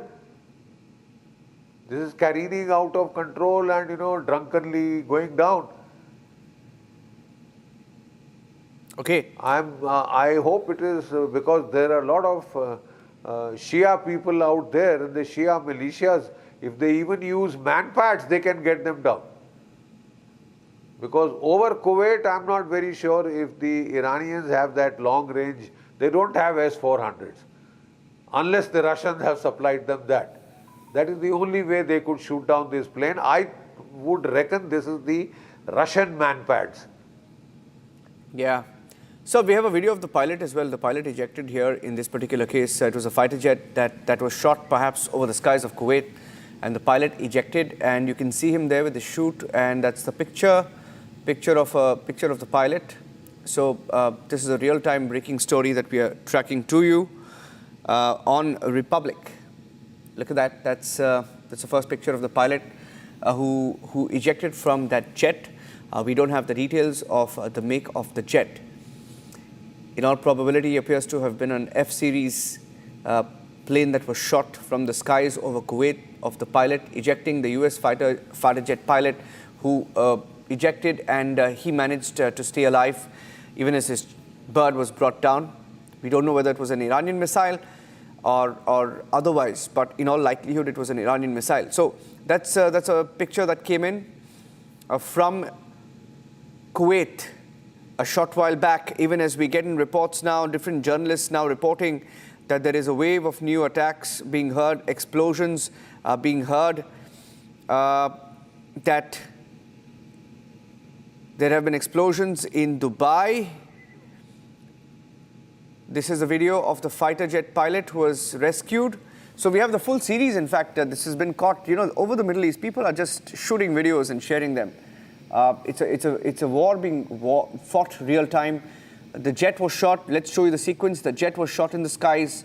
You can see the jet falling from the skies, and the pilot ejects. You can see him standing and then being rescued and then put into a car and being taken away. The entire series of what happened there over the skies of Kuwait being witnessed in these visuals that you're seeing. Let's put the pictures out, please. That's the jet falling from the skies. We are not clear what make the jet was. It was a fighter jet over Kuwait, and the pilot ejected. And the pilot was later taken away. We are told it was an American jet. We don't have a confirmation on that or the make of the jet.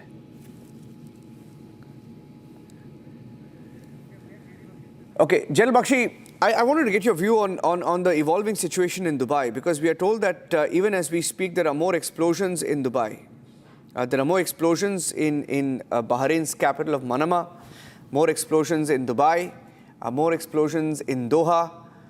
This is not good, because there may be a concern of these countries depleting their air defense systems, something that we were talking about earlier, if these attacks continue. Sir?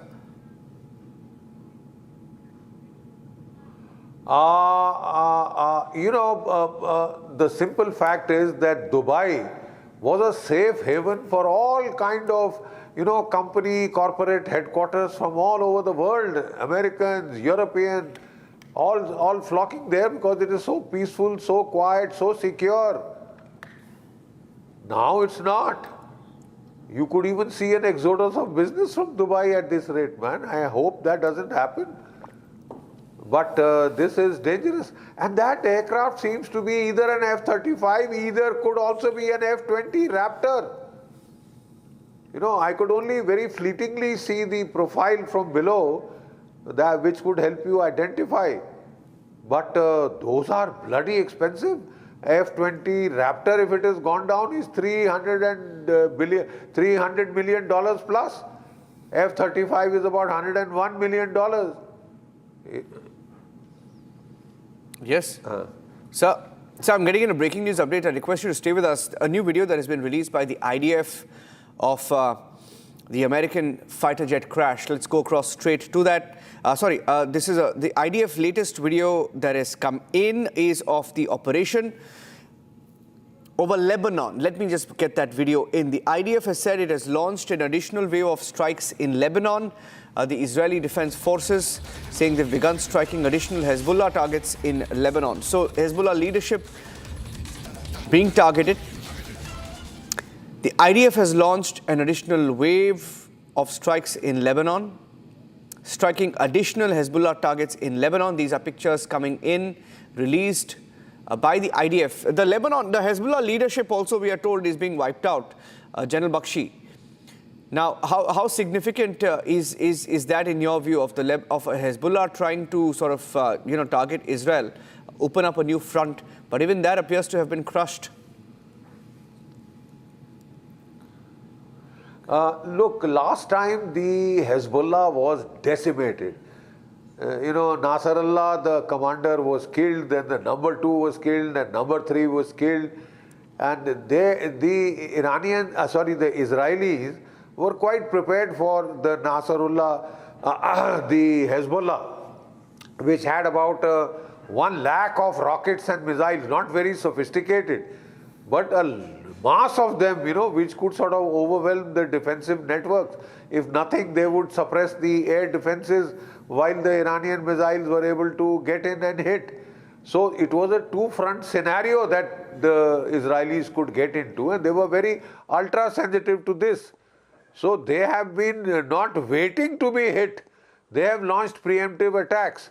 But the simple thing is that Hezbollah still has about 30,000 odd rockets and missiles left in its arsenal. If it starts firing them off, well, then that may entail a ground invasion, may require an invasion from the ground by Israel. That is why it has called up its reservists in anticipation of having to launch a ground invasion to stop the barrage of missiles coming from Hezbollah. The Iranians are now going all out. Last time they had told the proxies, you stay away, we'll handle this. But this time they have learned their lessons. So the Houthis are threatened to close the They have said we will close up the Red Sea, and they are also taking pot shots at the American bases. We are told that the one in Bahrain, it was a Houthi missile, and they had played merry hell into the shipping last year. The Americans had to launch a very, very concerted campaign of months to take them out, and they took losses. They took losses, and it wasn't a cakewalk. Yeah. Sir, that is the problem area now. Sir, be with me, sir. I have to take a break. I request you to stay with us, General Bakshi, because we need to take a short break. A very, very quick break, and we'll come back with... We have more details coming in that a new wave of attacks have been launched by Iran, targeting specifically the UAE, Qatar. We have those pictures coming in. Just a few minutes. Stay tuned. Taking a short break here on Republic.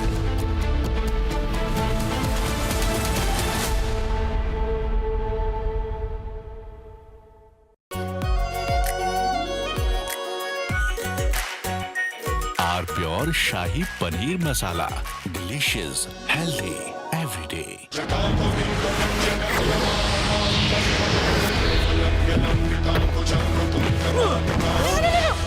मेरी chimney टूट जाएगी। What are you doing? रानी, इस घर में कुछ है जो टूटता नहीं। ये पिलर कभी नहीं टूटेगा। रुंगटा स्टील TMT से बना। रुंगटा नहीं तो घर स्ट्रॉन्ग नहीं। रुंगटा स्टील TMT बार एकदम सॉलिड। प्यास बुझाए, ठंडक लाए, सबको भाए जीरा से। MDH का जलजीरा जीरा से। जीरा से असली रिफ्रेशिंग, असली स्वाद, असली मजा। MDH।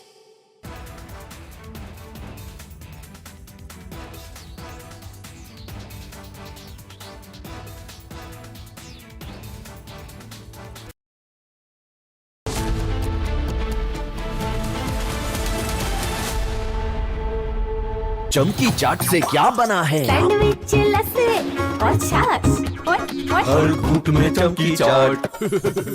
अब बताओ, स्वाद आया? आया। असली स्वाद सिर्फ चमकी चाट।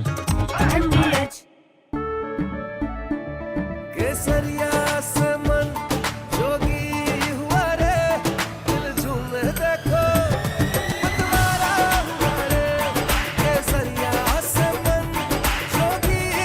हर पल मनाओ केसरी त्योहार। विमल, बोलो जुबान Kesari.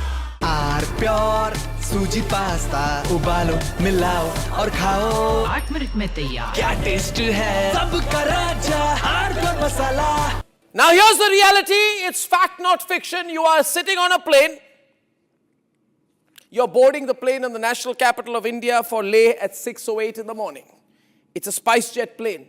6 minutes into the take, against the backdrop of daybreak and a beautiful sunrise, you suddenly look to your right towards the wings and you see the flames of fire on the wing.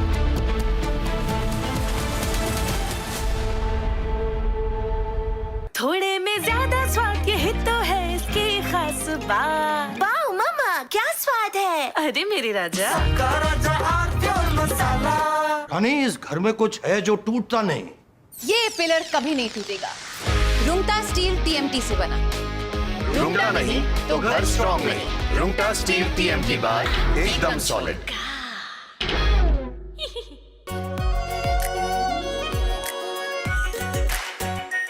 Our pure Shahi Paneer Masala. Delicious, healthy, every day.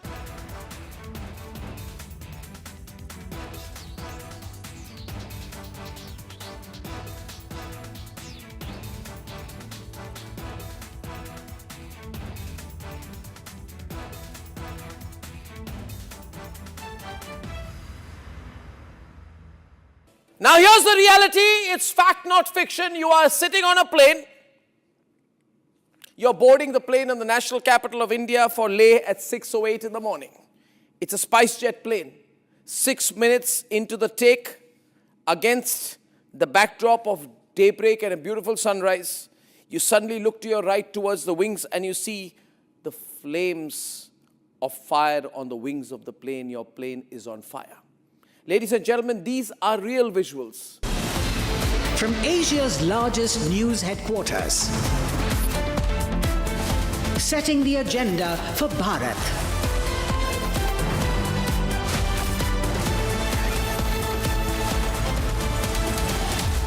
You're watching Republic.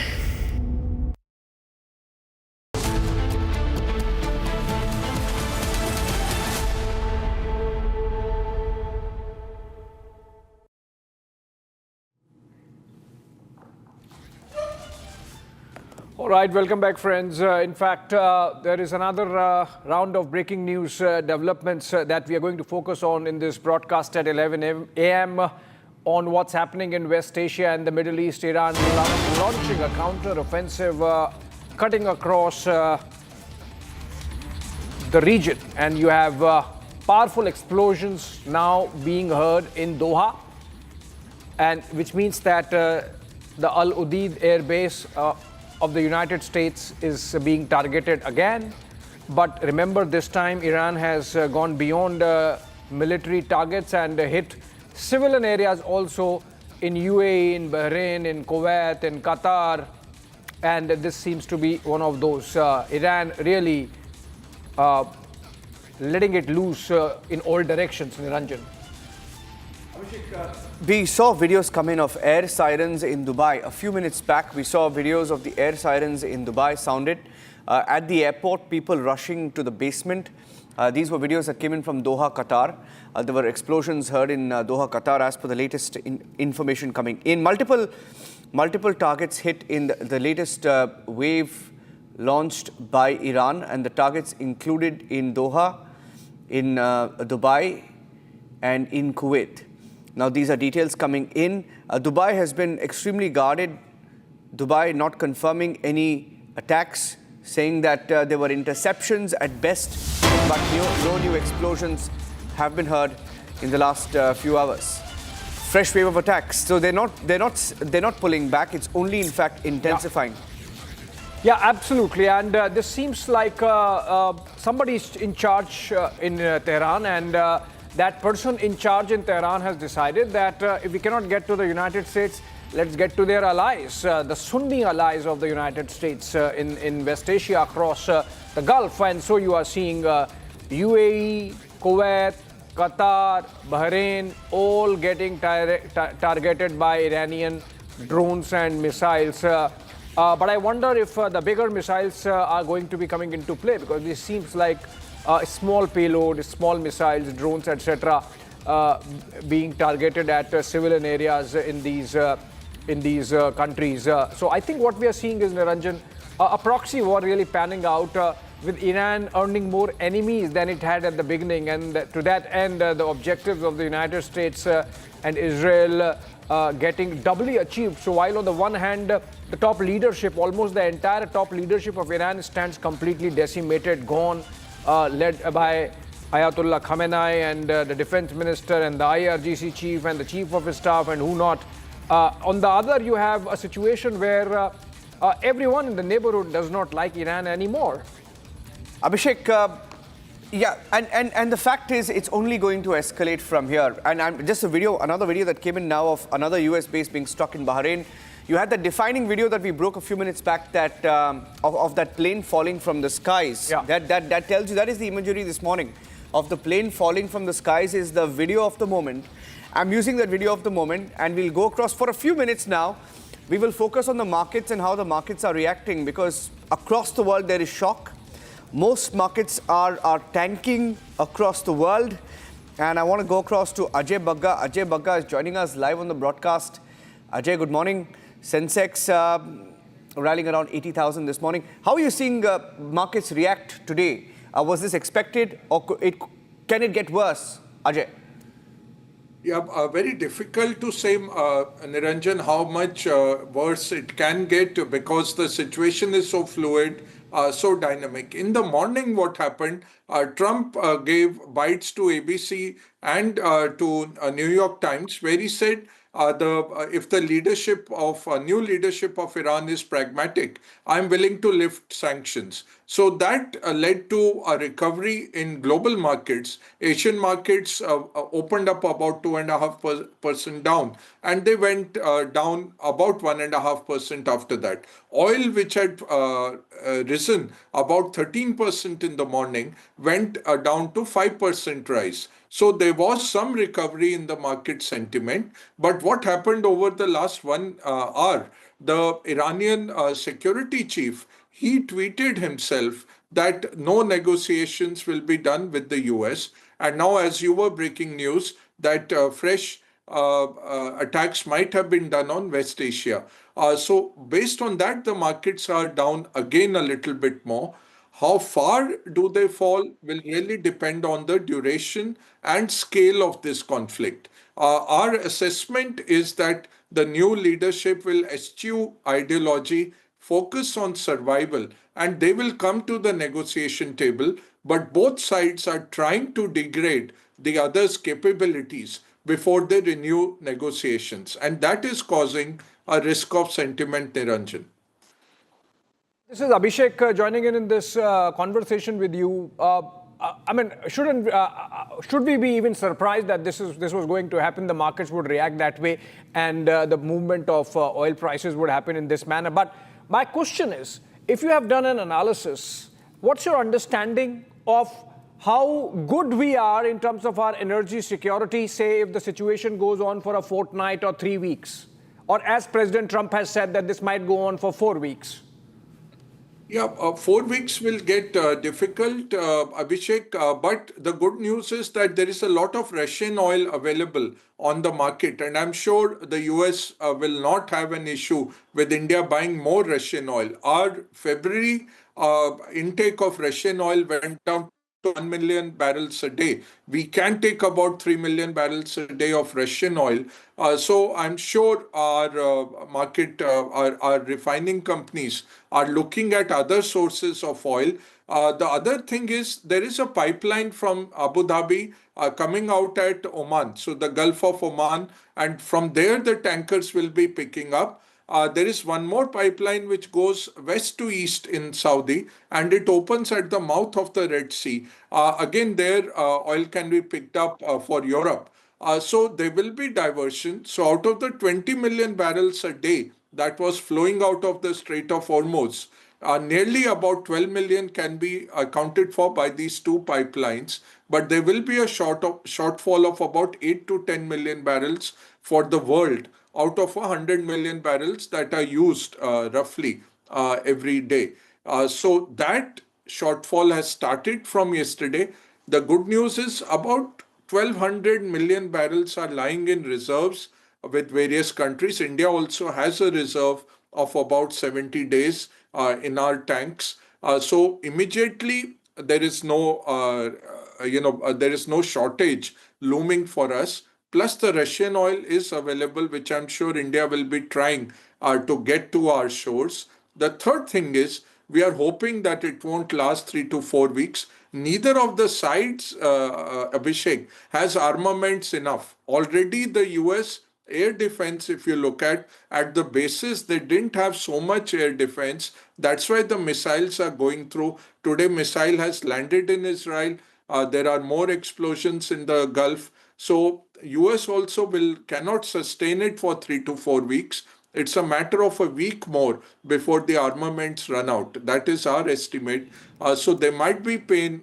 But again, I'm saying this is being done by both sides to help them in their ultimate negotiation. Negotiations will come and India has to wait it out. Luckily, we are not directly impacted apart from the oil and apart from the 9 million Indians in the Gulf. It's reassuring, Ajay Bagga, to hear from you that we have oil storage for about 60, 70 days, and so that should take care of any contingency insofar as disruption of supplies because of the Middle East situation is concerned. But did I miss some news there?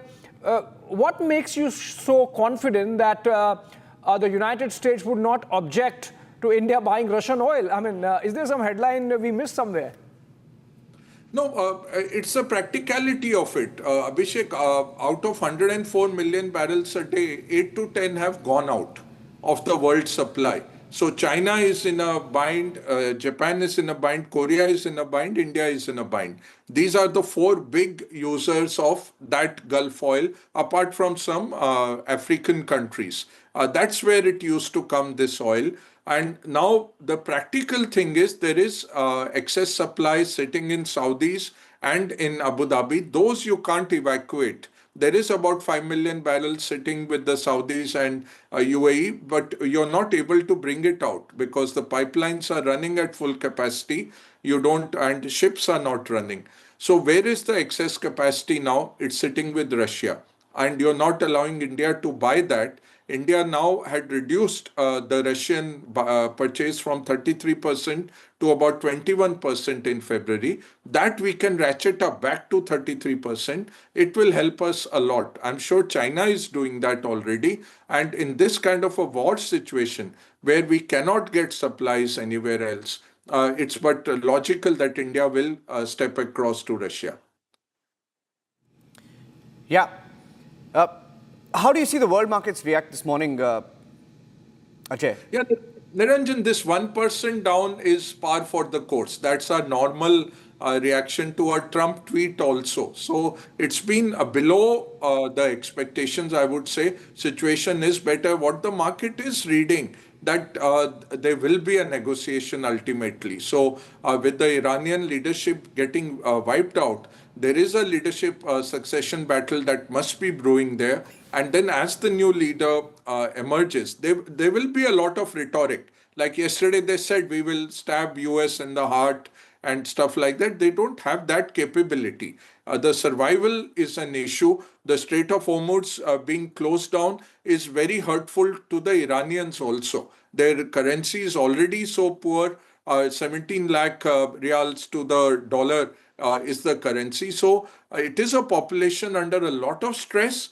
But however, having said that, they are a regime which has prepared for this day. They have 4 successors for every post identified. They have a playlist identified of what's to be done when. But the US is trying to degrade them so much that they come to the negotiation table. What they are trying to do, they have found the soft underbelly in terms of the GCC countries. They are using the ruse of US bases being there. Nearly 60,000 US servicemen are on these bases. They're trying to attack the Arabians to widen the battle. Again, they can't take on the might of the wealth of Arabia and the armament of the US. They have even attacked a UK base in Cyprus. So they're trying to widen the conflict so their negotiation becomes easier. But the staying power is not there on either side more than a week. So this will come back to a negotiation, but we are not saying to buy into these markets. You have to just sit on the sidelines, let this work out, because we don't know how bad it will get before it turns, but it is going to turn. Check with, what's your take on the way, Dubai has been hit, for example? I mean, people thought that Dubai is one of the world's safest cities, right? And you're seeing the impact of these strikes on Dubai, one of the worst hit. And they continue to face these attacks even this morning. In fact, just before we came live to you, we heard of a new wave of attacks on Dubai. Now, from a business perspective, is it going to hit the image? Will businesses think twice going ahead? Yeah, Niranjan, and if you see, millionaires' migration was the highest to Dubai. They offered a tax-free, regime to millionaires around the world. So from UK, from Europe, and a lot of the Russian money had come into Dubai. Right now, there are 50,000 Russians stuck in Dubai. Including 20,000 who came. There was a special school holiday, and nearly 20,000 were there on chartered flights. So 50,000 Russians right now are in Dubai. That's why the Sheikh has announced that the city-state will be picking up all the costs of people who are stuck because of their airlines not taking off.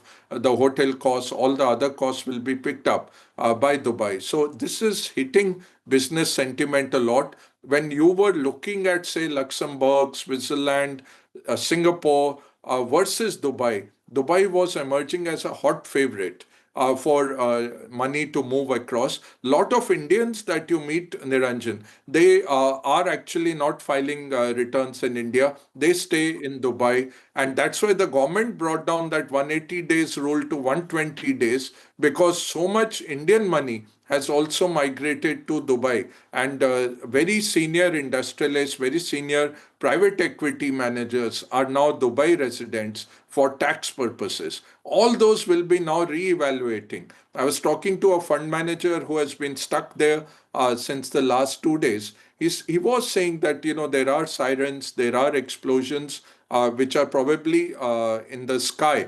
but the hotel shakes every time those huge missiles are taken down by their air defenses. So all this does scar the sentiment, and the gainers would be havens like Luxembourg, havens like British Virgin Islands, like the Caribbean, and Switzerland, Singapore as competitors will definitely gain versus Dubai. Just one correction. Ajay Bagga, when you said, Niranjan, when you meet people, the kind of people you are talking about paying taxes in Dubai and Switzerland, you meet those people, not Niranjan and I. And also, when you say, Ajay Bagga, that it's par for the course, and which basically means that, and the markets have perhaps not fallen much, you are expecting that maybe they might fall even further. Yes, Abhishek, and you will not know, I cannot disclose, but you do meet them, they come on your summits and they talk. All right. They will not wear a badge to tell you that we are in Dubai, but the very fact that the government of India reduced this 180 days to 120 was to catch that. There are people who don't file returns anywhere in the world. They're not residents tax-wise anywhere. So a lot of that money was going to Dubai. Most of the Russian money post-Ukraine flowed to Dubai. So all those will get nearly about 5,000 UK millionaires have come to Dubai. So you look at any wealth manager, they have branches in Dubai now to manage that money. And this was unexpected for Iran to widen like this. So now they've got all the Arabians against them, and they've also attacked Cyprus. And Trump would have bombed Iran 4 weeks back, but for the Arabians. They said that you cannot use any of our bases where you have got your armaments and people stationed for an attack on Iran. So they had conveyed this to Iran, that our territories, our airspace will not be used against you. Despite that, and this is not Khamenei's decision. Khamenei was taken off in early Saturday itself. The new people, and mostly it was regional level commanders, because the top leadership was wiped out. Even before the succession happened, attacks on the Gulf were ordered. So this is a very new reality. It hurts. How bad does the market go is anybody's guess. Mostly the risk for India will get transmitted across three things. One is, and all linked to the Gulf, not to Iran directly. Iran, we have a $1 billion export exposure. At any time, we have about 500 million outstanding with Iran. So those exporters, basmati rice, foodstuffs, tea exporters, they are in a bit of a shambles. But for us, we have very big infrastructure companies which get 30-40% of their order book from the Middle East. Right now, today they are falling. The three big things for us. One is oil price. 85% of our oil comes as an import. So oil price rising hits India very badly.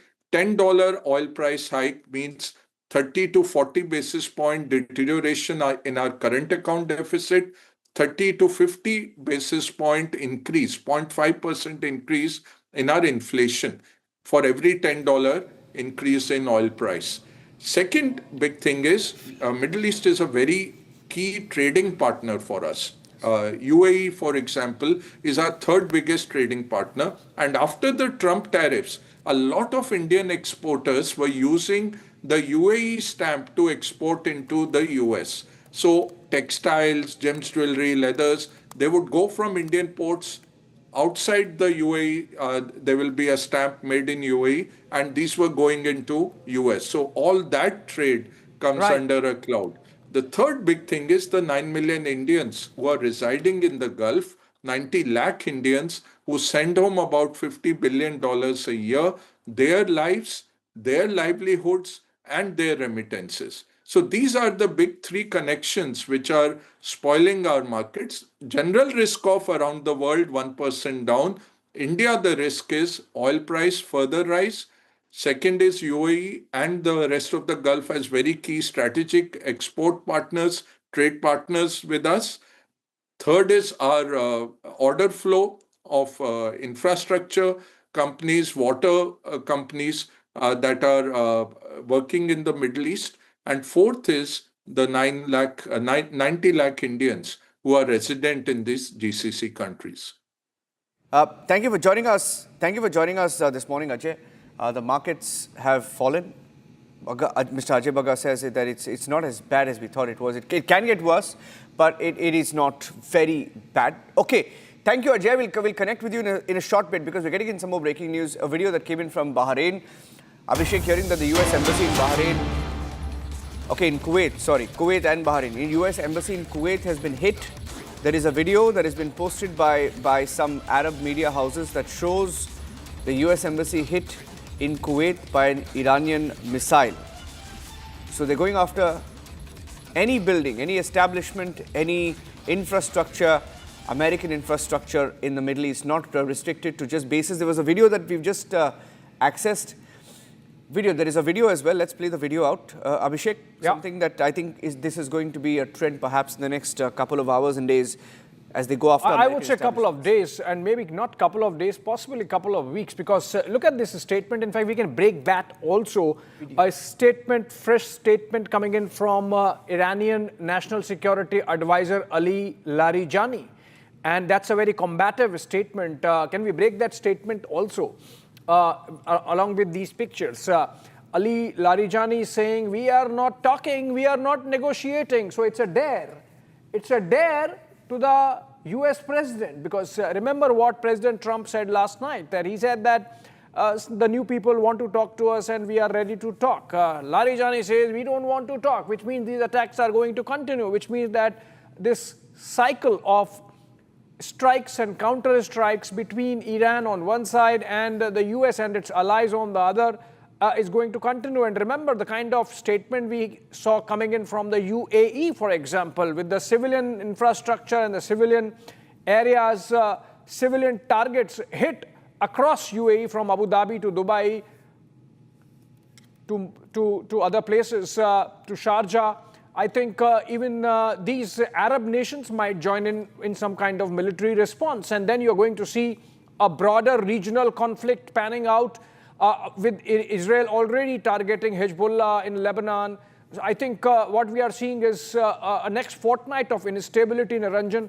And these are just pictures of the first couple of days. Yes. Those are pictures that came in of the US Embassy in Kuwait. So there are two videos, in fact, that are coming in, Abhishek, right now. Two defining images, three defining videos, actually. One of the jet falling from the skies, and we broke that video earlier today. A fighter jet believed to be, either an F-15. Yeah, we can have all the three pictures together. Yeah, we can put out all the three pictures.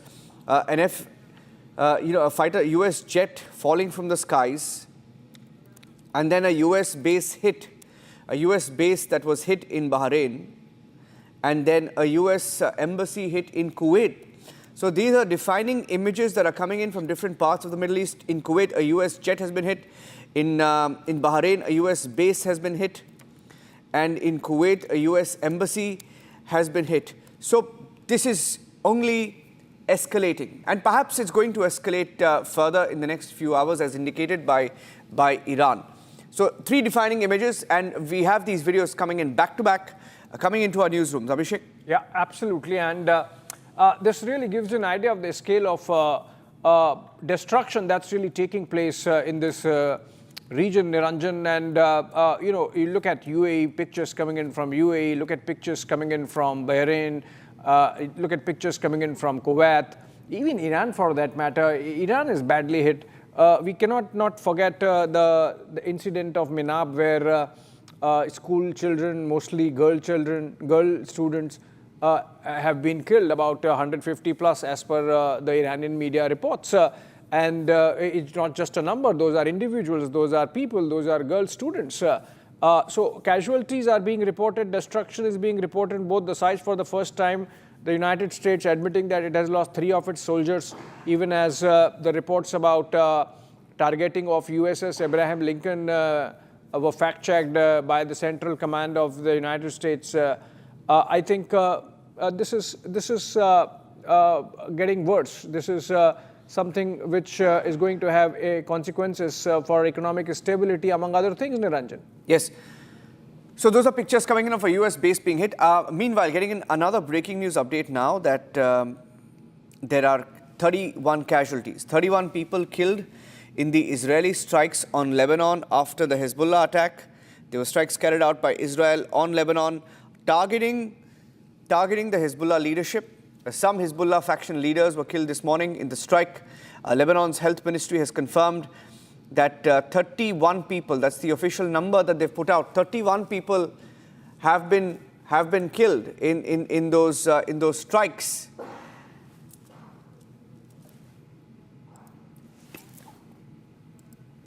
On the left of your screens, ladies and gentlemen, once more as we stay live with the updates coming in Bahrain, a US base has been hit.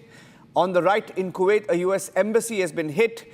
And we had another video. We'll put out the three windows of the three defining images. In Kuwait, a US jet was hit, fell from the skies. In Bahrain, a US base has been struck. In Kuwait, a US embassy has been struck by an Iranian missile. As we get more news of casualties in Lebanon, 31 people killed in Israeli strikes on Lebanon.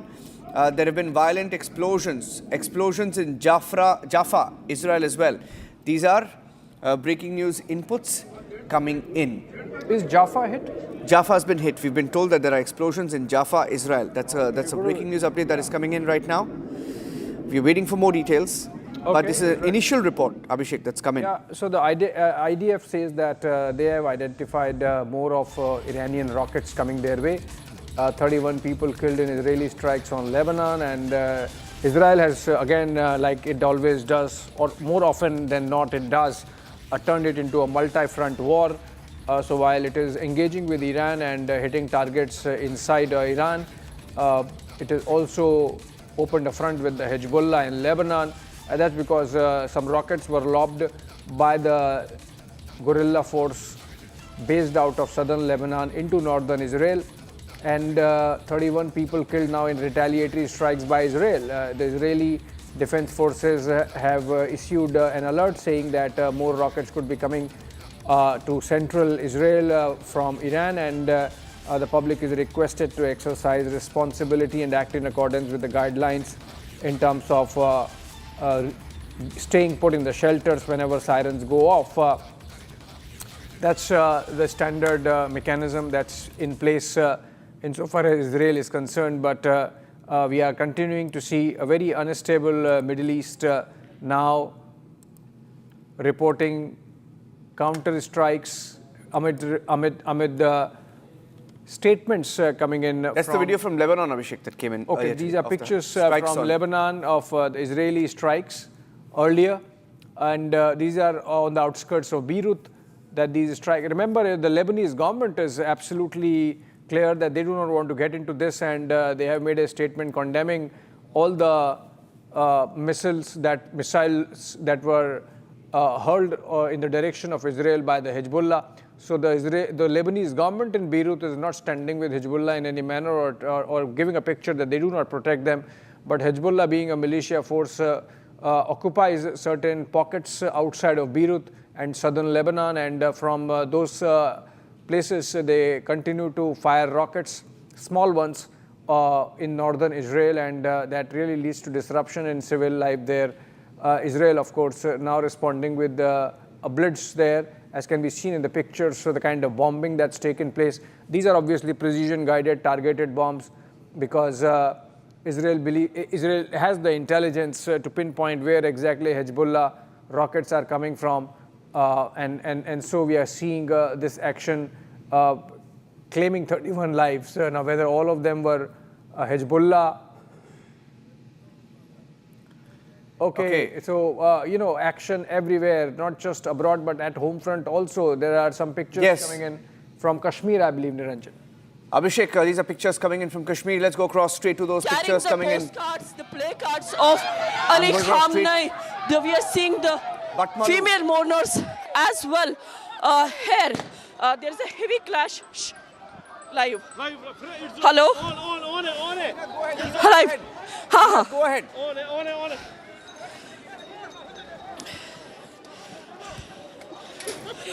तुमको बनता है Zeenat, go ahead. Zeenat is in Batmalu, Srinagar. She's live. Between the mourners and the Jammu and Kashmir police here, the visuals that we show you here comes from Batmalu area of Srinagar. Although the J&K police and the administration had announced the strict restrictions so that people would not come out yesterday, the gathering of more than 1 lakh people were seen in Lal Chowk, and this crowd would come from different areas. But today you see the smoke shells that is landing just near to the Shia mourners who are coming here. So we see the J&K police here, the IG Kashmir, VK Bridhi here, monitoring the situation, being accompanied by DIG, CKR, and also the other force on the ground to defy. These mourners tried to defy the restrictions on the ground. So heavy shelling that was witnessed in Batmalu area. You see the shell that just exploded here. You see the smoke that is right there on the sky. This tells you the situation on ground. The Shia mourners carrying the flag. The red flags are there. The picture of Ali Khamenei is there. And now we are seeing that the police personnel is carrying the lathis, these tear smoke guns, holding in their hands, and they are rushing towards the site to disperse the mourners. So these are the visuals right from the ground of Batmalu, where you see they are trying to disperse the mourners. And the mourners not only are the younger lot, but the kids that you see on ground. We are seeing the J&K police with the lathis trying to disperse. Although we are not seeing the sloganeering that is going on here. The India go back. The same slogans that used to witness in 2019. Now the same slogans are being speak in Hindi as well, because we are live. We are live with you. We are live with you on Republic Bharat and Republic TV. Can you please speak in Hindi as well, so both our viewers can understand on both Republic TV and Bharat?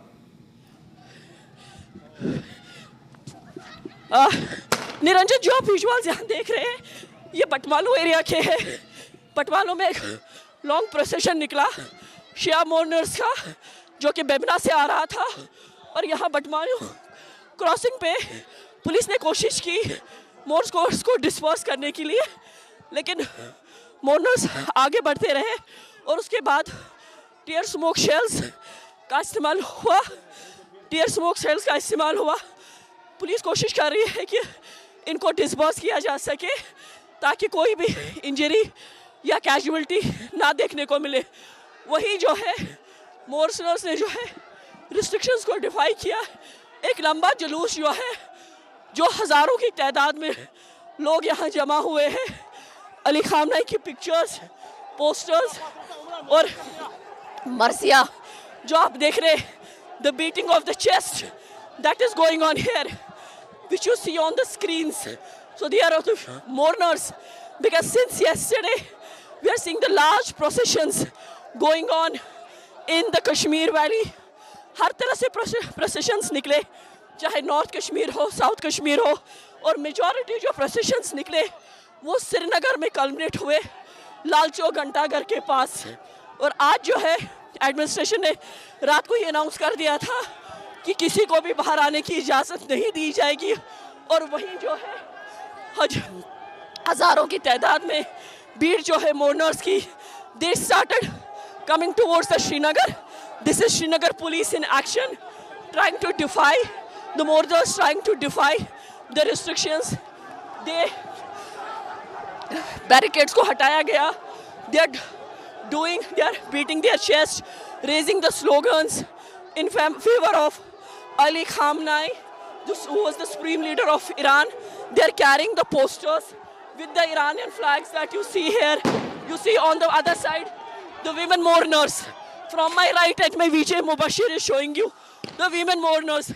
They are on the other side, the tear smoke shells that are being used to disperse the crowd. Let me remind you, Nirjan, this kind of pictures were being witnessed in the Srinagar or in the valley. First time in 6 years. Last time shelling was witnessed in 2019 when article was abrogated. Since then, the police Kashmir had turned peaceful. लेकिन उसके बाद जो है आज फिर से जो है एक बार restrictions को डिफाई किया गया. हालांकि एडमिनिस्ट्रेशन ने जिस तरह की अरेंजमेंट्स की हुई थी तो लग नहीं रहा था कि कोई भी इस तरह की हरकत देखने को मिलेगी. लेकिन अब जो है सीआरपीएफ का फौज भी यहाँ है, वहीं आईजी कश्मीर खुद मॉनिटरिंग में यहाँ लगे हुए हैं. पुलिस का सबसे ज़्यादा फोकस है कि कोई भी इंजरी या कैजुअल्टी जो है, कोई इंजरी या कैजुअल्टी जो है यहाँ देखने को मिले. एक बार फिर से सीआरपीएफ का जवान स्मोक शेल्स का बैग लेकर, आप देख सकते हैं ये टीयर स्मोक कैंसिस्टर्स होते हैं जिसको यूज़ किया जा सकता है ताकि क्राउड को डिस्पर्स किया जाए. वो देखिए शेल लगा, बिल्कुल उधर गिरा. वहाँ देखिए आसमान में किस तरह का धुआं जो शेल जो है प्रोड्यूस करते हैं. ये एक एक्सरसाइज होती है ताकि इसमें कोई इंजरी या कैजुअल्टी ना हो और क्राउड जो है डिस्पर्स हो. हालांकि पुलिस कोशिश कर रही है कि यहाँ जो है क्राउड डिस्पर्स हो, वापस लौट जाए. जहाँ पुलिस भी कह रही है वापस लौट, वही शिया मोर्नर्स जो है. और कल जो है कई प्रोसेशंस में देखा गया कि सुन्नी मुसलमान जो थे उन्होंने भी बड़ी तादाद में यहाँ हिस्सा लिया. लेकिन वहीं आज जो है जुलूस बेमना से जो श्रीनगर का ही हिस्सा है, वहाँ पर ये देखिए पुलिस लाठीचार्ज करते हुए पुलिस जो है मोर्नर्स को भगाने की कोशिश कर रही है. हाथापाई वहीं देखने को मिल रही है. ये देखिए मोर्नर्स को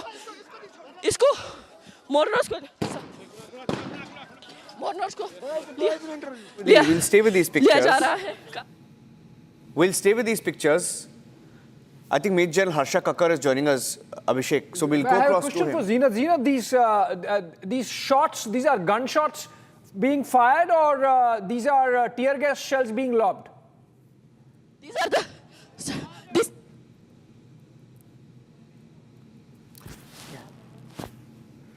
Zina, Abhishek was checking whether these were gunshots being fired or tear gas being lobbed there.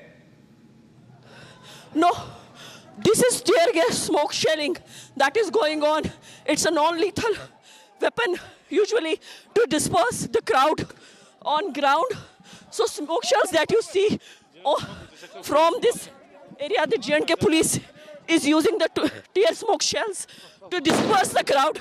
The loud bangs that you see on the screen, this is only to disperse the crowd because the crowd comprises more of the I'm youngsters. staying with you. I'm staying with those pictures. I'm staying with those pictures. I'm staying with those pictures as we get in Major General Harsha Kakkar as well, because in this segment we were to discuss Abhishek.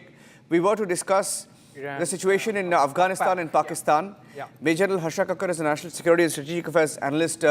General Harsha Kakkar, this morning we had the Ministry of Home Affairs also, give out an advisory to all state governments asking for law and order situation to be kept under control, to identify possible radical elements. Now, I'm not saying any of those people protesting in Srinagar are radical, but we saw what happened in Pakistan yesterday. Sir, in your view, I'd like to get, first of all, your comments to what is going on, these protests here in Srinagar, sir.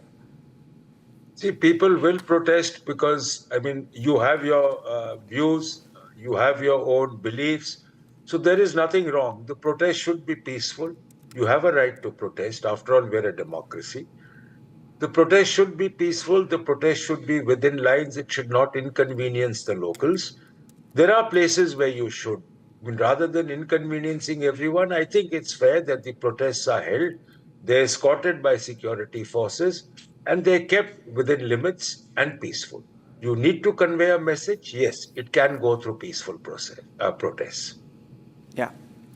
Yeah, and General Kakkar, but the point is that this seems to be going on for almost a week now, which means the Taliban regime now has the firepower to really hit back on a sustained basis to the Pakistanis. Okay, this is on the Afghanistan story. So we're segueing to that. So, yes. Okay. So you're looking at that. You see, definitely the Taliban were expecting something to happen. But it's very interesting, before I come to the Taliban, it's very interesting. India accused Pakistan of being behind the Pahalgam attack and being behind terrorism in India, and we hit the terrorist camps straight. Pakistan accuses India of being behind what Afghanistan is doing or supporting terrorist camps, which is what they claim they are. There is no proof, there is no evidence. Well, why are they targeting Afghanistan when they say that India is behind it? That's the first part. Second, when you look at Afghanistan, Afghanistan is aware that Pakistan would do something because that's all that they can do. They can't control the situation within. They failed to control the situation in both Khyber Pakhtunkhwa and Balochistan. Their people have surrendered in Balochistan and they were forced to release a large number of Baloch to get those 7 soldiers back. Of course, they're not announcing it on media.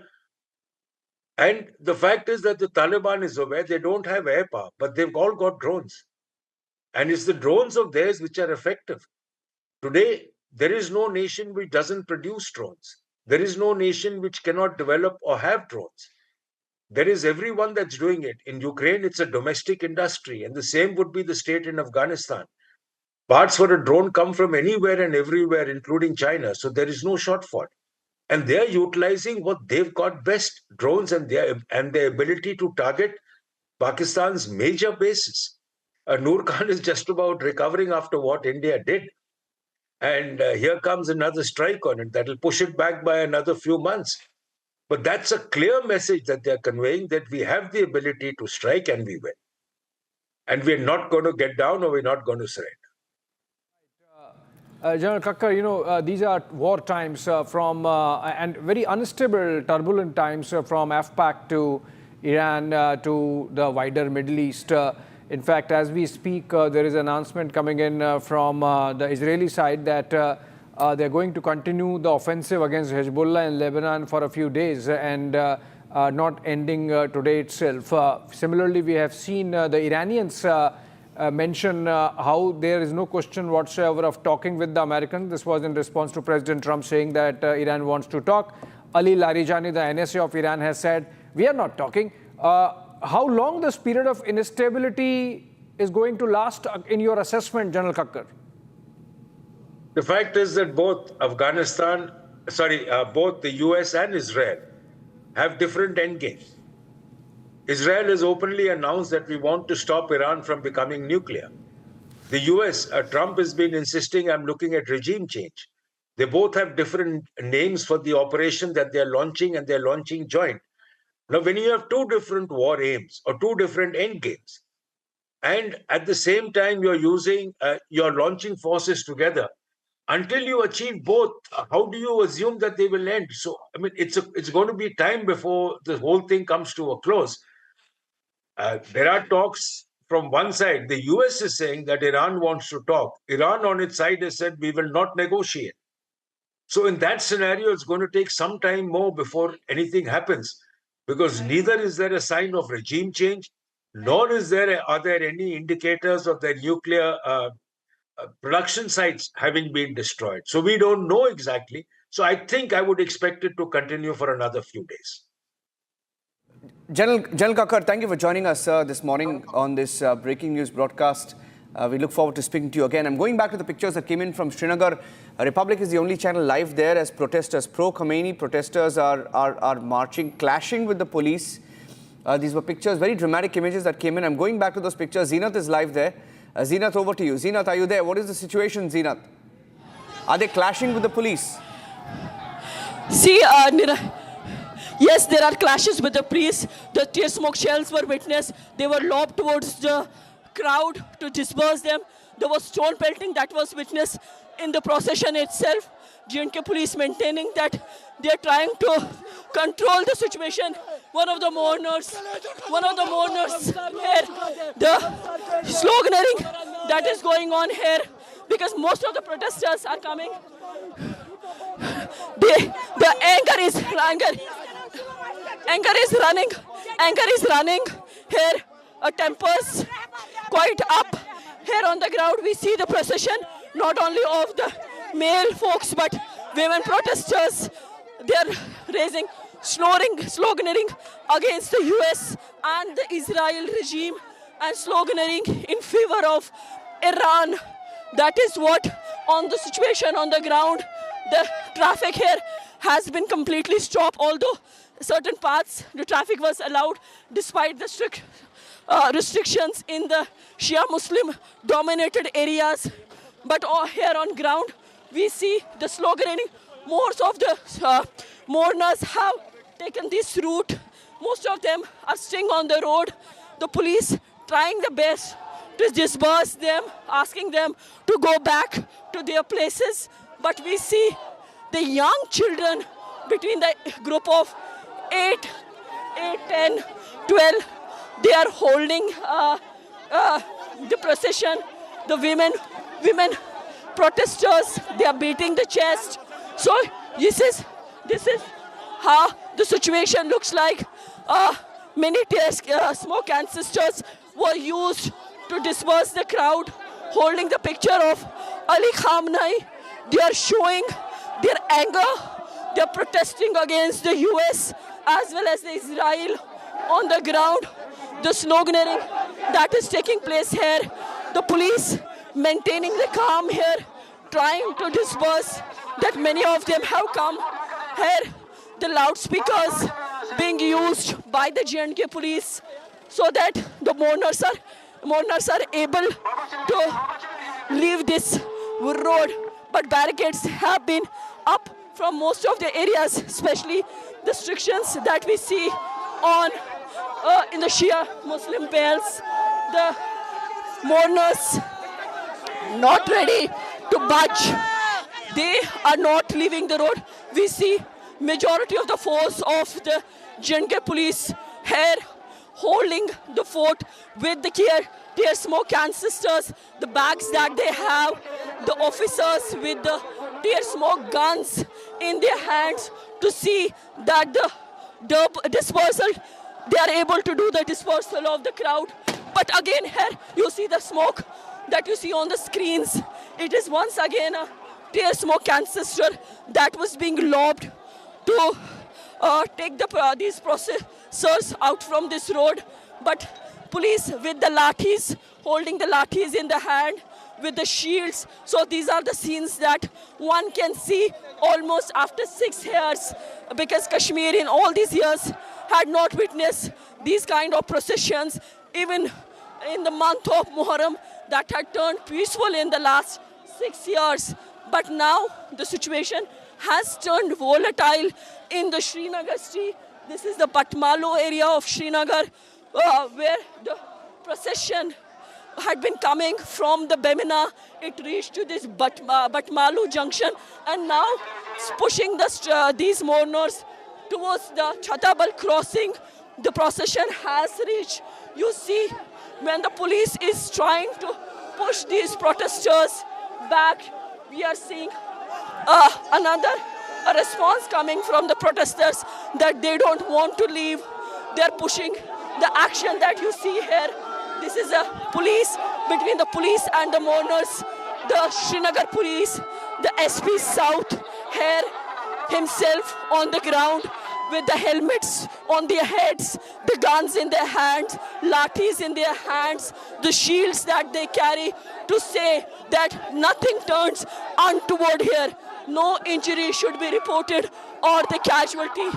Yesterday also, mourners were allowed to take the procession, and all the processions culminated at Gantagar yesterday, and it remained peaceful, with the result seeing the kind of the crowd that swelled up yesterday in the streets of Srinagar. Administration yesterday evening took the decision to not allow the processions. The loudspeaker that one can hear, it's say the people inside this van, they're asking people to go back, because otherwise there will be strictness that will be imposed. So they are continuously warning the people to go back to their destinations, go back to their places. The loudspeaker announcement is being made by the J&K police that it is humbly requested to kindly go back. We are putting lot of strains. Don't allow to go law and order out of hands. So there is a humble appeal that comes from the J&K police through their loudspeakers. The vehicles are fitted with loudspeakers, asking the crowd to go back. So this is how the anger is boiling here. The women mourners, they are staying here, not allowing to return. So this is how the procession has taken an ugly turn here at the Chatabal crossing, where the mourners are not listening to the police. Many of them beating the chest, condemning the action coming from the Israel or the US regime, holding the pictures of Ali Khamenei in their hand. So the kind of sentiment that see you on ground, because Ali Khamenei, despite being the Shia global leader, this spiritual connection that he shared across with the Sunni belts, Sunni Muslims also, he gained a lot of popularity. So yesterday in the procession, apart from Shia mourners dominating the processions, we have witnessed the presence of Sunni mourners. Many political leaders also joined them yesterday. But this time, the police administration was very clear that such kind of processions would not be allowed in the Srinagar, So the restrictions were put in, the barricades were done, and people were informed that today nobody will be allowed to move out. But here, this is one of the procession. People in hundreds number, they took the streets, raising the slogans. Police still maintaining the calm, not allowing the procession to move towards Batmalu or to the Lal Chowk. They are trying to send them back from this very junction only. So we see the police party, Srinagar police in action, because it is not only the mourners, the presence of fringe elements, internationals were also witnessed yesterday. That is why the deployment of the police is accompanying also these protesters. Since we are seeing the exchange of these canisters going on between these police personals. So these are the visuals coming in from Srinagar, where the Shia mourners hit the streets, and the mourning of Ali Khamenei is going on in Srinagar as well.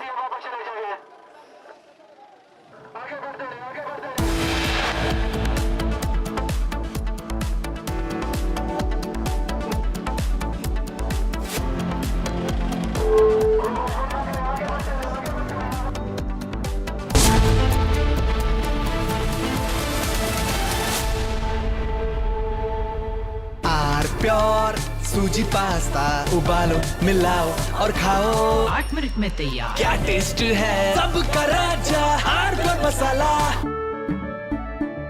केसरिया से मन जोगी हुआ रे दिल झूमे देखो मतवारा हुआ रे केसरिया से मन जोगी हर पल मनाओ केसरी त्योहार। विमल बोलो जुबान केसरी। चमकी चाट से क्या बना है? सैंडविच लस्सी और छाछ हर घूंट में चमकी चाट ड्राई फ्रूट और दही बड़े। चमकी चाट से स्वाद बढ़े। असली स्वाद सिर्फ चमकी चाट। Now here's the reality. It's fact, not fiction. You are sitting on a plane. You're boarding the plane in the national capital of India for Leh at 6:08 in the morning. It's a SpiceJet plane. 6 minutes into the take, against the backdrop of daybreak and a beautiful sunrise, you suddenly look to your right towards the wings and you see the flames of fire on the wings of the plane. Your plane is on fire. Ladies and gentlemen, these are real visuals. This is the reality that the Civil Aviation Minister does not want you to see. This is the reality SpiceJet does not want you to see. This is the reality DGCA does not want you to see. Because at the cockpit, at that very moment while you're sitting in the plane, there are calls of Mayday.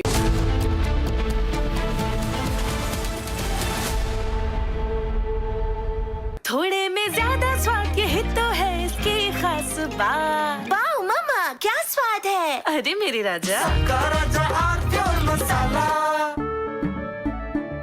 केसरिया से मन जोगी हुआ रे, दिल झूमे देखो मतवारा हुआ रे।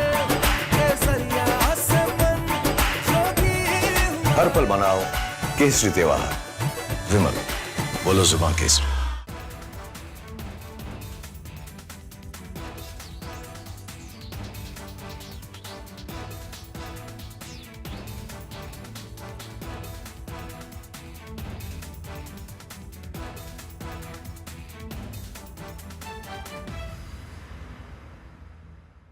Now here's the reality, it's fact not fiction. You are sitting on a plane. You're boarding the plane in the national capital of India for Leh at 6:08 in the morning.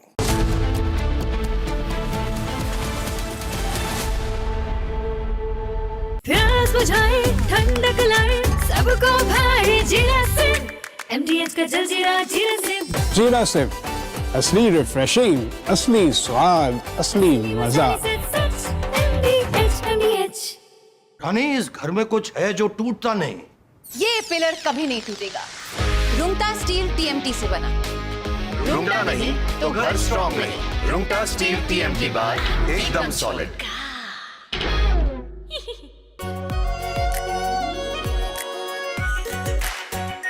Are pure shahi paneer masala, delicious, healthy everyday. Now here's the reality, it's fact not fiction. You are sitting on a plane. You're boarding the plane in the national capital of India for Leh at 6:08 in the morning. It's a SpiceJet plane. 6 minutes into the take, against the backdrop of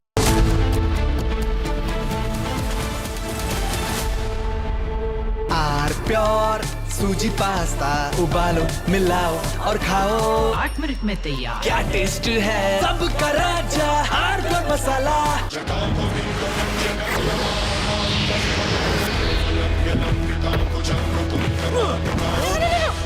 मेरी chimney टूट जाएगी। What are you doing? रानी इस घर में कुछ है जो टूटता नहीं।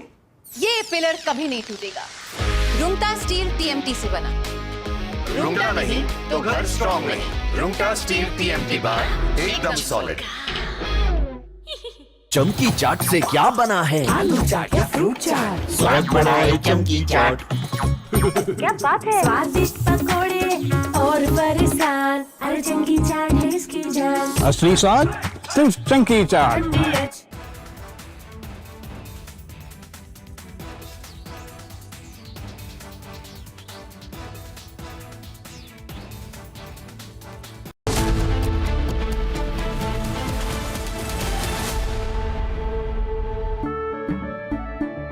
केसरिया से मन जोगी हुआ रे, दिल झूमे देखो मतवारा हुआ रे। केसरिया से मन जोगी हुआ। हर पल मनाओ केसरी त्योहार। विमल बोलो जुबान Kesari.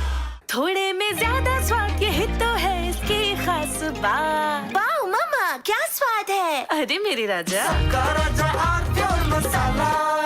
Now here's the reality, it's fact not fiction. You are sitting on a plane.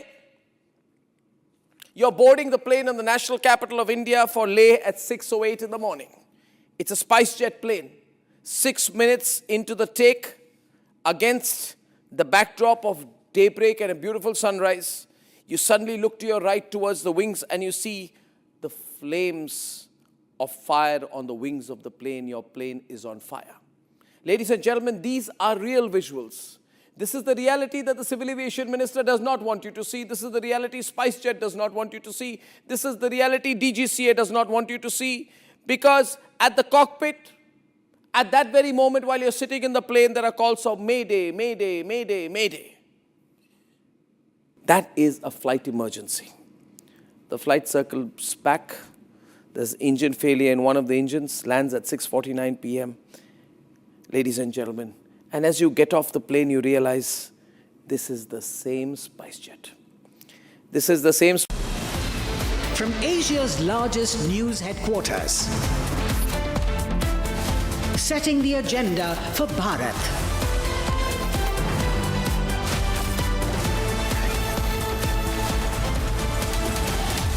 You're watching Republic.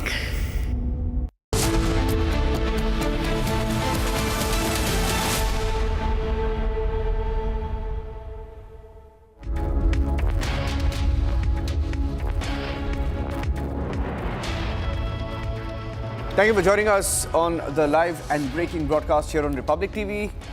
As we focus on the war in the Middle East, developments in our neighborhood.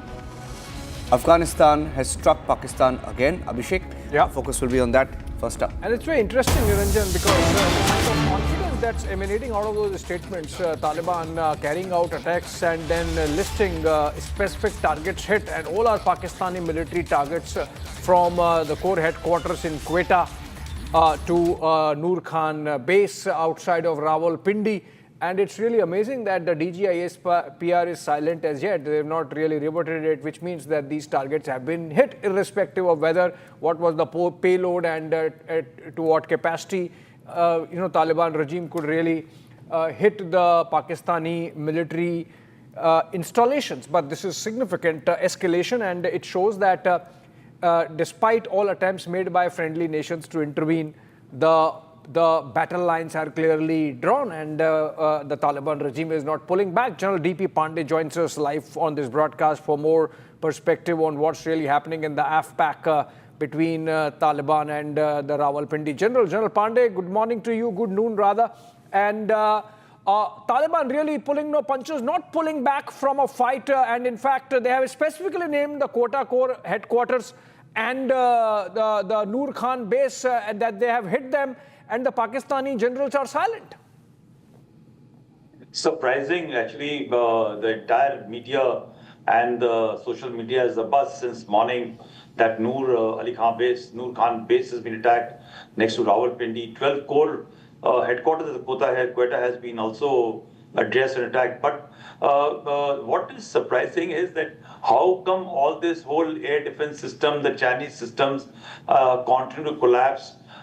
Please understand that Noor Khan base has not yet been fully repaired. It is also under repair and is again being struck by Afghanistan. Let's go back to the bottom of the matter. The issue is that Pakistan thought what America, Israel, India has done elsewhere, they could get away by doing the same thing with Afghanistan, because Afghanistan doesn't have it doesn't have an air force, frankly, right? It also doesn't have any credible air defense system, and they will be able to get through, and there will be hardly any response. This response is coming back because umpires have been buried by Afghanistan, and Pakistan is not just an artificial country. They decided to bomb previously, and thereafter they ran to Saudis and Qatar and Kuwait to reconcile the differences between Taliban, which resulted in a ceasefire. But this latest thing which they did by killing children, women, civilians in one of the strikes, while they went for a couple of strikes, in a couple of them they were able to achieve some successes. But this was something not done. And therefore, I guess now they are is the payback time, and a number of attacks have taken place. What is not also coming in the social media or even in the legacy media is number of posts which have been captured. Their Pakistani troops have been taken prisoners. They are being held by the Afghans. The country is into total shamazal, actually. You look at what has happened in Karachi, what has happened in Skardu, their own police. How was it possible that in Karachi consulate, in the US consulate, there were people who were wearing bulletproof jackets, carrying pistols, were able to approach the most highly secure zone in the entire Karachi or entire country of Pakistan. So either it was complicit arrangement to play double game with Americans and allow a certain degree of trouble to be shown within the country, or else it was pure failure of law and order and everything. So there's a whole thing which is going on. Balochistan is on fire. The entire Durand line is being addressed by the Afghans. KPK is under boil. The Shia communities, state-sponsored terrorist organizations which attack the Shias are actually as of now under control, and the Shias are coming onto the streets against the Iranian president having been, supreme leader having killed. the situation in Pakistan doesn't seem to be good. Shahbaz Sharif, since yesterday, has been tweeting everything about having called up Crown Prince here, Crown Prince there, and trying to say that what is happening is not correct. There should be peace in the region. He's today morning tweeted about loss of Khamenei and what is happening in Iran. But there is not one tweet what is happening at Rawalpindi Air Base. I guess they start looking inside what is happening in their own country rather than looking outside.